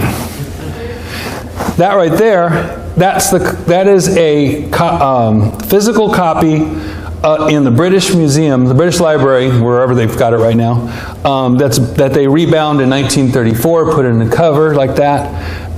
That's a photograph of it there. And this right here is Debbie's drawing of Constantine Tischendorf. Constantine Tischendorf is supposed to be the man.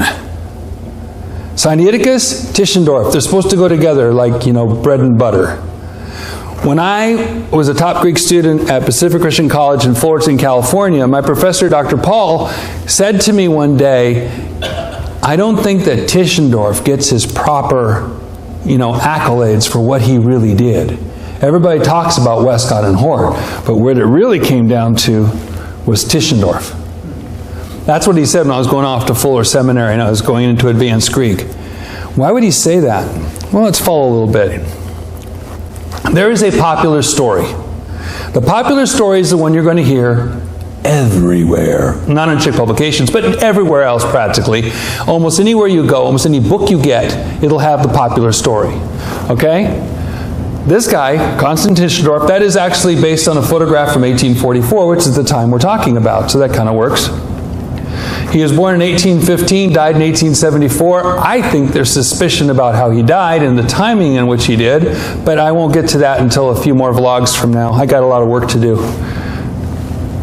Supposedly he was a humble Lutheran. It's hard to say that with a straight face because I read what he wrote, but it's in the books. I'm telling you, I have his books. I have books about him, biographies by other people. And it's funny, on the one hand, they say this is what he was like, and then you read his stuff and you go, huh? Are we talking about the same person? He had an eagle eye. That was according to his mom. His mom said he had an eagle eye, and other people said so because of something he did with the Ephraemi Scriptus, whereas over a 2-3 year period, he kept on looking at these dyed pieces of animal skin that had been rewritten. That's what rescriptus means. It means that somebody wrote something, erased it, and wrote over it. And then you try to figure out what's on the bottom. That's what a scriptus is.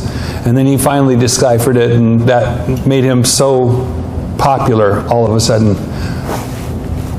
He wanted to find the oldest and best Greek New Testament. Now that's because of his Greek professor that he had in Leipzig. He studied Greek like any other Bible college student would, and he supposedly found that, his teacher told him there's these big debates that the liberals are having. You know what's funny? It doesn't matter what school you go to, everybody else is always the liberal. It doesn't matter how far off the spectrum you've gone, there's always somebody more liberal that you can compare yourself to, which the Bible says we're not supposed to do, huh?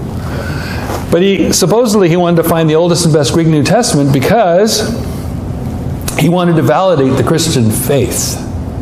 To validate it. Now, this is the thing. He wanted to find the oldest and best because his teacher told him so. That's what often happens. You're told that the way to find out if something's true is to find the oldest and best. Why? Because they said so. Right, Dr. Stringer? Because they said so. He believed his teacher just like I believe mine. It's a normal story. It's still part of the popular story. We're good. So he wanted to validate the Christian faith by finding the oldest and best Greek New Testament because the liberals were going against the Bible. This is the short form. I don't want to go into detail, and you don't want me to either. So here, let's go back to here. Look over here. This is Cairo. Actually, it's the sign Cairo, but nonetheless, it's a location right there. You can see the delta there? And that's the Nile.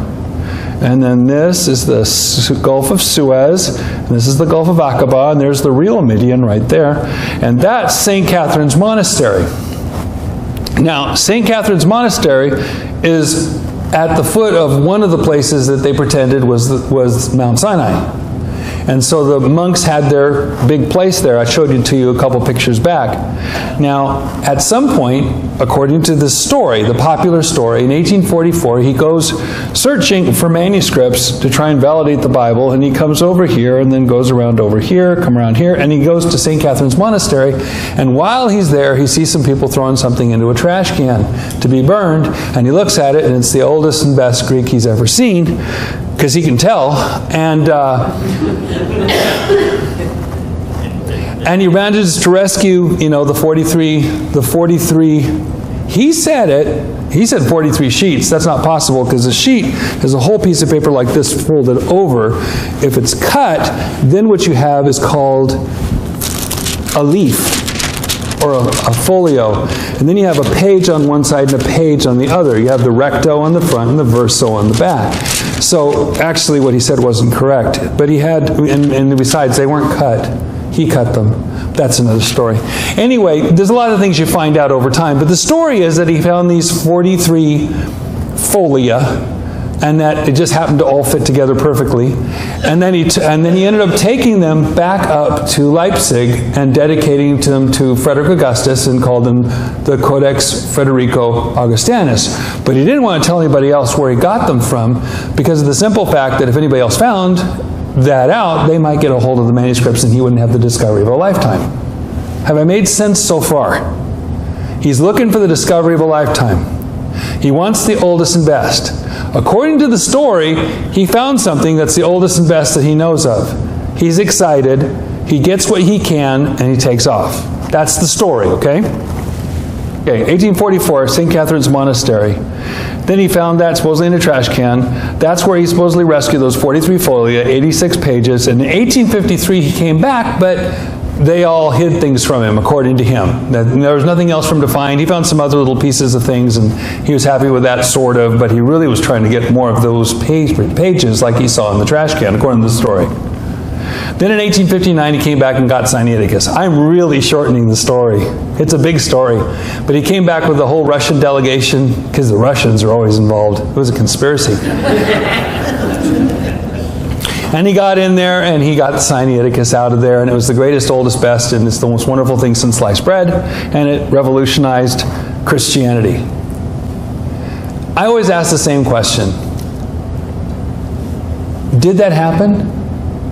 When he brought the Codex Sinaiticus in, and then they went, oh, wow, that's kind of similar to Vaticanus. Ooh, maybe both of these are the oldest and best. And maybe we should weigh these two together, and wherever they agree, that's the Westcott and Hort theory.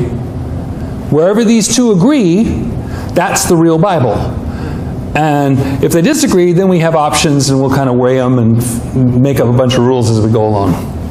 And remember the very basic principle of textual criticism? The more difficult reading is to be preferred. They want the more difficult. So if it's contradictory, if it's missing something, if it doesn't make sense, if it's bad Greek, that's the original. Just remembering that's their evolutionary point of view. And it is wrapped up in evolution theory too. But that's another story. It's oldest and best. That's what they said. The question is what really happened. And that's what I was confronted with. Because Chris Pinto, does anybody know who Chris Pinto is? Chris Pinto, he did some movies. He has Adullam Films. He did a thing called Lamp in the Dark. He did a thing on the Bible, a video on the Bible, another video called Tares Among the Wheat, and then another one called Bridge to Babylon. There are 4 tests for history. I want to find out, because Chris Pinto, he emailed me, and I think he called me, and he wanted me to sell, because we sold Lamp in the Dark, he wanted me to sell this other one about the Codex Sinaiticus called Tares Among the Wheat. And I said, let me get back to you. So I started checking my stuff. And I checked somebody I thought was a very reliable person named Scrivener. I mean, he's the guy who gave us that paragraph King James. And that was supposed to, in the 1800s. Isn't that a good thing?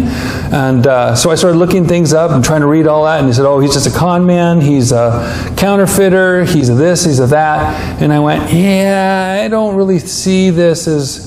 Your story is working out, because you're saying this counterfeiter con guy created the Sinaiticus? Could he have done that in the 1800s? And this great scholar, Tischendorf, the most stellar guy around, didn't catch it? So I was like, I'm not sure I believe that. And so we wouldn't stock it. But then over time, I started making these videos and stuff and having our website and with vlogs that I do. And I was praying about what to do for another vlog. And as I was praying, the one thing that came to my mind was Codex Sinaiticus. And I'm thinking, okay, 2 videos, 40 videos later. Yeah, it turns out there was a lot more to it than I thought. There were 4 tests to history I came with. I wanted to come with tests of history and tests of reliability as far as I could do. And so I'm sharing them with you so that you see how I came to where I got to. Okay? The first one here, corroborating witness. If I find an institution or a person with a good reputation who agrees that something happened, then that's a testimony in Simonides' favor. Because Simonides gave this really simple testimony in 1862 in saying, here's what happened. I am the nephew, grandnephew, his great uncle was a guy named Benedict, he said, and he was this monk. And he has previous names, because when you go into a monastery, you change your name. And you change it to something that starts with the same letter that your name starts with. So his real name is Bessarion. And before that, Basileios. Basileios and Bessarion. And then when he became a monk, he took on the name Benedict. BBB. Only now the Greeks use a V, so it would be Bessarion. And then he said he taught at a place called Cydon. Cydon. And while he was doing this for 35 years, he was looking to create a new Bible. And he wanted to make a Bible to correct the Bibles. And then he wanted to collect manuscripts to make this Bible, and also the 9 Greek church fathers and their writings. And wanted to put them all together in one big book, and then publish that. And then, of course, he was there for 35 years. He retires, and then he goes over to one of the monasteries on a place called Mount Athos, becomes a monk. This is all written out, just matter-of-factly, really straightforward. he writes this story out as if it's real, and he goes to this monastery, and then the Greek war comes, and then he goes to different places, then he comes back, and then he comes back to Pantalaimon, repairs the monastery because he's well off financially, and he was able to have money to help them repair the monastery after the Greek war. And then after that, he goes back to his project. And then he gets to the point where he's gathered his stuff, and he's also found a monk who was dying on his deathbed, treated him like his father. He liked him, and he told him the secret of where his stash of stuff was. And that it was in this underground place, and you got to look here, and gave him this directions. And then he followed him, but while he did, his grandnephew, Constantine Simonides, was with him. And they went down, and then Constantine cried because he saw the horrible state the manuscripts were in. But then they gathered him up, put him in another room.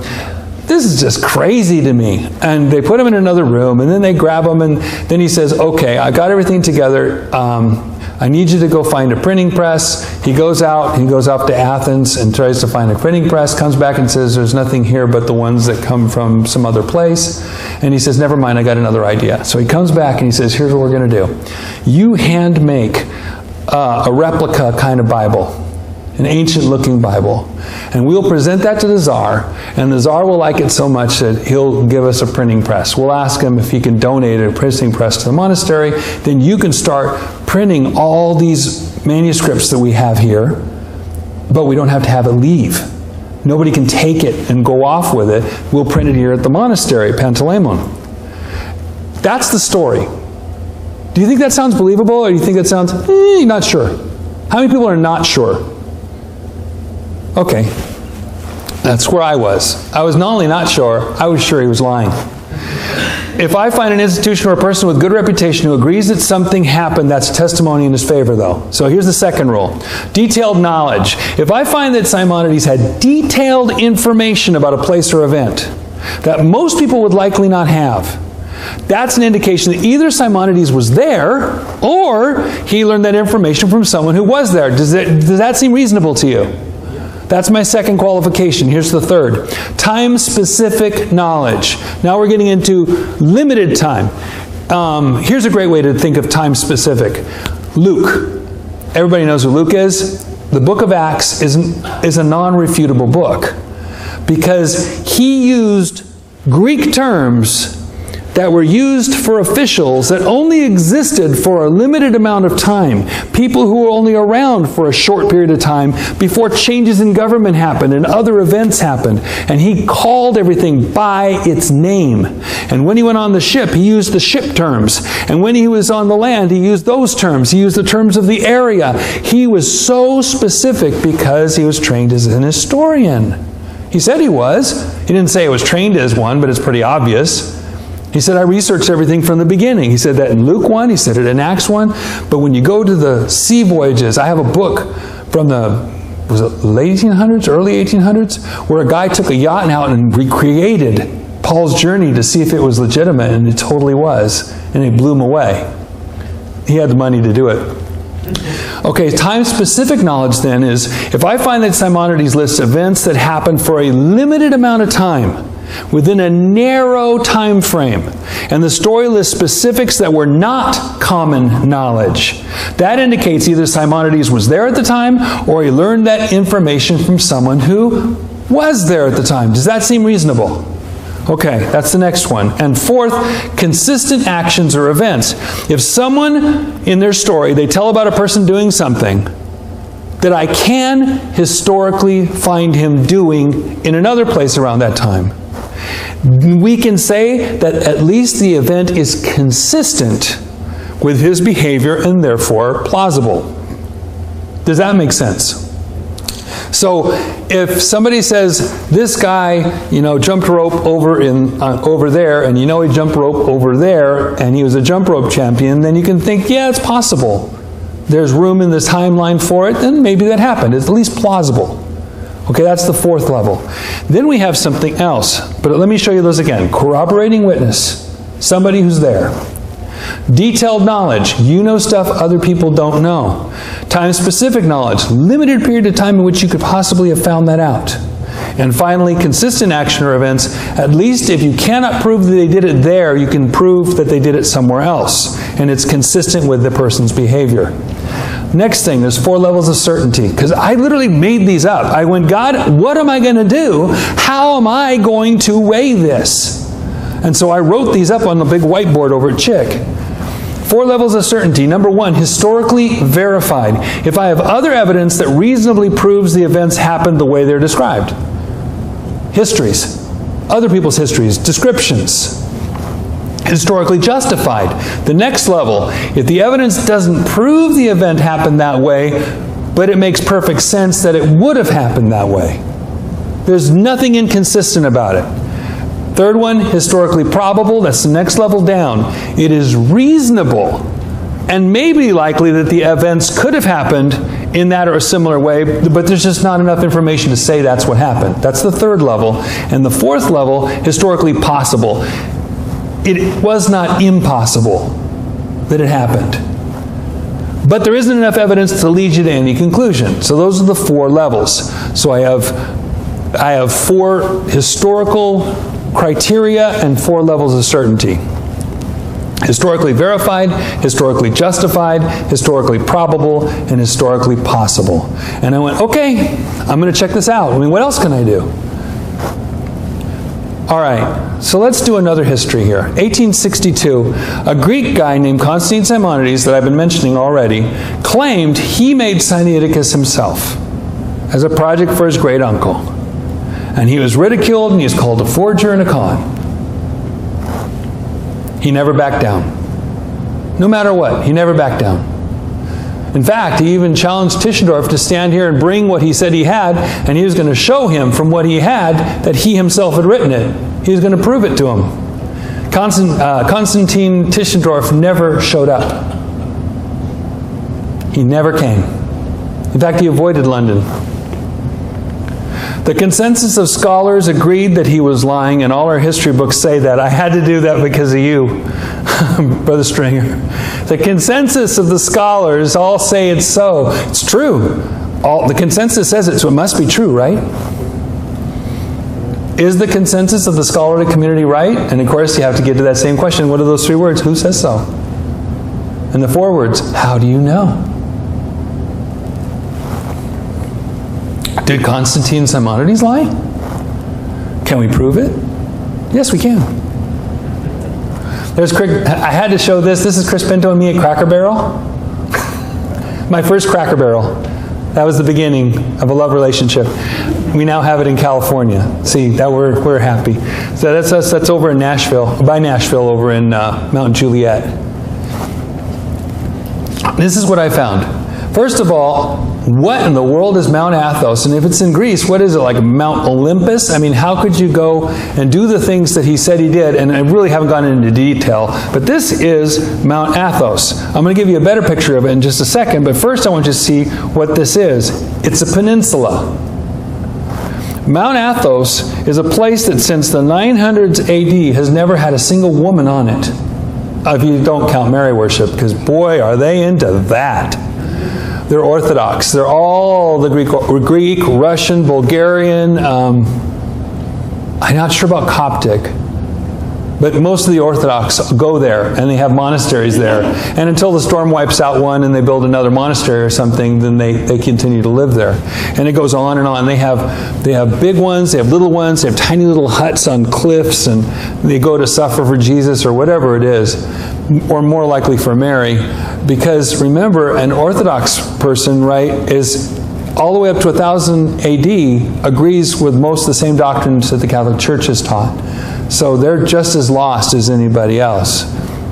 But neither can I imagine life without my Lord. Amen.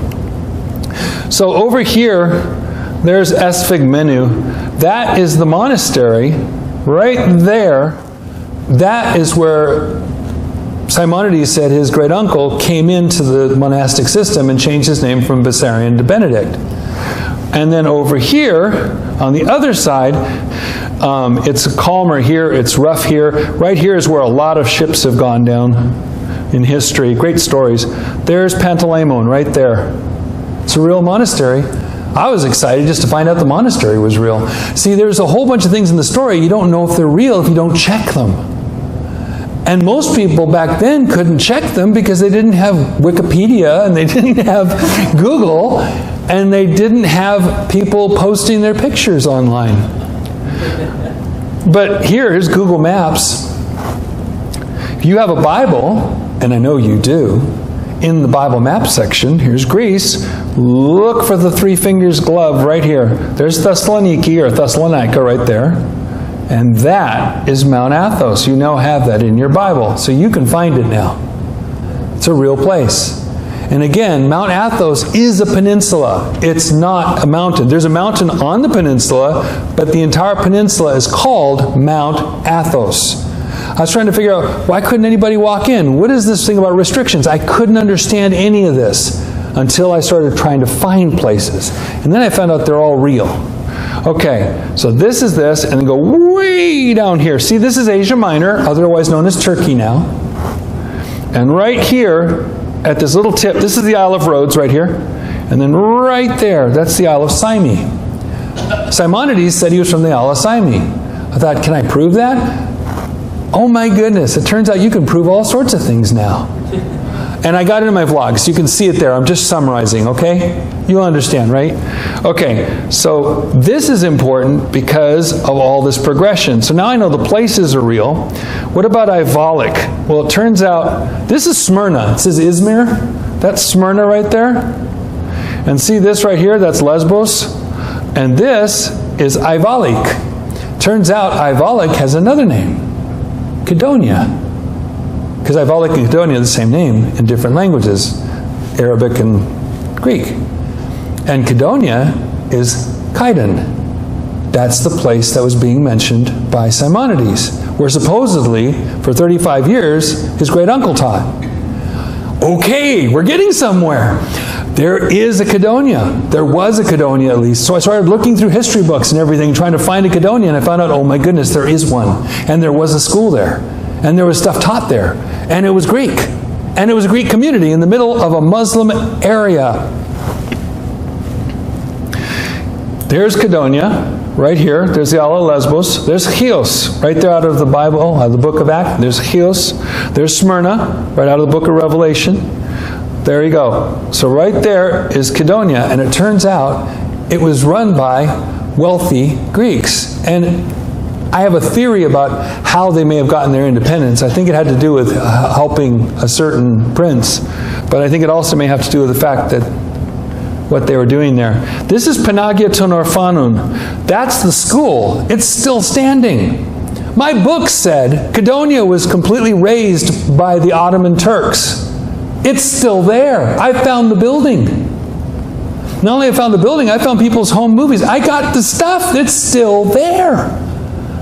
So the story's like, I thought Simonides was making this up because there was no way on earth for a razed city to be investigated in the 1800s. The thing about a liar, and I've spent years, because I came out of cults and I came out of the S training and the occult, that I wanted to check and see if people are telling the truth.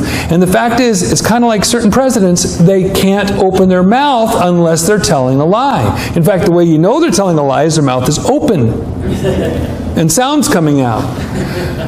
The key about certain liars is that they literally cannot get away without lying. They get so used to it that in fact, in a previous administration not very long ago, a person who risked her life, though she was a Christian, she said, I made my peace with God and I'm a Christian, I'm just going to tell you guys the truth. She put it on the internet. She said, if this person was a teenager, if he walked in the building and told you that it was sunny, you'd grab your umbrella before you went outside. Because they lie when they don't have to. So I read lots of books on this, and I'm expecting to find lies. With all the stories about the Simonides guy, I'm expecting to find lies. I'm not.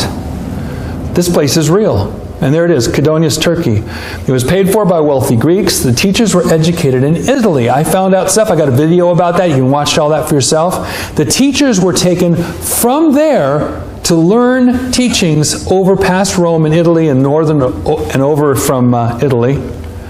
The teachers, while away, became Freemasons. And that's important. I have that in was it Raising Rebels, I think, part 4 of the second series called Sinaiticus Timeline. The teachers, while away, became Freemasons. That's important because the doctrine. 4 groups converged at this point. 4 groups. By the way, I can't find any documentation that anybody's ever put this together before. And I sat there in the office looking at this stuff. I mean, in an office in Rancho Cucamonga, in a very quiet office with no radio. And I'm sitting there looking at this stuff in front of me going, God, why are you giving this to me? And this is just dropping in my lap. And all I'm doing is looking it up. You mean none of my professors even tried?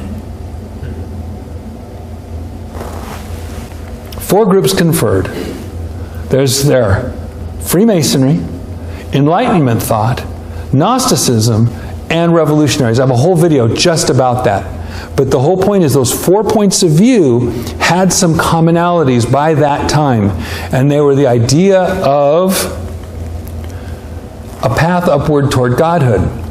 Now, I know a lot about that because I was raised in religious science. And that's perfectly in line with that kind of idea. When you get into the esoteric doctrines, that's where you end up. That's also called apotheosis. Did you know that the Greek Orthodox Church at least has changed? Because I got a friend who just came to the King James like a week ago, and he himself has told me about what the Greek Orthodox are teaching. They are teaching apotheosis now, and teaching that's Christianity. That's that you can become God. Apotheosis. Isn't that amazing? It has become important in a little bit. We're going to do a Bible study. That's called apotheosis. Now, there we go. I found that Benedict did teach at Cadonia Sciavolic, but he wasn't called Benedict. He had a pre-monastic name that I told you, Bessarion or Vissarion, and when I looked it up, sometimes I looked it up in Greek. I took a chance and looked it up in Greek. Because you can look up a page and then press the translator, and the page that you have is not the same page as you were looking at. I tried some in Russian, and I tried the page, and it wasn't the same page as when I looked at it, and I got more information. Then I took that page and translated it back, and I went, oh my goodness, look what I'm finding. He's called Vissarion of Syme, the very place that Simonides said he was from. Again, if he didn't know this guy, but you don't know yet, is that city was destroyed in 1821. At least the people were killed, and they took over the buildings, and all the women and children were gone, and there were no more Greeks in that city until after the war was over. And that was the war against the Turks, which we'll get to in a second. He really was there. I found even more just a number of months ago on somebody's personal page, and just listing all the professors of the school from their knowledge, and it was right there. Vissarion of Syme was right there. That is Simonides' uncle. So now let's do a little Bible study. That is a page of Codex Sinaiticus right there. You see that's the color-coded thing. If you read the book or see it out there as the world's oldest Bible of fake, you'll see that the pieces that Tischendorf took out in 1844 were and still are white. In 1845, a archimandrite, a high-level Russian Orthodox guy, went in there, described him as white. But in 1859, after Tischendorf took them away, he described them as sufflava, which is yellowed or aged. Why would that be? So I put them all together, made a big collage or whatever in order, a mosaic, and it's on the cover of the book. You can see it out there. You'll see that these light pages and all these dark pages. Why would you color pages dark? That's almost like you're trying to make it look older than it was. Maybe Tischendorf figured out something that he wasn't supposed to know. He figured out it wasn't as old as he thought it was, and that's why he kept the two apart from each other. That's why he wouldn't put them together. That's why he published them separately. That's why he passed it off as the oldest and best, but only when you got the other part. But look at this. This is the Gospel of Mark. What we just read, Katamarkun. Let's zoom in here. Okay. Can you read that? Brother Stringer? Okay. Arche, the beginning, to Evangelium of the Gospel of Jesus Christ, just as what? Oh wait, what's that right there? These tiny things. Let's look at those. Let's zoom in. That upsilon, upsilon, and theta upsilon stand for Son of God. So Son of God wasn't originally there. So let's read this without the Son of God. Verse 1. The beginning of the gospel of Jesus Christ, as it is written in the prophets. What happens if you don't have Son of God? If you don't say He's Son of God in the first verse, take a look at this. Please go to verse 5. Okay, verse 5. And there went out unto him all the land of Judea, and they were all baptized him in the river of Jordan, confessing their sins. Why were they confessing their sins? Because in verse 4 it said, John preached the baptism of repentance for the remission of sins. So if you're getting baptized, you're also getting your sins remitted as you're preparing for Messiah. Yes or no? That's what John is doing. Yes or no? Okay. So then it says, when you jump all the way down to verse 9, it says, And it came to pass in those days, Jesus came from Nazareth of Galilee and was baptized at John in the Jordan. Did he confess his sins? Everybody else did.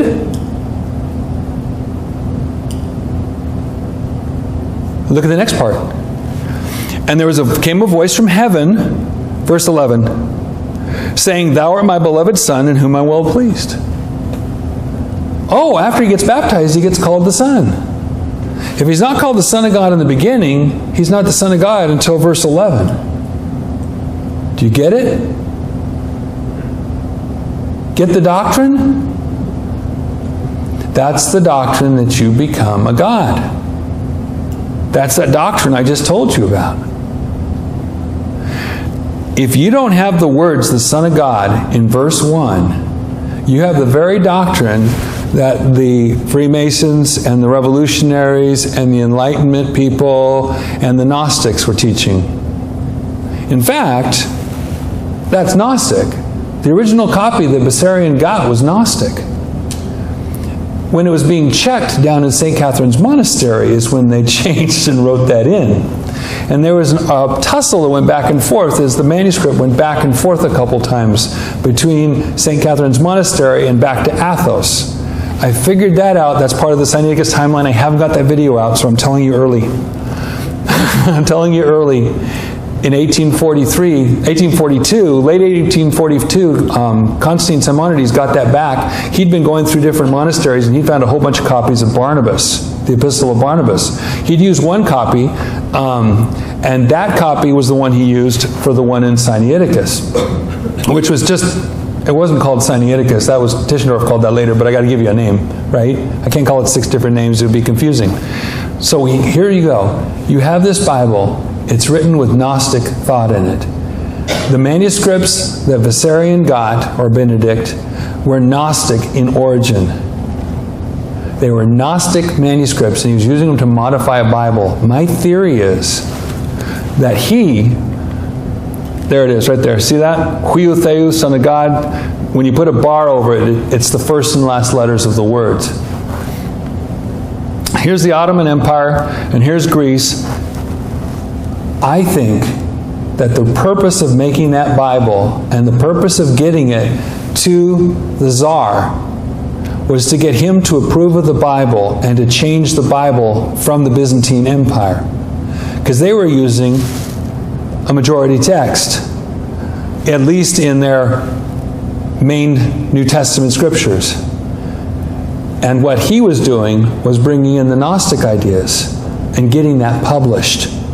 If you get the backing of the Tsar, and he's a religious man, and you can pass it through, you have a lot of authority. In other words, what ended up happening somewhere else was originally planned to happen there until somebody else got it, and the football went into another place. So right here, after this we have the Ottoman Empire strikes back. That's what, after this point, he gets out just in time. He retires and he goes up to Athos, to Mount Athos, and he goes to Esphigmenou Monastery. And at that time, all the revolutionary ideas that were being taught in Ayvalik was teaching the kids how to rebel against the Turks. That's what was really going on. I have that in Raising Rebels video. You can see this for yourself, but they were actually teaching them to rebel against these. These were kind Muslims for once, and they actually were taught to rebel against them. And when the rebellion happened, the guy who was executed by Muslims, who was a monk and stuff, but he was actually a spy, and he really was guilty, which is, it's hard for me to deal with that because that's politics. But the fact is, it started this rebellion, and they did this big old fight, and then the Greeks used that to take back. They wanted to recreate the Byzantine Empire. Didn't quite happen, but they ultimately got a Greek state out of it. And so, as a result, Vissarion, and this is an interesting thing, because I thought this wasn't real. I thought, how could this possibly be real? Simonides goes on to list a whole bunch of places that his uncle went, from here to here to here to here to here, and I thought the places didn't exist. I'm telling you, I believed that until I started looking. And so he went from Athos, and he came right over here to the Isle of Hydra. He came here to Cythera. He came here to Spetses. And Spetses is important because it's right on the other side of this little peninsula here, and right here was the guy who became the new leader of the Greek state. Guess who else he was? His name was Ioannis Capodistrias. He also was good friends with Simonides' dad. He's the one who made Simonides' dad the governor of the Dodecanese Islands. His dad, well, he was a Mason, and so was his dad, and he was a member of a very secretive group called the Philokietaria. I had to find all this. I found a small mention of Hilaria, and I thought, could Hilaria be Eteria? And I looked it up, and I checked it up, and that's exactly what it is. I looked on Masonic sites, and they told me. So I started connecting all these details together, and I went, Simonides keeps telling the truth, when there was no way for anybody to verify it. The Philokietaria was a private place. If you asked about it, they would kill you. And only people who were high-level Masons were even allowed to be in the upper echelons. And that's what Simonides' dad was doing. Simon was recruiting in Asia Minor and in North Africa to create the force to fight against the Turks. This is all real. It's making it hard for me to disbelieve him. I had to call Chris Pinto up and say, Chris, I'm sorry. We'll sell your video because I keep on trying to prove him wrong. And you know what Chris said? David, that's exactly what happened to me. I was making a documentary. I thought the guy was a liar, but I had to simply do due diligence. And when I did, I kept on finding he told the truth. Oh, he got in trouble with everybody. He took the heat. That's why I keep on giving him credit, and I hope you hear that, Chris. Chris Pinto took the heat, and he's not a Bible scholar. He's a producer. He's a godly man, and I thank God for him, because he got weirdos like me to start looking at things like this.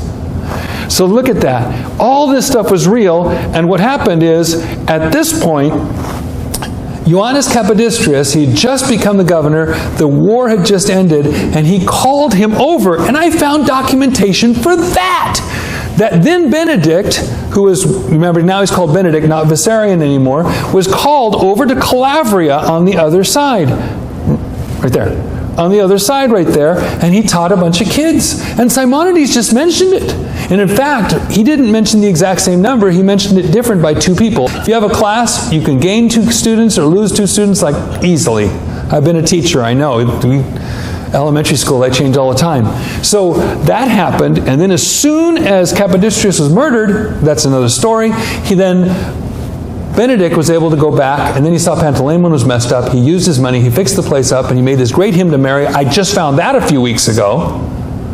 That's another story entirely, and another video. But nonetheless, it keeps on proving that what he said was true. And I think the whole point was that Sinaiticus was created. Well, he went to Pantaleon Monastery, and when he came back, now he wanted to write it up. But now, he's been in front of those... Have you seen how those monks live with the candles and all that stuff? They didn't have electricity and all that. I mean, we're in the 1800s, and he's in a monastery without electricity. The eyes, your eyes get old, right? I've already had cataract surgery, and I'm 56, I had it a decade ago.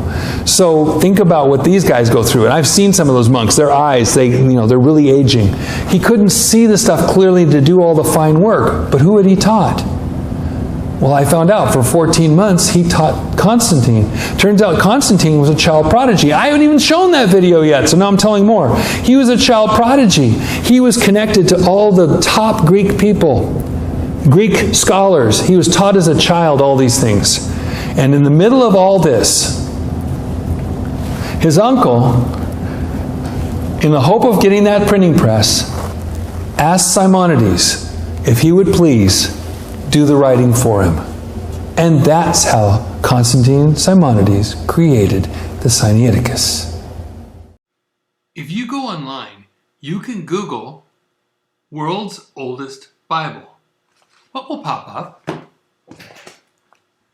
Codex Sinaiticus. I was taught this in Bible college. So from then, for decades, this was the early 1980s, I searched for the world's oldest Bible, Codex Sinaiticus. Most books actually only showed me one single page of Sinaiticus, John 21. But in 2009, Codex Sinaiticus came online.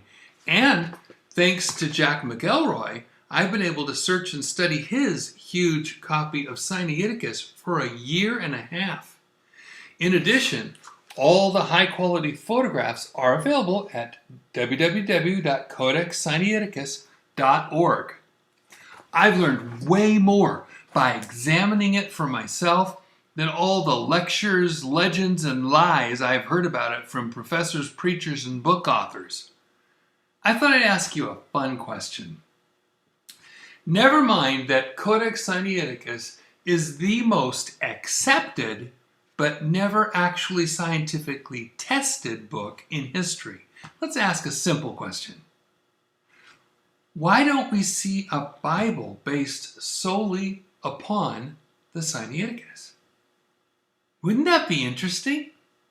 Let me tell you why you haven't and probably never will see one. Hi, I'm David Daniels from Chick Publications. Codex Sinaiticus, in the form we find it today, is missing 12 entire books and most of 6 more. That's over 1/4 of the 66 Bible books, over 1/3 of the 39 Old Testament books.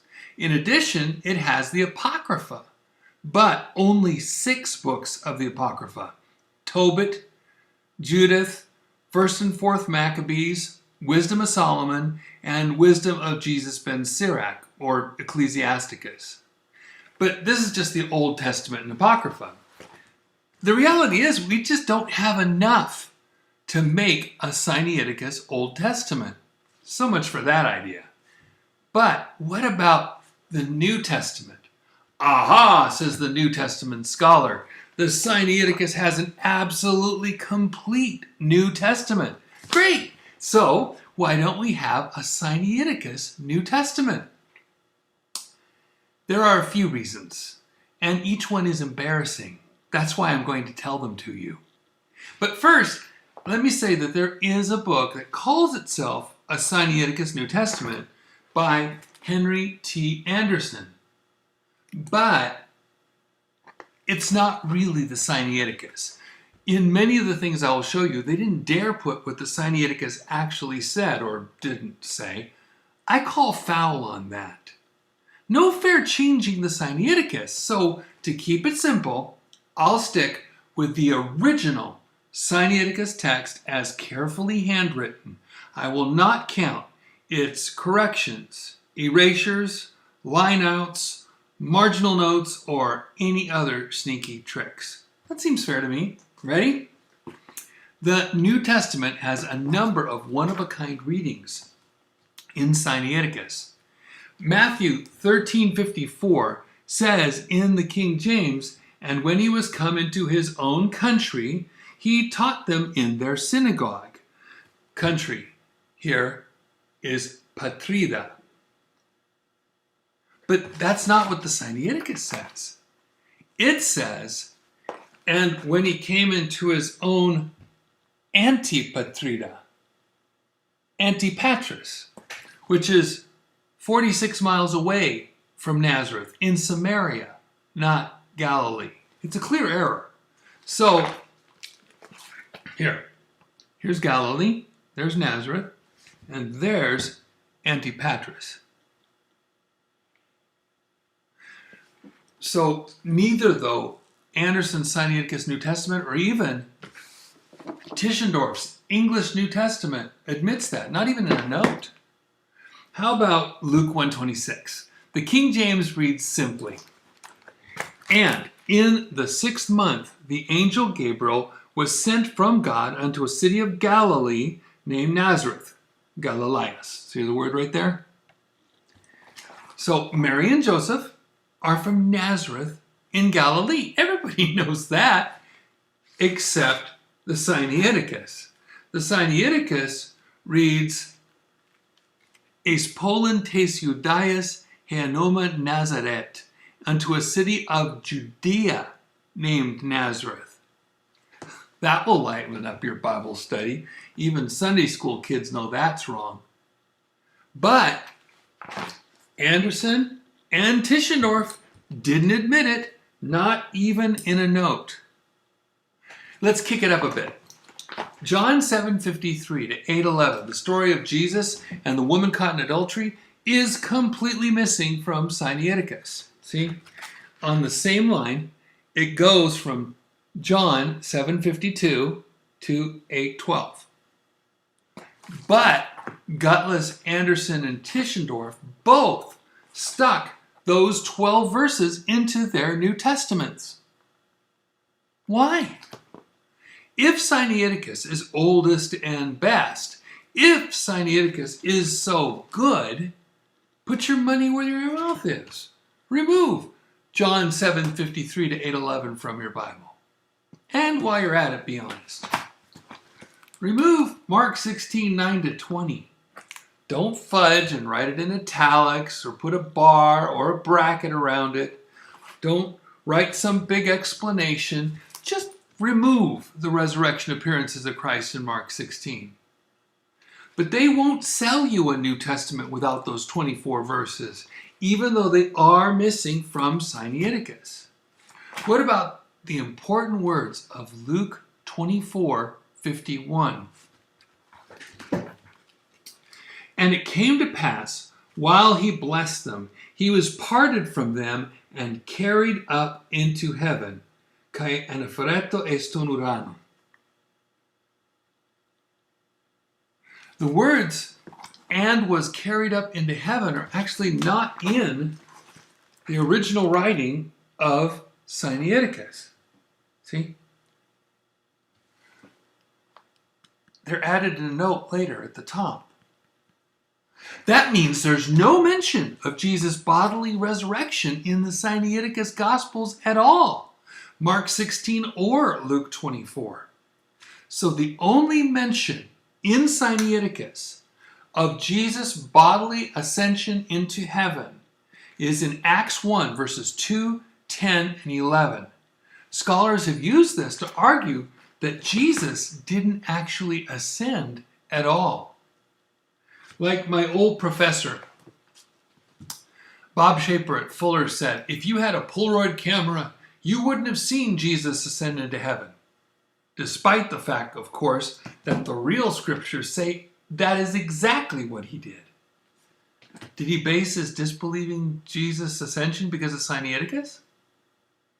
Then, these unbelieving scholars make up a three-step argument using Sinaiticus and their own evolutionary theory about the gospel. 1. Even though history says the order the Gospels were written was Matthew, Mark, Luke, and John, just like all the Bible manuscripts and even Origen. These scholars made up the lie that Mark came first. 2. Since Sinaiticus Mark doesn't have the resurrection or ascension in 16:9 to 20, or Sinaiticus Luke takes out the part of the ascension from 24:51, they made up the lies that Jesus wasn't bodily raised from the dead and Jesus didn't ascend into heaven. Then they made up the lie that Jesus' resurrection and ascension were added to the gospel later. Then they show that Sinaiticus Mark 1:1 didn't say Jesus was the Son of God. But Sinaiticus still says God calls Jesus my beloved Son, in whom I'm well pleased, in verse 11. So based on Sinaiticus Mark 1, they stated the lies that Jesus was only a man, God adopted Jesus as his son at his baptism, on top of the lies that Jesus wasn't bodily raised from the dead and he didn't ascend into heaven. Brothers and sisters, that's what some text critics claim is original Christianity. So because of the textual critic Constantine Tischendorf claiming Sinaiticus was the world's oldest Bible, and people accepted it without thinking twice, there came the false doctrine that Jesus was an ordinary man, adopted by God as his son at his baptism, who was killed and buried, but who wasn't raised from the dead and wasn't ascended into heaven. Would you buy a real Sinaiticus New Testament now? Now for some good news. Codex Sinaiticus is a fake, a phony, a fraud, and over the past year I've learned that it was actually created between 1839 to 40 and was probably edited up through 1843. Eyewitnesses originally saw it as white. Some white pages are still in Leipzig, and you can see them online marked LUL on codexsinaiticus.org. The rest of it was colored.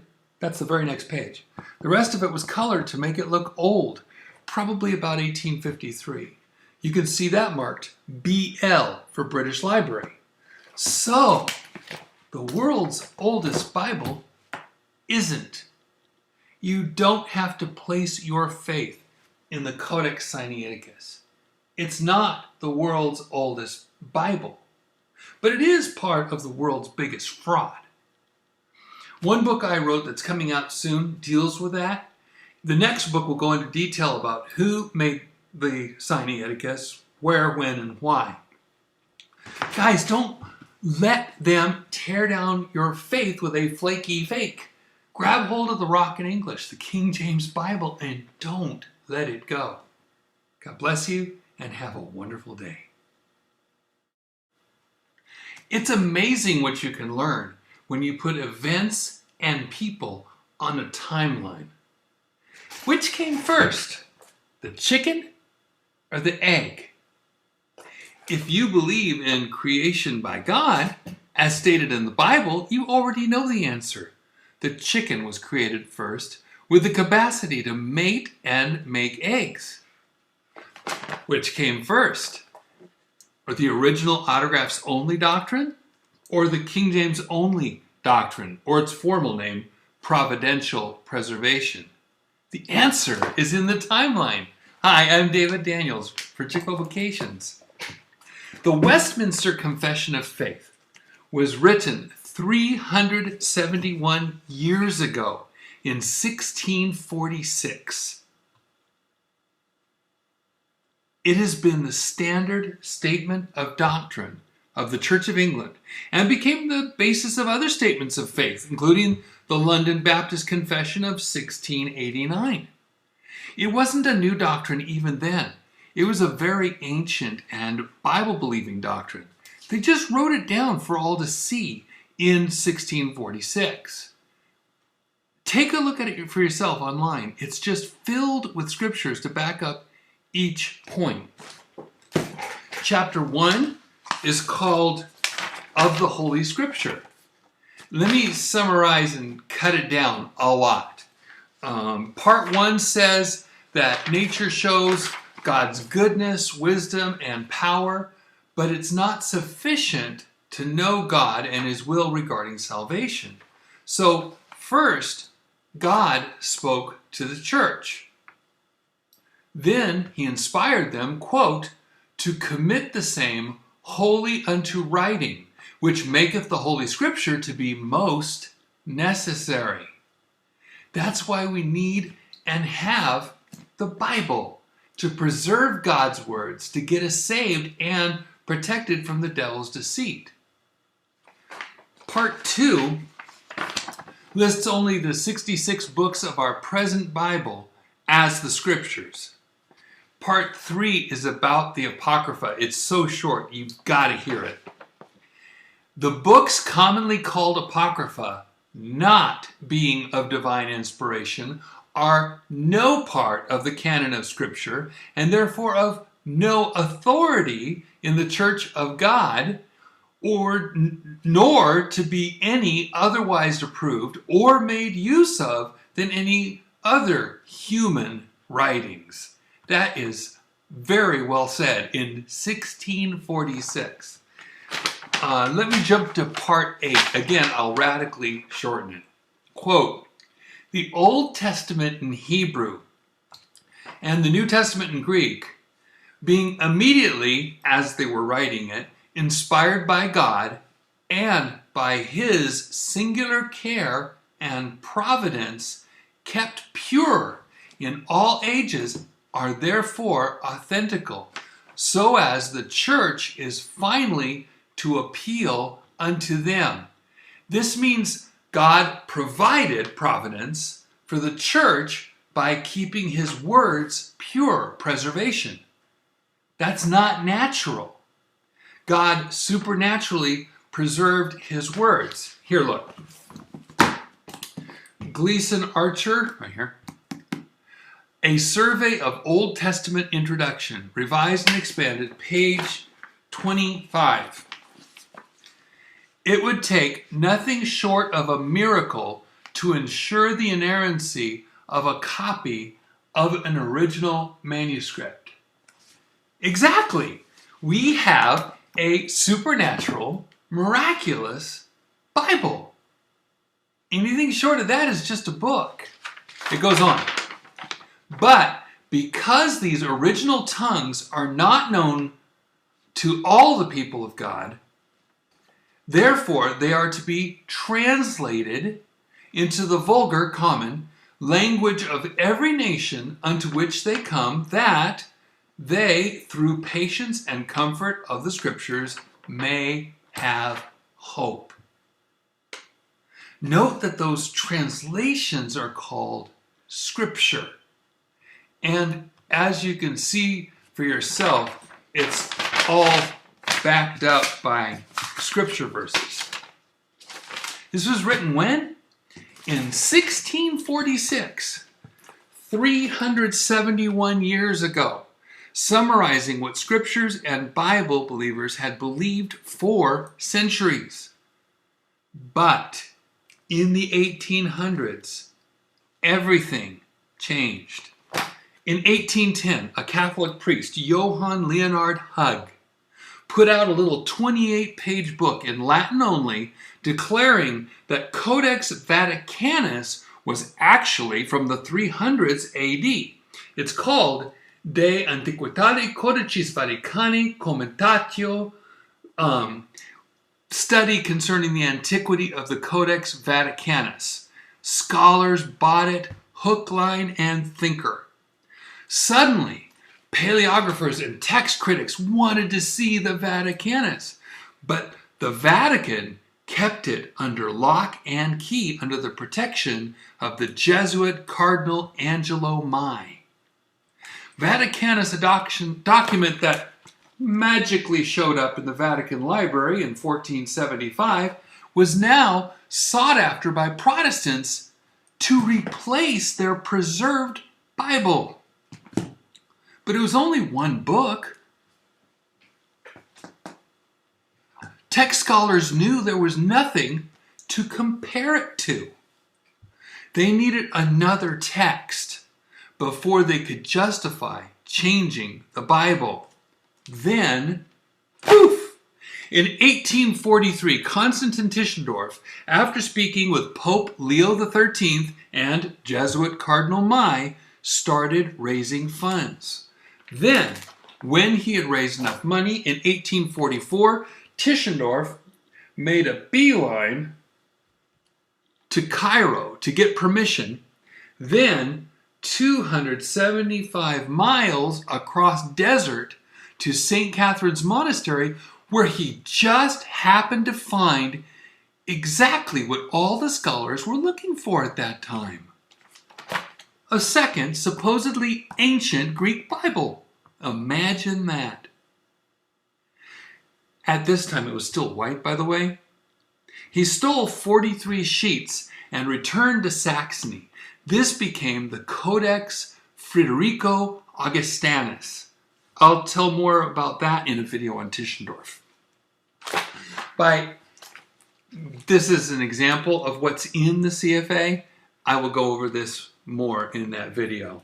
There's so much to tell you. Oh, I'm so excited. By 1859, with the help of the Russian government, Tischendorf got the book which he called Codex Sinaiticus, or Aleph, to make it the first letter, out of St. Catherine's Monastery to Cairo to Russia.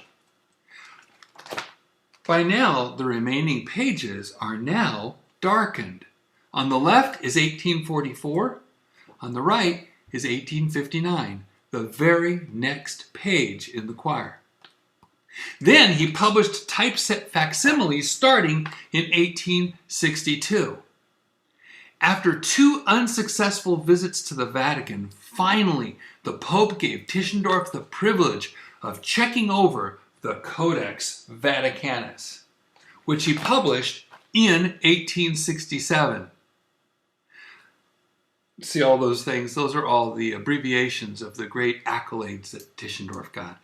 Now, there were 2 codices. 1, 2, for the paleographers to fight over. And that was what Brooke Foss Westcott and Fenton John Anthony Hort were waiting for.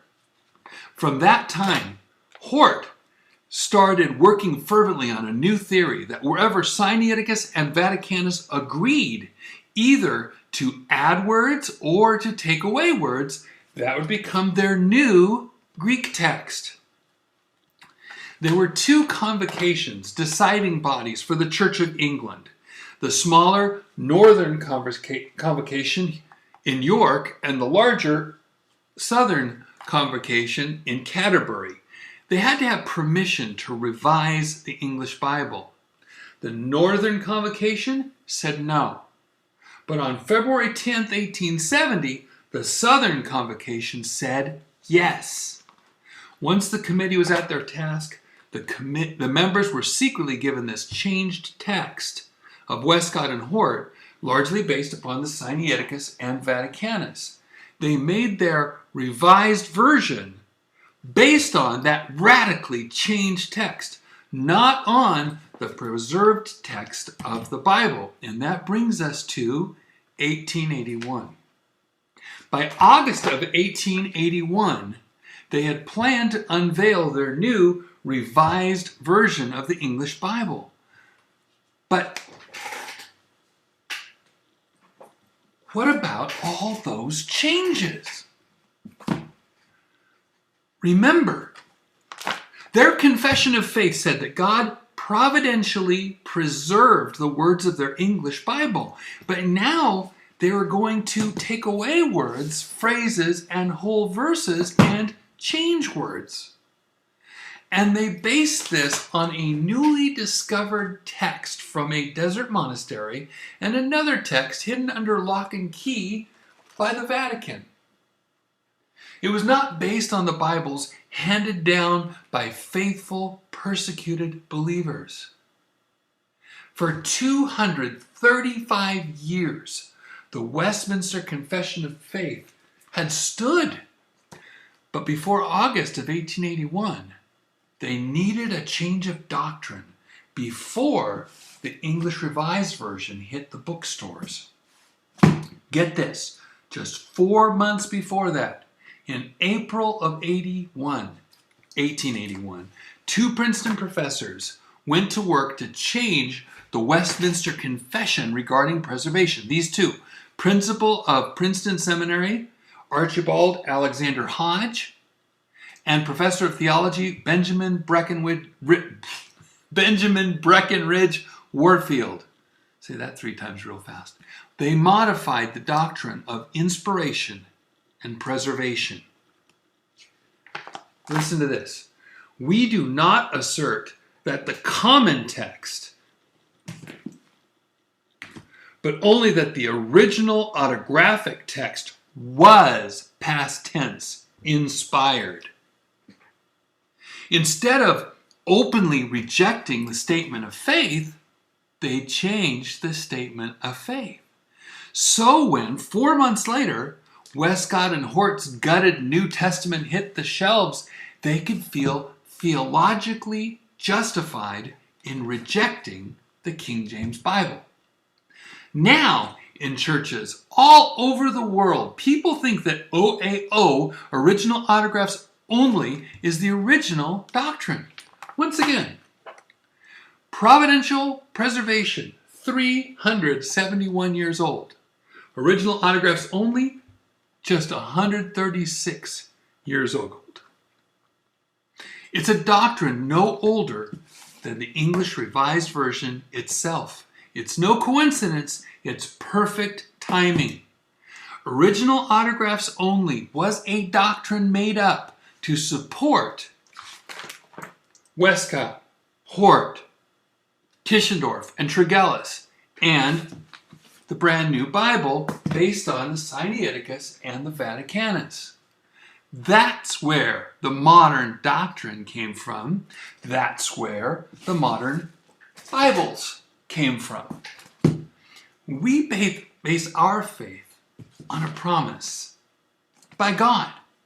They base their faith on a doubt. We trust God's ability to keep his promises.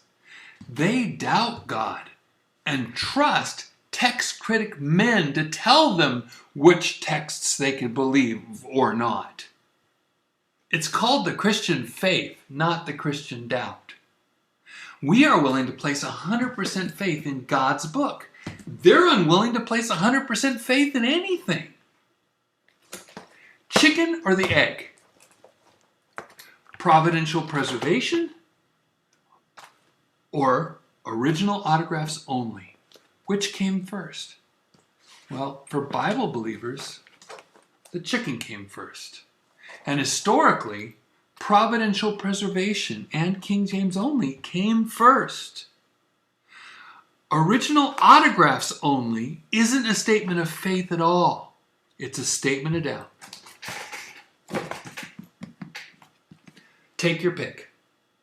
Trust God and get his book, or trust your professors and get basically nothing but doubt. God bless you and have a wonderful day. Did you know that most people don't like to lie? I didn't say they don't lie. I said they don't like to lie. So when people speak, or even when they write things down, they do it in such a way that they're not lying exactly. They're stretching the truth. They're being less clear. They're omitting important facts, hoping you won't notice. And most people do not notice. When they hear someone, they fill in the blanks, so they don't notice the difference between what is being said versus what is not being said. The lie is in the impression we get, not in the words they said. It takes a special kind of person to out and out lie, and Constantine Tischendorf was that sort of person. Want to see what I've found? Hi, I'm David Daniels from Chick Publications. The first hints that there was something funny about Tischendorf's story was when he wrote to his family about getting the 43 folia, the CFA, this way. On June 15th, 1844, Tischendorf wrote to his brother, Julius, quote, Ich bin in den Besitz gelangt von. I have come into possession of 43 parchment folia. He did not say I was given them, or I borrowed them, or even I stole them, but notice he also told us nothing about how he got those 43 folia. What are these folia that came into Tischendorf's possession anyway? For those of you who've seen my other videos, I went into detail before, but I found a better way to show you, so you can all enjoy this. First, the Sinaiticus is made up of quires. A quire is like what we call a signature. Modern signatures are made up of 32 pages, like for bigger books, or 16 pages, also called a half signature. Our half signature is the same thing as a quire. You start out with 4 long sheets and fold them. That's all you need to start with. 1 quire equals 4 sheets folded. Now with the fold, you have 8 half sheets called folia, or leaves. Each leaf is called a folio. The plural is folia.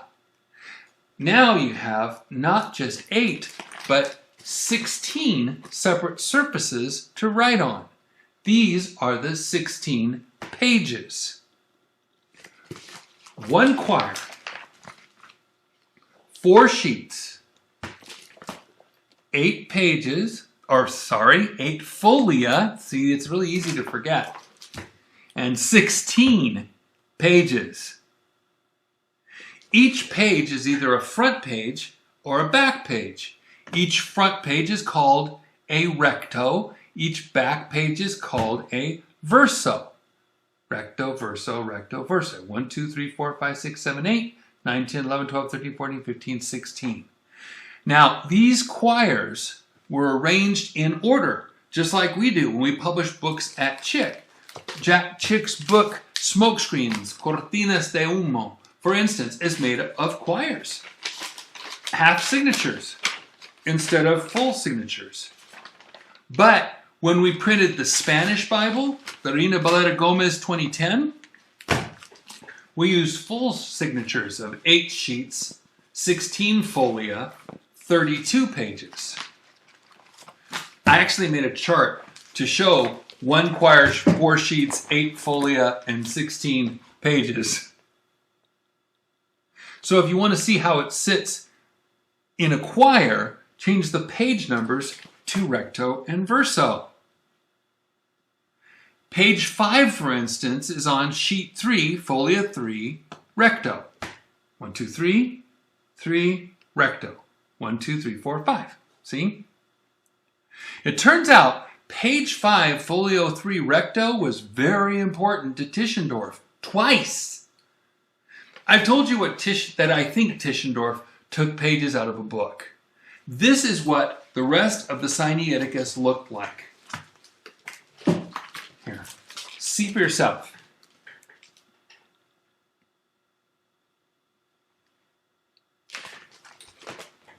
Look at this close-up of the quires of Sinaiticus.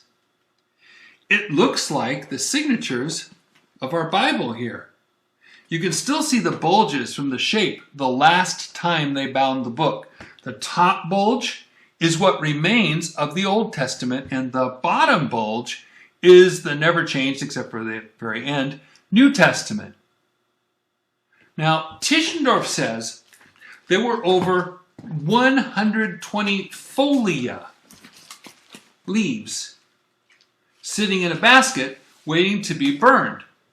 A folio is 1/2 of a sheet, right? So that sounds like the sheets were cut. But as you can see in these photos, they were still quires in 1935. So that's not true. Even though every folio of the CFA, the 43 folia Tischendorf stole in 1844, is a cut in half sheet, the rest of the Sinaiticus is pretty much quires. You can see it for yourself. What does this mean? Take a look at my quire of Smokescreens. Here. It said that the 2 pages, I said that the 2 pages that reveal what Tischendorf did just happened to be page 5. Page 5 is sheet 3, 1, 2, 3, and folio 3, 1, 2, 3, recto, front, right here. You see? Page 5. If these quires were sitting in the basket, like Tischendorf said, and he wanted page 5 for some reason, all he had to do was pull the 3 sheets like this. So Tischendorf should have had pages 1 to 6 and pages 11 to 16. But he didn't. All he had were the first 3 folia, pages 1 to 6 only. And I think I know why he took those pages. To get just them, he had to cut them with a knife because they came out of a book. Yes, it was a bound book. He had already taken 2 whole quires, which were the first quires at the front of the Sinaiticus at that point in 1844. That's a lot of chutzpah. Open the first page, boom, and then after that, 2 whole quires, 32 pages, were missing. He may have figured that if he took the whole 3rd quire, the cover would fall down too much, revealing that he was stealing stuff. So he cut it on the other side of page 5, took the first 3 folia, and left the other 5 folia alone. I'll tell you what was on that page in a bit. You see, in either Byzantine or Coptic style sewing structure, they would sew thread through the middle of the quire, between pages 8 and 9, on the 4th sheet. We still sew books like this today. So if Tischendorf cut and took the 1st, 2nd, and 3rd folias only, there would still be the 4th sheet with the sewing in the middle to hold the other 5 folia, numbers 4 to 8, in place. And that's exactly what was left. So now Tischendorf has 3 folia. And he also took the 2 quires before it as well. But he wasn't done. I'll tell more about this in another video, but Tischendorf got another limited opportunity to get some more quires. So he opened the Sinaiticus to Isaiah 66. On that page, quire 46, F3R, which is the other page 5, he started to copy the text down. Here's the ending of Isaiah, Isaias, it says here, and the beginning of Jeremiah. If you have a copy of Is the World's Oldest Bible a Fake, it's on the line above the 2nd set of white pages. You can count 12 from the left or 12 from before the 2 white pages on the right. Here it is up on the chart behind me. Right here. Boom, right there. It looks like Tischendorf thought he could get all of Jeremiah starting with that 1 page. So he copied it down. But look at the color. It's not white like the CFA, is it? That's because Tischendorf, after he copied this page down, didn't get that page or any of that whole quire in 1844. You see, when he snuck his knife in to cut the strings holding the quire in place, somehow he got the 3 quires after it, but he missed or forgot that quire. So he didn't get all of Jeremiah after all. He only got the 3 quires after that one. Quires 47, 48, and 49, starting at Jeremiah 10:25. How do I know these things? Because Tischendorf took those 5 quires and 3 folia of white pages and published them as the CFA, the white pages, the Codex Frederico Augustinus in 1846. But what about that other page he copied of Isaiah 66 to Jeremiah 1? The one that made him want to steal all of Jeremiah. Tischendorf didn't publish it in 1846 with the rest of the CFA. Or did he?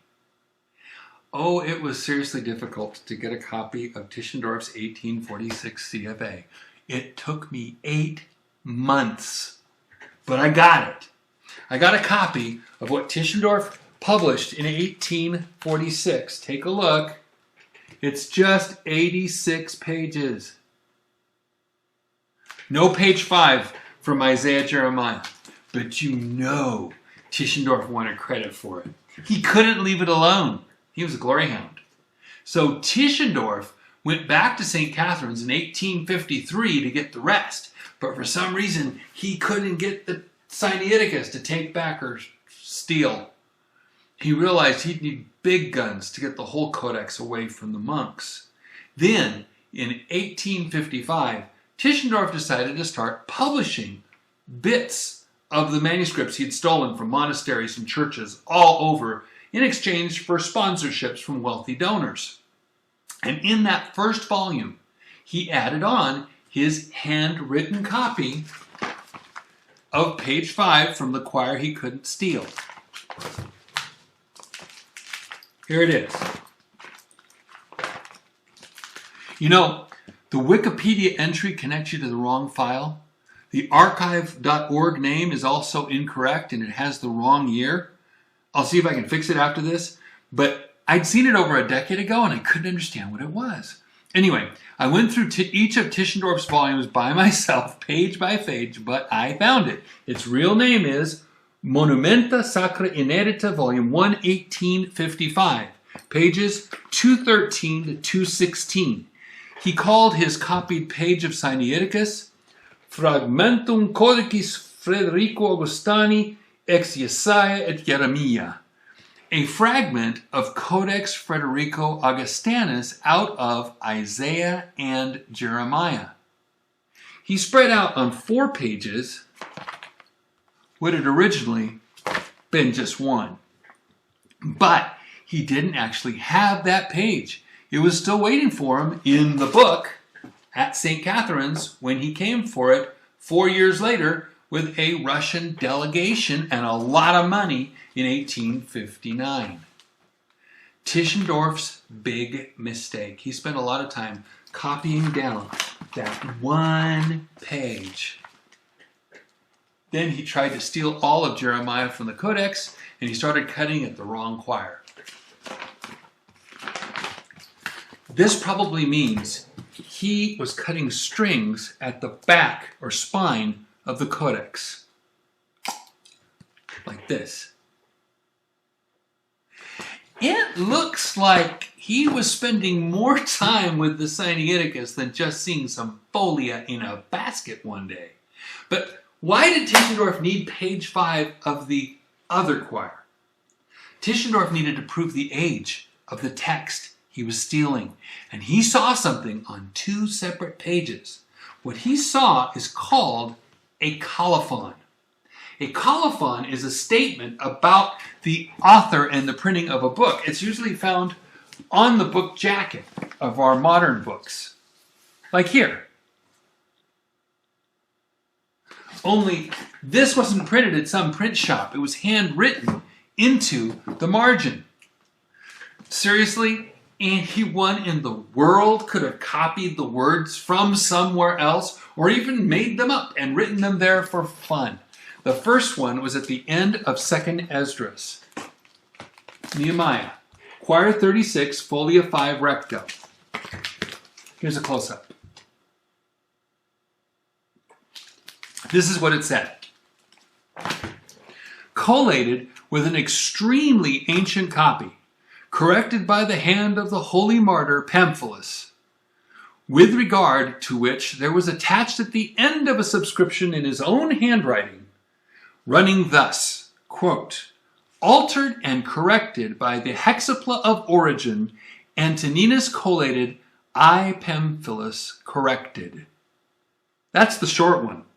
The one on page 5 of Choir 37, the one he cut off, was even longer. Do you see? Tischendorf thought he could prove how ancient the Codex was supposed to be by these handwritten notes in the margins. Of course, anyone could have written that. or copied it from anywhere. In fact, Constantine Simonides, who claimed he wrote the Sinaiticus, said this about the first colophon. The entire note at the end of Esdras was taken from a comparatively recent codex on paper, preserved at Mount Athos, which was probably a copy from some earlier manuscript. It was noted by a man in the 1860s that Simonides also said it was inserted there as a memorandum or a reference to a codex which, though not valuable on account of age, contained some good readings. That's perfectly believable. I copy lots of notes out of books and drawings, etc., as if I were making my own replica of an ancient Bible. If I were doing that, I could copy a note like that there. It adds to the flavor. And likely, his great-uncle Benedict told him to, but for his own reasons. It'll take another video to tell you about what I think Benedict's real reasons were for making the Sinaiticus. But what did we find? Tischendorf was not only a master at not saying the whole truth, he was also one of those people who could really outright lie. Sinaiticus was not a bunch of folia rescued from a wastebasket and wherever else and reassembled together in 1844 for Ouspensky to find them in a book the next year in 1845. Sinaiticus was a book. It was a bound book with quires still in the order they were left in when they were hastily rebound, probably sometime in later 1843. They stayed in that exact same condition as Tischendorf found them, right up through Archimandrite Porphyry Ouspensky's visits in 1845 and 1850. All the papers were as white as the quires and folia Tischendorf stole in 1844. They stayed white at least through 1850, and by late 1859, before Tischendorf got to Russia with them, they were stained and aged looking. I cannot trust Tischendorf. Almost everything he has written has been riddled with lies. And so far, I can verify just about everything Kallinikos the monk said, and just about everything Constantine Simonides said, down to the tiniest details. But I can absolutely trust my King James Bible. God's words were written by men inspired of God. They were passed down and translated by faithful believers, and they were preserved for us in English in the King James Bible. And I trust these words with my earthly and eternal life. I hope you can too. God bless you and have a wonderful day. I think Satan thought this was the end game. But as always, he took his evil too far. He overestimated his abilities, and as always, he underestimated God. God does not care if the devil thinks it's the end. It's not over till God says it's over. And brothers and sisters, it's not over. In 2009, careful photographers were allowed to put the Codex Sinaiticus online. The powers that be were certain that their best text, their proof text, literally was unassailable. So why not put it online? But the enemy always goes too far. Unseen spiritual forces lay behind this global agenda to get Christians, as well as everyone else, to set aside the King James Bible and similar translations in other languages so the Roman Catholic system could move unopposed to set up one world Bible for one world religion. But something went wrong. Hi, I'm David Daniels from Chick Publications. There are people who are trying to lift up the Codex Sinaiticus all over again and to put down anyone who trusts in God's preserved words in English, the King James Bible. Believers, I want to encourage you in your faith. And you who have some doubts, please consider the evidence. I invite you to go to www.codexsinaiticus.org website. It has amazing information. It tells about the meticulous work of some professional photographers. You can see some of their state-of-the-art equipment. You can bask in the sciencey stuff all over the place. Seriously, it is a geek's paradise. By geek, I mean text geek or history geek or paleography geek. Even theology geek, if you don't mind the heresies and Gnosticism in the text of the Sinaiticus. Anyone who tells you these photographers didn't do their job with extreme dedication, I think that person has an agenda. Seriously, they should give up on that kind of slander or libel of these professionals. I have nothing but respect for them. They worked really hard to give us beautifully detailed photos of each page of the Sinaiticus parchments. I took those high definition, highly accurate photographs and I made a huge mosaic out of them and had them printed as a poster. No picture was retouched or modified in any way. They are exactly as they came, straight from those photographs. That made it easy to look at the whole of the Sinaiticus in a single glance. And that's why I put it on the cover of Is the World's Oldest Bible a Fake? The trick to unraveling mysteries is to ask really simple questions. From my childhood, friends would notice the red birthmark on my face. And they'd ask, "What's that red stuff on your face?" That's a simple question, isn't it? They didn't ask because they were mean. Well, not every time. They asked because they noticed the massive difference between that red and the rest of my skin. It's different, so that must mean something. It's the same with the Sinaiticus. Look at all the darker, stained pages. See how it makes them look older? Then look at the 86 pages of white. It's striking, isn't it? Don't blame the photographers. They had a whole list of rules to follow to ensure accuracy. These guys were smart. Don't blame the cardboard the animal skins were set on. Don't blame the equipment. You don't think these scientific professionals who do this for a living hadn't thought of that? Of course they have. But that leaves you with the same question I was left with. What color is it? It had to originally be just one color. Was it the stained and darkened one? If so, then how come those 86 pages, those 86 sides of animal skin, are so white? That's when everything starts to unravel.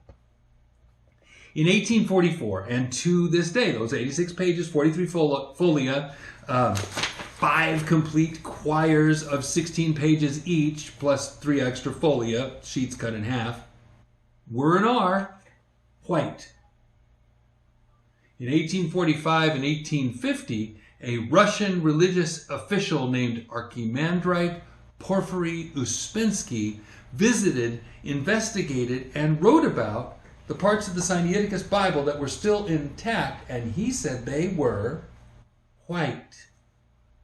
But in 1859, Tischendorf convinced the Russian Tsar, through his wife, to give him lots of money, which he threw around like a rapper, and by hook or by crook, he got the rest of that bound book. His next report on it said that the pages were souflava, yellowed, stained, just like we find them today. So let's ask the simple questions. 1. How did it get like that? 2. Who changed it? 3. If Tischendorf didn't do it or approve of it, then why didn't he protest it? He had easy access to the 43 folia. from 1844. He knew the difference. Now comes the big question I've asked all sorts of people. 4. If you believed you had the world's oldest Bible, why would you stain it? Why would you risk ruining it? Here are the answers that I've come to. 1. The rest of the book got stained between 1850 and November 1859. 2. Tischendorf stained it or approved of whoever did stain it. 3. Tischendorf didn't say anything about it because he hoped A, no one would notice, and B, people would think the Bible was older than he found out it was.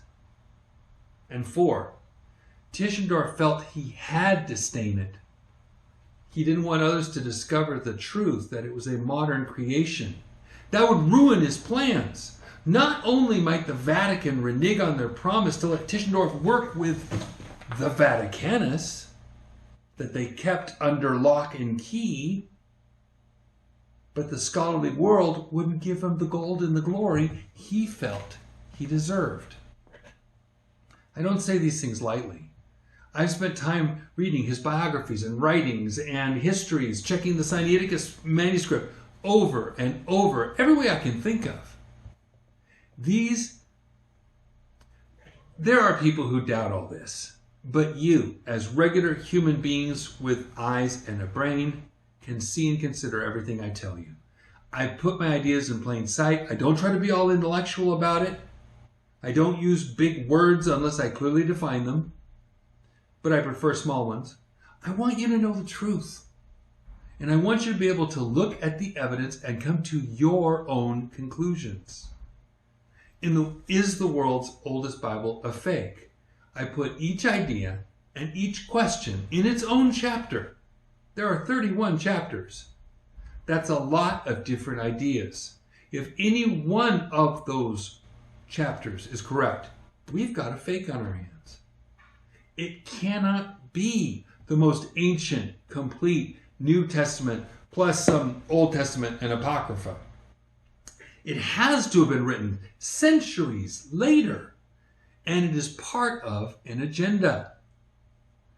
The agenda was very simple. The Vatican wanted their Codex Vaticanus to pave the way for a new Bible. But the paleographers wouldn't trust just one manuscript so different from the many texts supporting the King James. They needed a second. And that's where I think they took advantage of the recently created manuscript that had just been sent from Mount Athos in Greece to St. Catherine's Monastery in the Egyptian peninsula. The scholars were already taught to hate the received text in the very doctrinally clear King James Bible. It didn't matter that the Sinaiticus differed from the Vaticanus in thousands of places. It didn't matter that both Sinaiticus and Vaticanus had places that were poorly written twice, skipped or erased and rewritten. All that mattered was that Sinaiticus and Vaticanus did not agree with the King James and the many supporting manuscripts. Then you know what happened? A great change. Once they got both Sinaiticus and Vaticanus to play with. Lo and behold, the Protestant scholars suddenly found themselves agreeing with the Catholic scholars. Instead of the Catholic Inquisition threatening Christians with death for believing in the Scriptures, as they did with their forefathers, the Protestants just handed over their Bibles to be fixed by Rome's favorite texts, matching them to various changes and omissions in the Sinaiticus and Vaticanus. The result was what Rome wanted. That it was a Bible so subtly corrupt that the serpent himself must have been proud. It contradicted itself in crucial places. It removed powerful words that would have inspired faith. And it got doubting notes inserted into the footnotes by big-name scholars to make the doubters look like they were right after all. Ask your preacher or professor to show you his Bible. Ask him if he believes every word of that book he is holding in his hands. If he does not, then he was affected by Sinaiticus. It's that serious.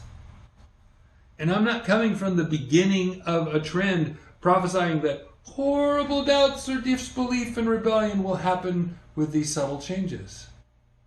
I'm coming from the end of history, simply pointing out what all the surveys loudly state.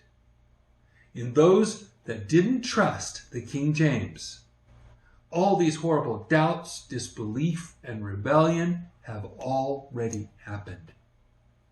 Those added and removed words were past tense effective. They caused past tense people to lose their faith in God's words, or that God even kept his promise to preserve his words. The devil thought that this was the end. But then in their overconfidence, they let the truth slip out. For generations, no one had seen the Sinaiticus. And they took by faith the very teachings that caused them to doubt God and his words. But then they made them openly visible in 2009. And now anyone can see the truth. There is the famous story about an entire kingdom hornswoggled by a clever tailor. But it took just one child to make a simple observation that anyone could have noticed. It was in plain sight. But he's got nothing on. The king is naked. I think a shift is starting to happen. With the simple question, what color is it? The Sinaiticus story started to come apart for me. I wrote this book about what I found. And I documented the progress of the research on my YouTube channel as soon as I found a new element to talk about, a new simple question to ask, or a new piece of evidence to share. And now many of you, brothers and sisters, are taking the torch and asking those questions. It's high time that we did. Not a single modern version is untainted. They all either change the text or add doubting footnotes because of Sinaiticus, even footnotes in many King James Bibles. Satan's plans are unraveling. Since this book, I've been working on the next one in the series, discovering how, why, and when Sinaiticus was really written. And I'm so excited to share it with you. When I started this journey with you, I had no idea where it would lead. But now I see where it's leading. If people lose faith in the doubting Bibles, we can show them reasons to believe in God's preserved words in English, the King James Bible. And maybe revival can truly begin at that point. All I know is this has not been a journey into doubt. It has been an exercise in increasing faith. And when faith increases in God's people, they start to plunder Satan's kingdom. So be willing to ask those simple questions. Consider the evidence. Satan's kingdom of doubt is beginning to unravel. Let's show people how they can come to faith in God and his words. And then let's see what God will do through us. God bless you and have a wonderful day. Did a man who saw more of Sinaiticus than anyone but Tischendorf grow in faith by trusting its words? In May of 1843, after Constantine Tischendorf's private meeting with Pope Gregory XVI, he raised money and waited anxiously for the weather to clear. In 1844, he made a beeline into Egypt, found the Sinaiticus in St. Catherine's Monastery, and stole 5 quires and 3 leaves from it. A total of 43 leaves, or 86 pages. Then he went to other countries, covering his tracks until he planned on returning to get the rest of Sinaiticus. Not until 15 years later, in 1859, with help from a Russian delegation and money from the Tsar, did he succeed. There's so much to tell you about what he was really doing. In 1847, Tischendorf wrote Travels in the East. He told his backers his reason for scouring the earth for Greek Bibles. Quote, to obtain a valid text of the New Testament scriptures, the bulwark of theology against the attacks of doubting science, and the sacred and indestructible foundation of our faith. End quote. He wrote this 4 years after his private meeting with the Pope and 3 years after he found Sinaiticus in the St. Catherine's Monastery in the Egyptian peninsula. Now, does reading and trusting the Codex Sinaiticus lead to faith? Let's look at what I found in the writings of a man who spent years with its text. Hi, I'm David Daniels from Chick Publications. This is a book called The Religion of Yesterday and Tomorrow. It's by Kearsarge Lake, the very man who spent more time with the Codex Sinaiticus than pretty much anybody but Tischendorf that I know of. He and his wife photographed the Sinaiticus New Testament in the summer of 1908 and published it in 1911. Then he photographed the Sinaiticus Old Testament in 1913 and published it in 1922. In chapter 3 of Is the World's Oldest Bible a Fake? And in a previous video, I stated that the original version of the Sinaiticus would affect somebody's faith if you read them as they were written. I'm talking about the first physical writing on the vellum, animal skin, by the hand of Simonides from the manuscripts handed to him by his great uncle Benedict in 1839 to 40. And as I've said before, in Mark 1:1, when it doesn't say the Son of God, then by the time you get to verse 10, 11, and 12, you start realizing, wait a second, this original version, this original handwritten part of Sinaiticus is saying that Jesus didn't become God, or at least become called God, until he was baptized. That's called adoptionism. It was a belief of some early Gnostics who pretended to be Christians. Is that amazing or what? Now, could those missing words, the Son of God, affect somebody's faith? Short answer, yes. I heard about this book, The Religion of Yesterday and Tomorrow. This is a rare book. It was hard to find. I am thankful to God I got one. It's from Houghton Mifflin Company, published in 1925. So that's 17 years after Lake photographed the New Testament with his first wife. Listen to Lake from page 134. It may be argued that Mark only shows that Jesus was believed to have become a Son of God, possibly at the baptism, and that the disciples, and perhaps Jesus himself, believed that he was the Son of Man, which only means man, who had come from heaven at the last day to judge the living and the dead. This is adoptionism. Jesus wasn't God in the flesh. He was an ordinary man that God adopted. For it is historically unsound to identify with God as Son of God, which may mean in the Jewish language an angel or a king or a righteous man. And whatever the Son of God means, it certainly is not God and cannot ever have meant this to Jewish ears. So by 1925, Kearsarge Lake, photographer of the Sinaiticus, didn't believe that Jesus was God come in the flesh. That's bad. But he also declared that he did believe adoptionism, God adopting the man Jesus as his son, little s. So Lake's Jesus isn't really God the Savior, and I can prove it.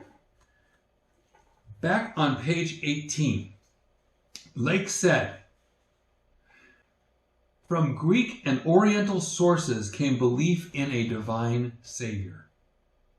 And look at what Lake said the heathen sources taught about this divine Savior. Quote, who is able and willing to give those who trusted and believed in him a supernatural power of obtaining in a future life an immortality and happiness denied to the rest of the world. End quote. Wow, that sounds like Lake is explaining away John 1:12. Listen carefully. But as many as received him, to them gave he power to become the sons of God, even to them that believe on his, that's Jesus, name. So Lake is saying that this doctrine didn't come from the inspiration of God. It came from Greek and Oriental, that is, heathen sources.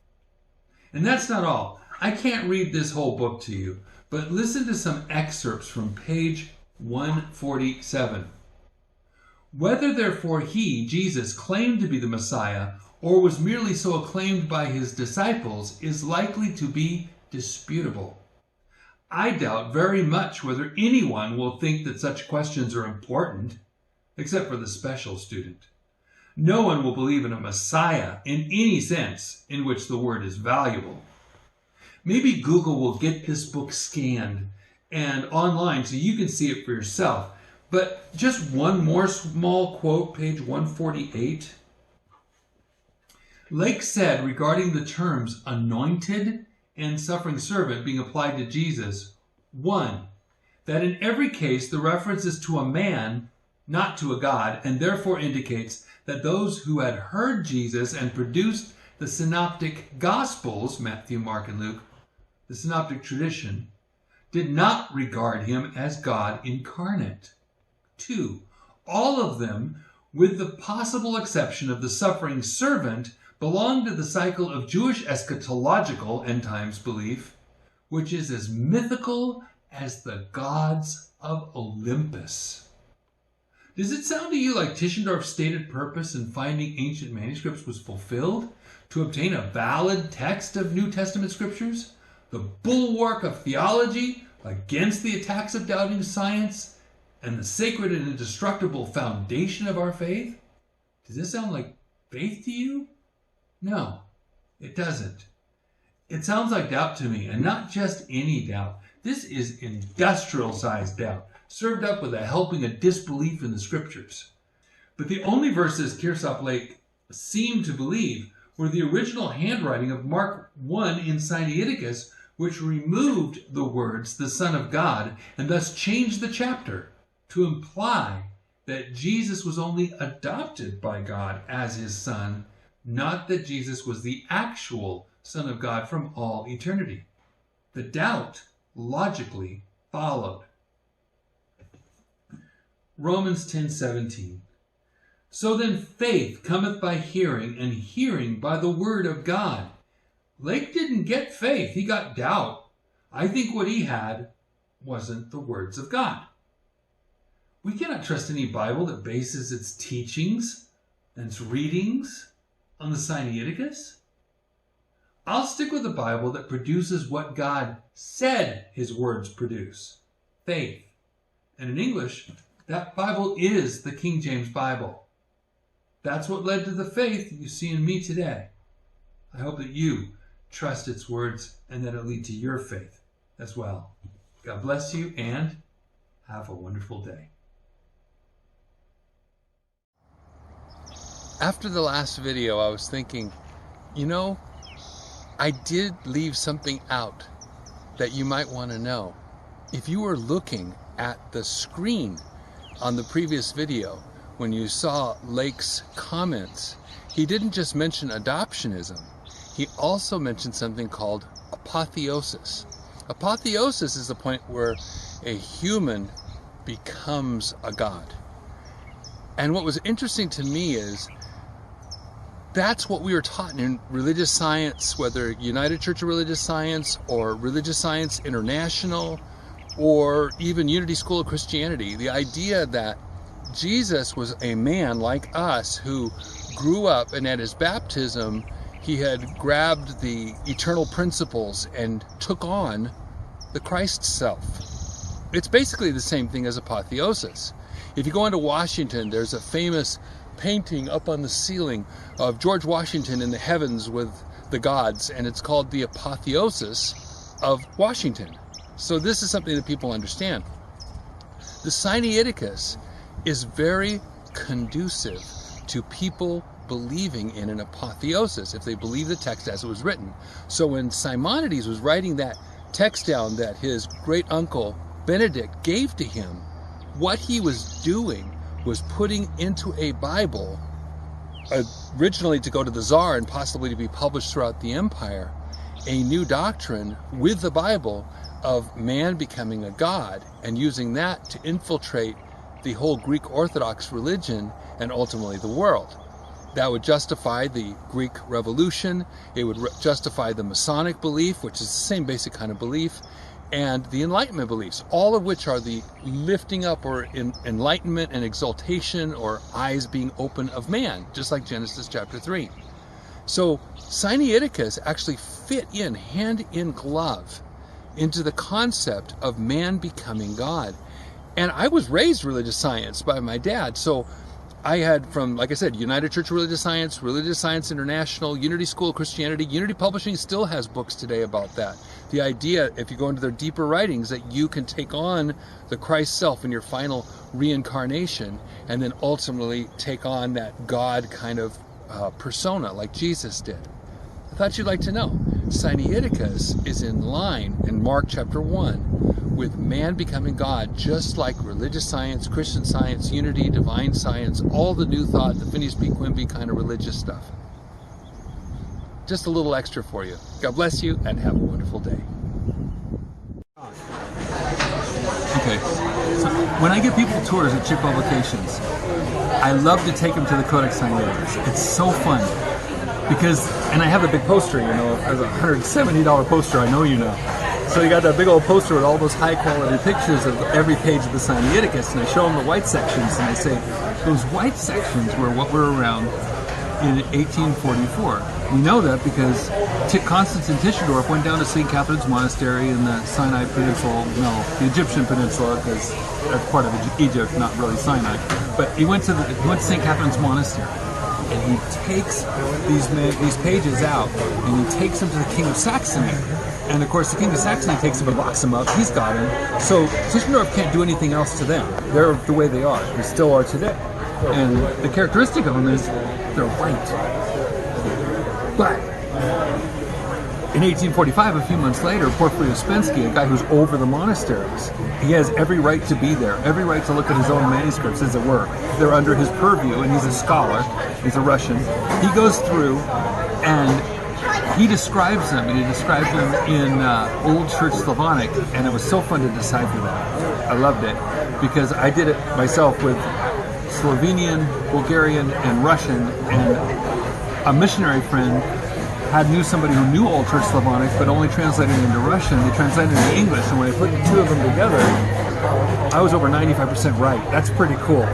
And when I read it, it said, described it just like it is today, and described it, though, as white. Just the same color as we see in the Leipzig copies that are over with the King of Saxony. So in 1859, Tischendorf comes back, and he's saying, see all the rest of this here?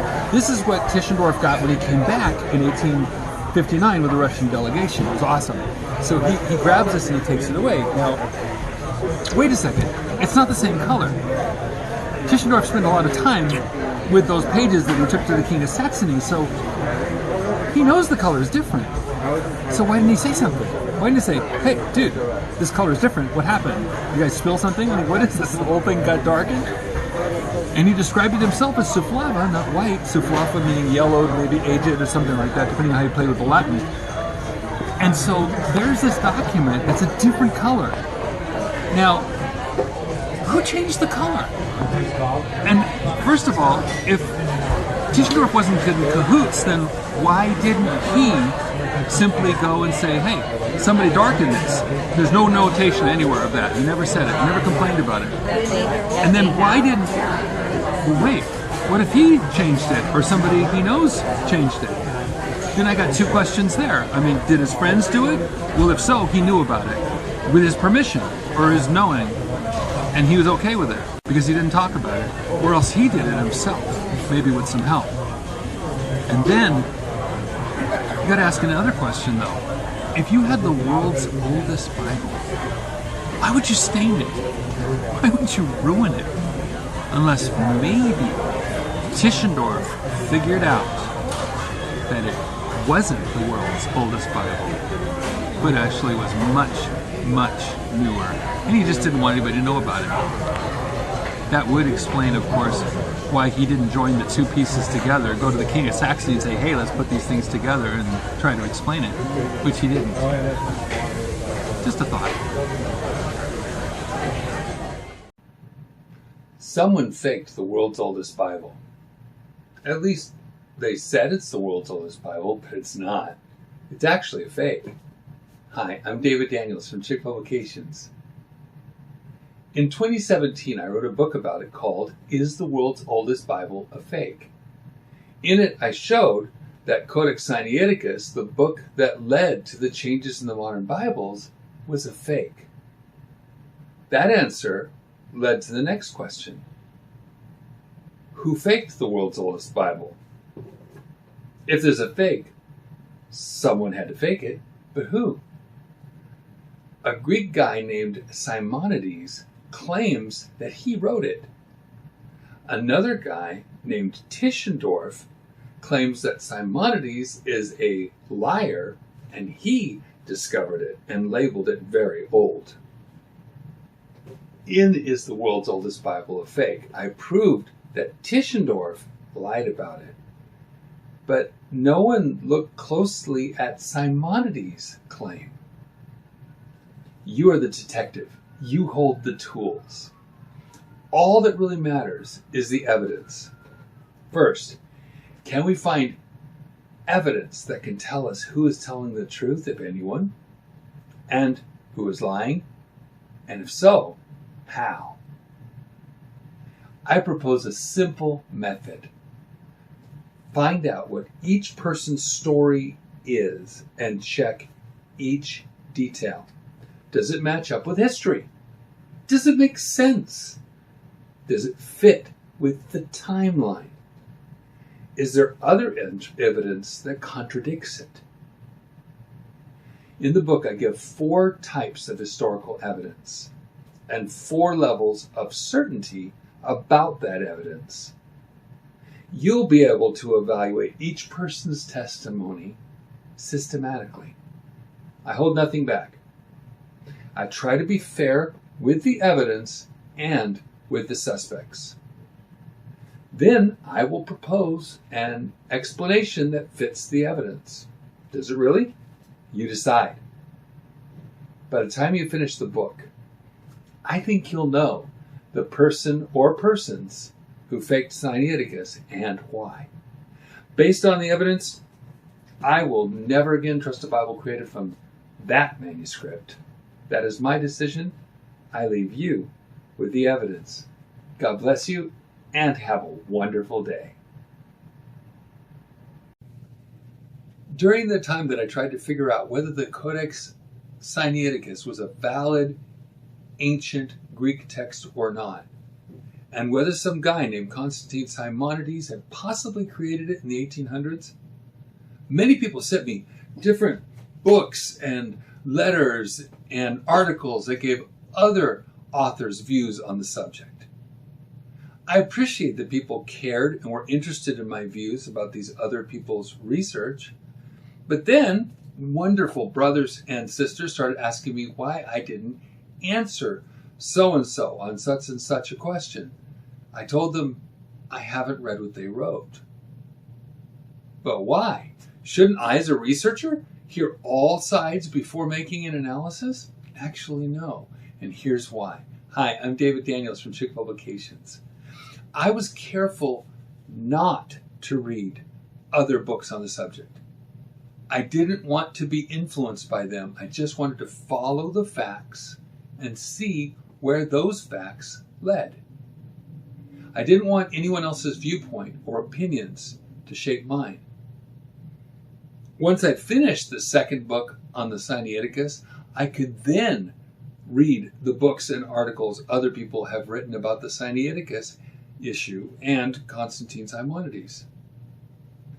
If I read someone else's analysis first, here's what could happen. 1, I could simply fall in line with the author's conclusions or statements, then forget to check them for myself.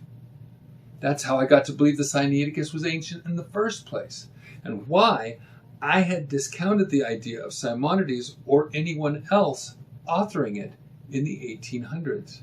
2, I could disagree with them and then waste a lot of time trying to respond to their argument rather than letting the evidence speak for itself.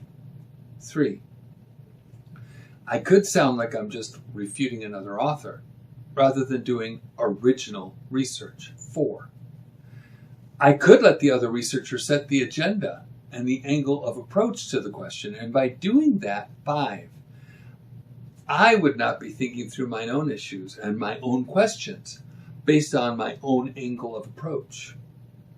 It would be one perspective instead of 2. I didn't want any of those things to happen. So I decided it was best if I didn't read anyone else's analysis until I had examined the information for myself and then written my own books on the subject. Once I had fairly well covered the issue, then it would be okay to start reading another's perspective. By that time, I would have the actual source information in my head, not the opinions of the other writers. And perhaps I could by that time have found answers to the very questions that others were asking. I might have already answered most of the questions by simply examining and presenting the evidence. Now that I have finished, I am starting to read and review other books and articles that people have sent me.